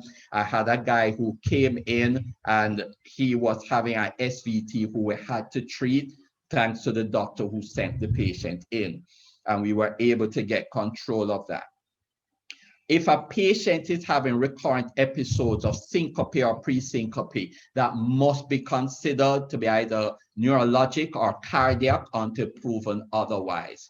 I had a gentleman who came to my office. The family brought him because he kept having these syncopal episodes. So I got convinced them, and they put on a hold on him right there. Do you know, by the time he left medical and went across the road to get something to eat, he had one of the episodes right there. They brought him back in. The good thing, the Holter was on, and what he had were pauses, like 5-second pauses. He got his pacemaker by the next day. So it is important that we do monitor these repeated episodes. And remember, even a simple SVT can become problematic in the future. I have a young lady right now who we're dealing with. I used to follow her up as a teenager. I kind of lost follow up with her because she was now being followed by somebody else.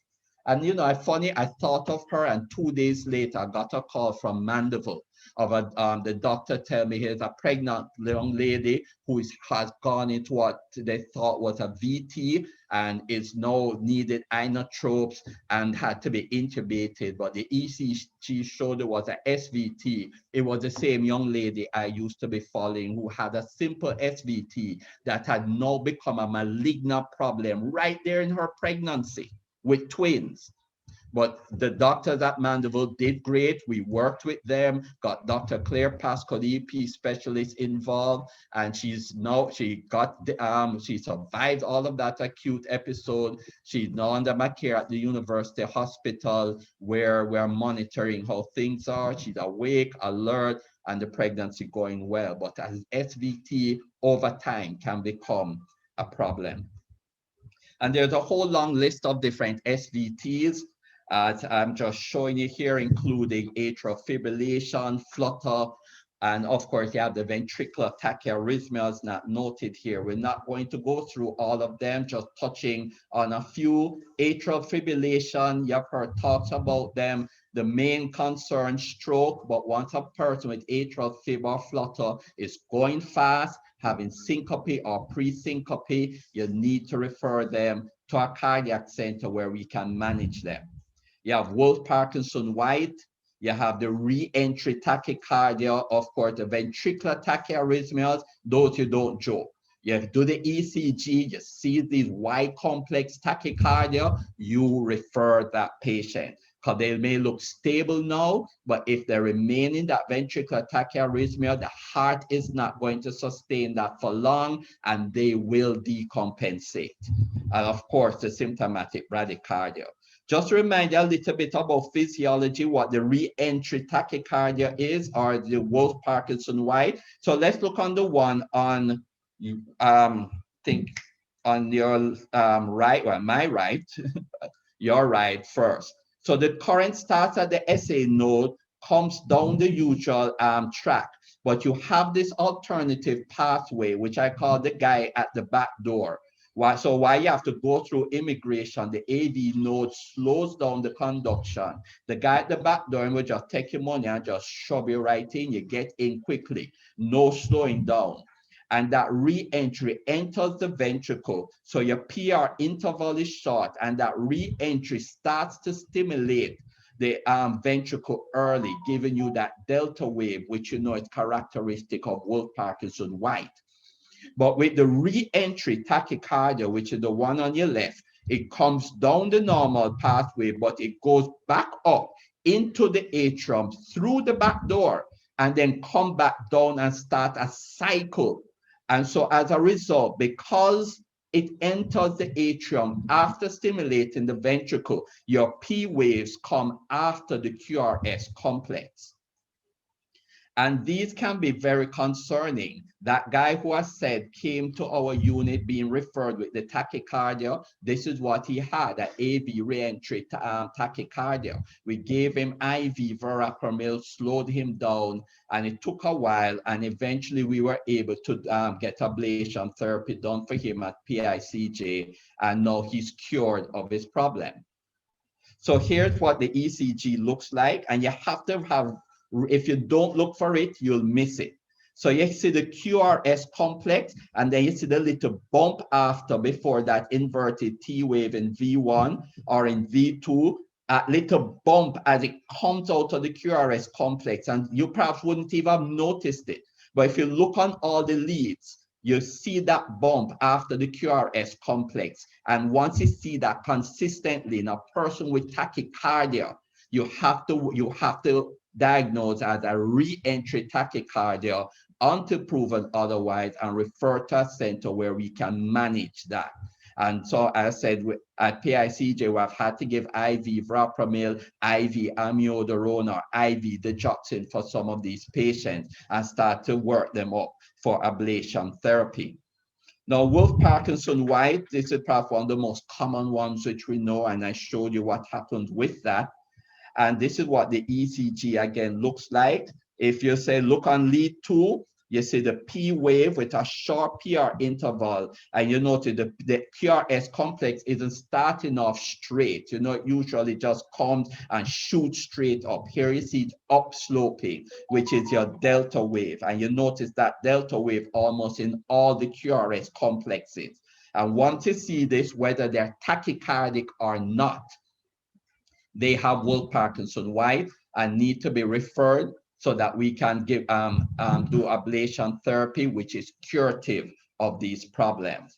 And one of the, remember I told you SVTs can get worse. 20% of people with Wolff-Parkinson-White can develop atrial fib, 7% with atrial flutter, which again, these can be cured with ablation, but it gets the problem more complicated. And so they develop these fast, irregular tachyarrhythmias, which can even lead to ventricular tachycardia in some cases. So we have to identify them, refer them. Don't think of it as a simple tachycardia. Let us have them properly assessed. This ECG shows atrial flutter, the sawtooth appearance. I'll put that there to remind you. And these also we have done ablation therapy for and have cured them. We actually had one guy who had a dilated cardiomyopathy ejection fraction in the 20s, who we ablated his atrial flutter and his heart function, his ejection fraction now back up to 60%, normal size in normal sinus rhythm. So it is helpful to control these patients. And again, remember, atrial fib is a big risk for stroke. And the older you are, is the greater that risk. And so we have to diagnose these patients. And the best way to diagnose the paroxysmal ones, because the permanent and the persistent are easy. Your ECG will capture them. But the ones who are paroxysmal, you may miss. And so you can do different monitoring techniques, but as you see here, even a Holter can miss it. Even a 48-hour or a 7-day Holter only has the best of a 13% chance of capturing it. Your best chance is to put in what we call a loop recorder, which can stay in for months and over a year in some cases. And then these loop recorders therefore detect when they're going to paroxysmal atrial fib. I had a Catholic priest who came to me with these episodes of palpitations. We never captured anything. It's not till we put in the loop recorder about 1 month after it showed the paroxysmal atrial fibrillation he was having. And he was elderly, so he was at risk of a stroke. By discovering this, starting him on anticoagulants, we have reduced his risk of a stroke. And putting in these loop recorders is something which the ones we have now, the Reveal, it just takes 10 minutes in my office to put them in. Doctors like Dr. Irvin also put them in and so on. So it's not a big complicated surgery once we think they fit the indication of putting it in. This, the wide complex tachycardia, is ventricular until proven otherwise. You see this, you refer straight away to a cardiac center or emergency department. The main thing is for these patients, once they're unstable, you refer. You may want to try a vagal maneuver to see if you can slow them down, carotid massage, Valsalva maneuver, cold water on the face in your office to see if you can slow them down, and then refer them. As I said, we will have to give intravenous medication, a number of them. and then have them do ablation therapy. Even if they're controlled on antiarrhythmics like amiodarone and sotalol, the guidelines still say ablation therapy is a great class 1A treatment for these patients. Here are some pictures in our cath lab at PICJ where we did ablation therapy. That's Dr. Claire Pascal and Dr. Carpen, both studied at the university and in Canada for their EP. And this is what it looks like on the cath lab, the catheters with the sensors to find where that alternative pathway is, and then the other catheter which carries out the ablation. And just to remind you of the symptomatic bradycardic patient. And I have to just emphasize here, symptomatic.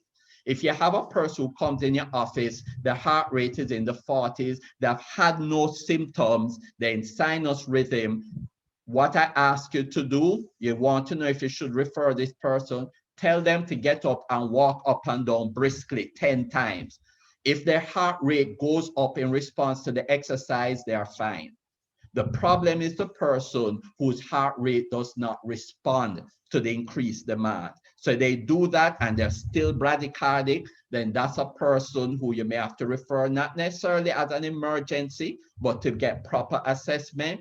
But if they have history of syncope or repeated syncope or pre-syncope, we should refer them. Chances are they're going to need a pacemaker. And if they're symptomatic, a temporary pacemaker may have to be put in until a permanent one is.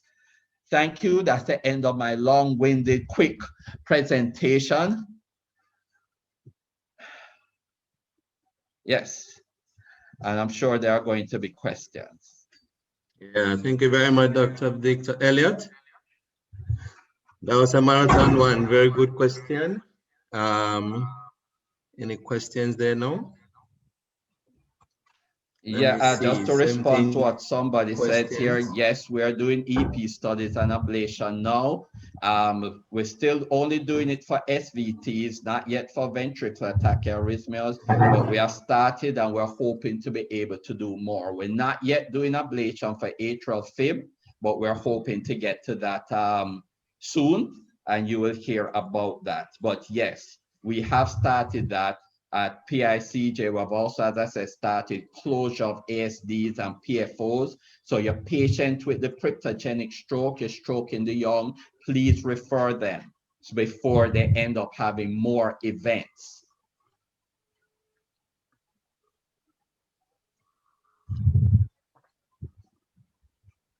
All right, thank you so much. Wonderful presentation. Definitely. Dr. Sloper asked the question, what about use of single lead ECG, example cardia / alive COR in AF detection? That has actually been validated. The American Heart Association has done studies on that and has found that it is useful for helping to detect people who may have paroxysmal atrial fib. So yes, your Apple Watch and those little devices that can give you an ECG, it has been validated. It's very helpful. So if your patient has that and it is showing that, then they should contact a cardiologist. We may want to, of course, properly clarify it with a 12 lead, because sometimes these devices may interpret a AV RT as atrial fib if there's some irregularity that is happening. And so we just want, but once it is showing it, there's a high percentage that it is actually an event and or atrial fib, and that needs to be followed. So yes, it is useful. And Dr. Elliott, can CT angiogram show thrombotic stroke too? Can we use the CT angio alone instead of regular CT brain so we can save money for our patients? Well, both can be basically done at the same time.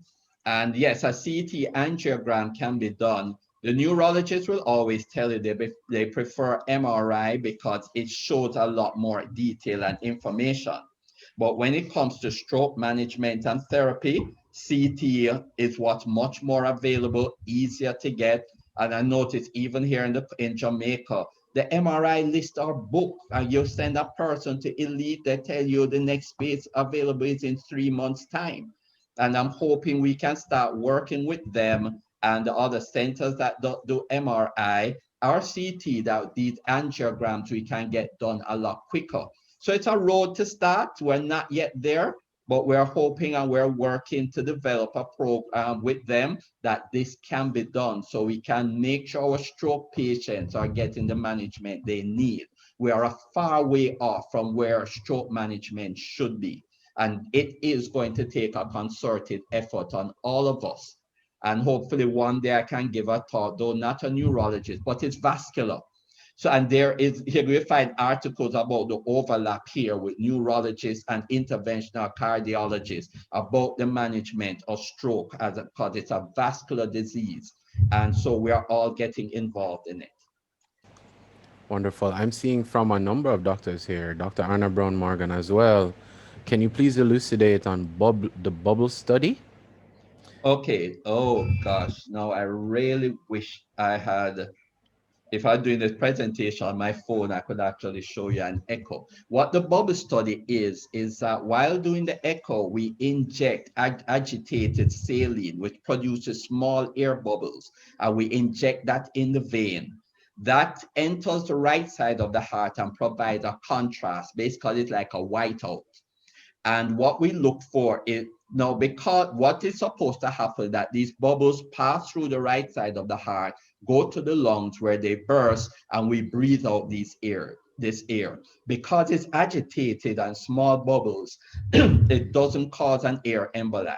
So you don't have to worry about that. However, if you do this test and you see 10 or more small bubbles on the left side of the heart, it means there is a shunt. Now, the shunt can be an ASD, a VSD, a PFO, a patent ductus, or even a shunt in the vasculature of the lungs. But once you see that bubble study being positive, then we start to look for where that shunt is. And the case that I mentioned that we did, it was obvious where it was. You actually saw a whole rush of bubbles just going right through the atrial septum. I sent it to somebody who doesn't even look on echoes, and she said, wow, even I can see that. It was so obvious. And so from there, we do a TEE in preparation for the procedure to have the PFO closure done, and she had that done. But it's a contrast study. Wonderful. All right, so 4 more questions. Again from Dr. Anna Brown Morgan. A fib is often not controlled, but use of blood thinners, will that improve safety? The use of blood thinners reduces the risk of a thrombus and a thromboembolic event causing a stroke. Rate control is a different thing. And no, you can get most atrial fib rate controlled. Most of them can be. Some do take a bit of effort, but again, if you're having problems doing that, refer the patient. We will get that patient controlled, and most of them, as I said, we do get control. Wonderful. And from Dr. Buckland, what about the trial use of salbutamol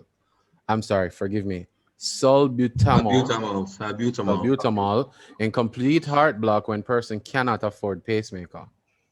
The problem is things like salbutamol, and we used to use, or the name is missing me, isoproterenol, is that it doesn't always work. It's temporary, and what they found, keeping the patients on these long-term actually led to them developing ventricular tachyarrhythmias. So it is not indicated. No pacemakers are a bit costly. The prices have gone down dramatically over the years, but it is still costly.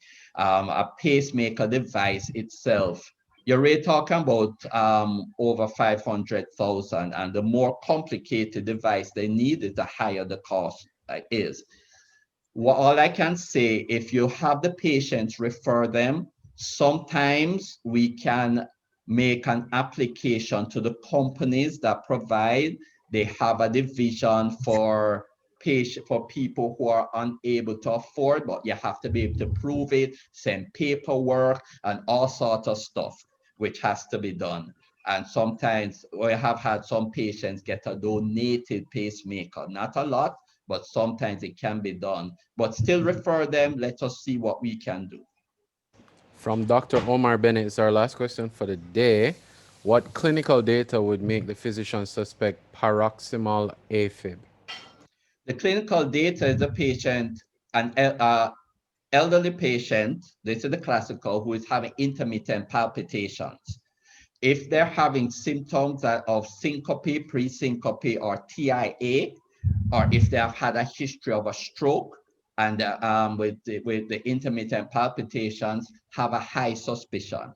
If you send them for an echo and the echo shows that the left atrium is enlarged, the larger the left atrium is, the greater the risk of going into atrial fib. If they have a history of heart failure, heart disease, that increases the risk of you having atrial fibrillation. So those things are the things that will help you to suspect.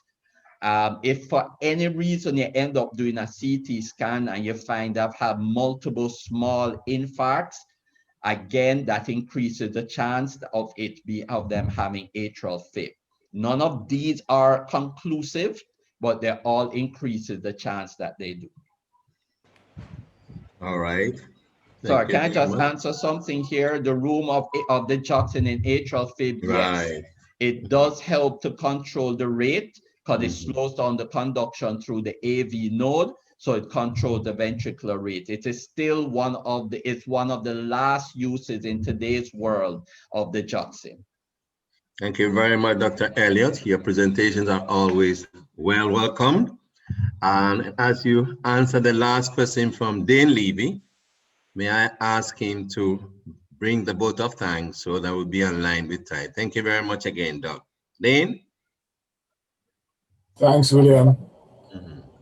Good afternoon to everyone. It is my esteemed pleasure to say thanks to everyone that has participated in such a wonderful webinar. So informative, so good, because based on the chats, based on the responses from us, the viewing audience, and from our panelists, this has been a wonderfully presented, wonderful webinar.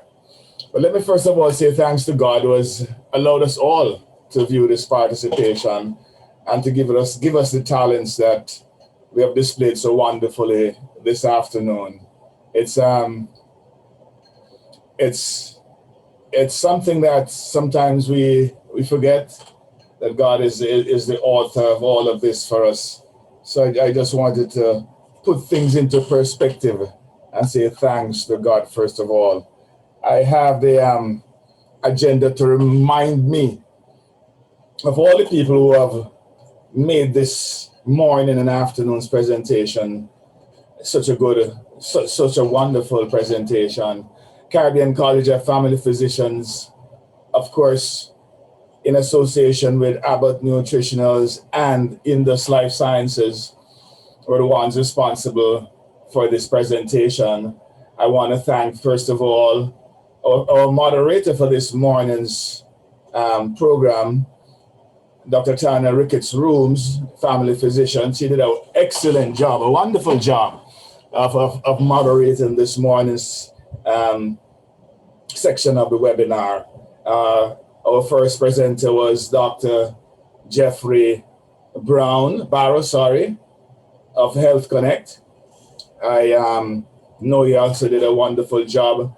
I did not get to see most of his presentation, but from what I heard and from the responses that he made to the questions, I can discern that his presentation was well received.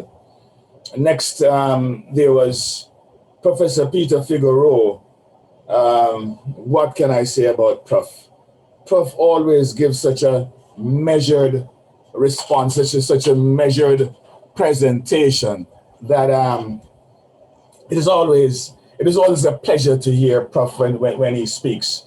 And he's so well respected, not only in Jamaica, not only in the Caribbean, but in the world at large. And it is indeed our pleasure to have him. And we're happy that he hails from this wonderful island and has impacted the medical world in such a wonderful way.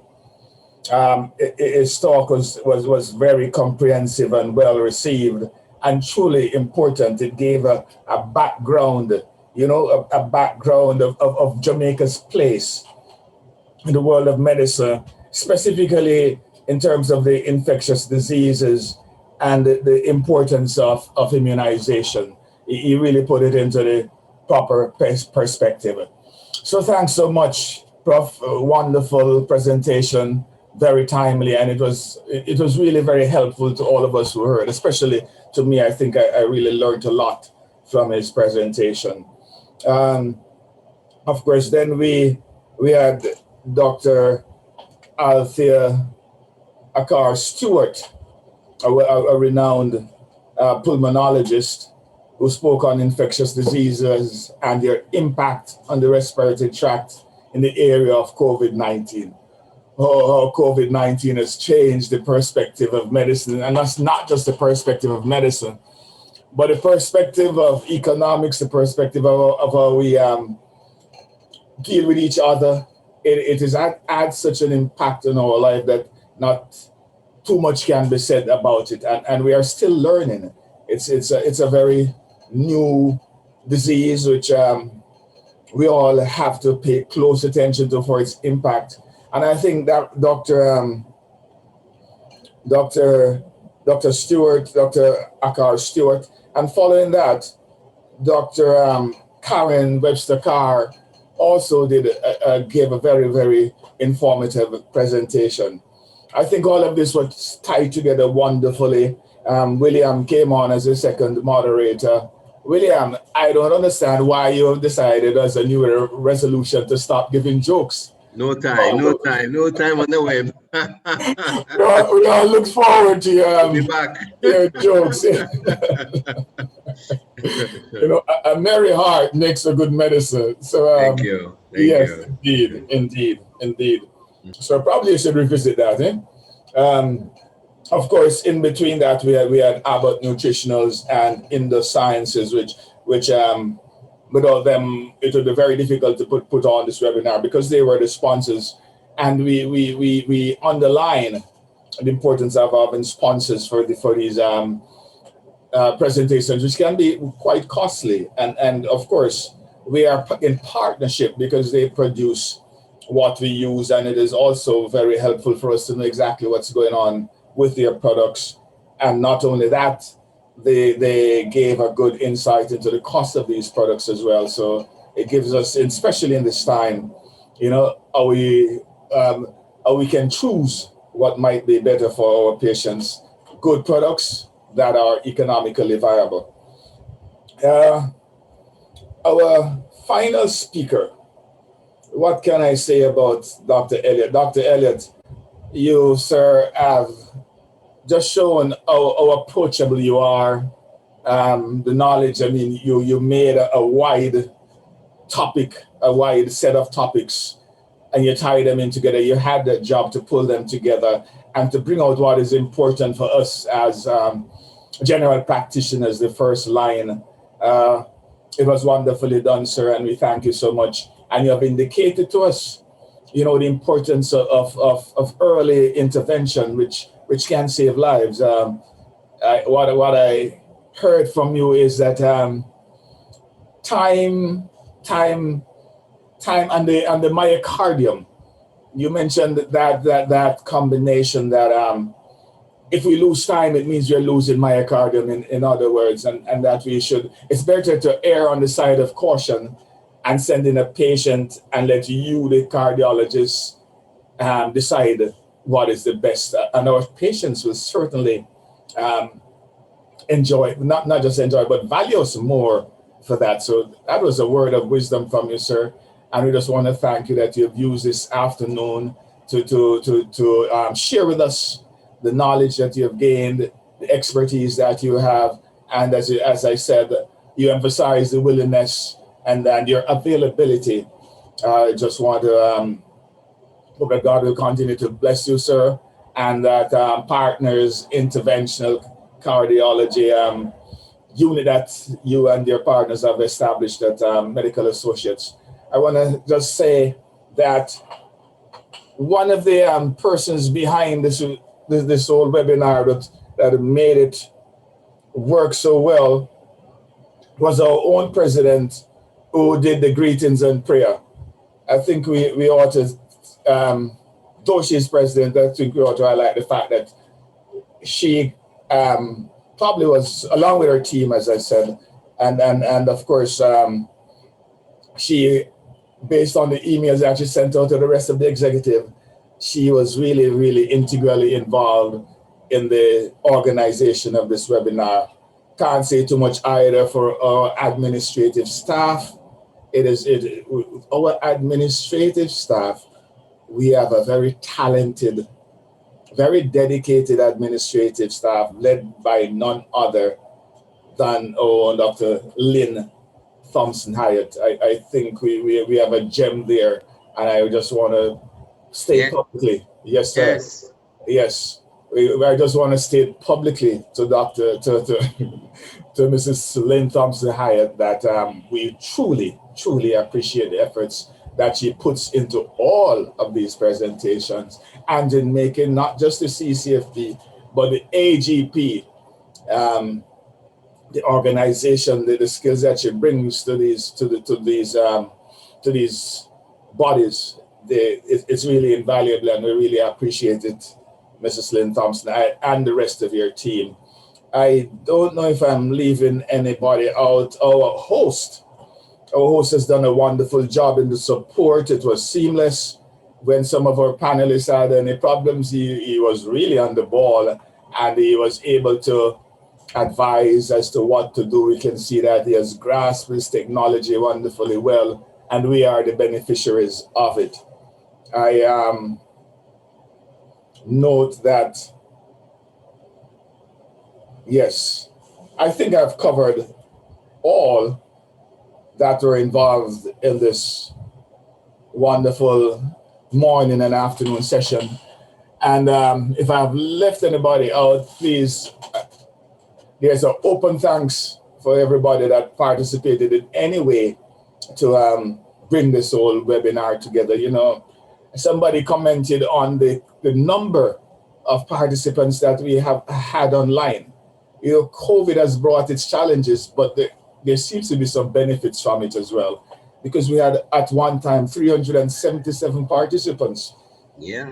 Yes, we just could not accommodate that amount of that amount of participants, you know, in any one place, and be able to finance that. It would be quite a bit, you know, quite a bit.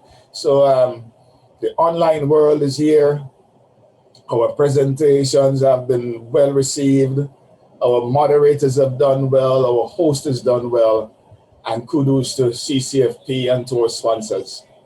I want to thank you all once again on behalf of the Caribbean College of Family Physicians for joining us, our participants. We thank you. We acknowledge you.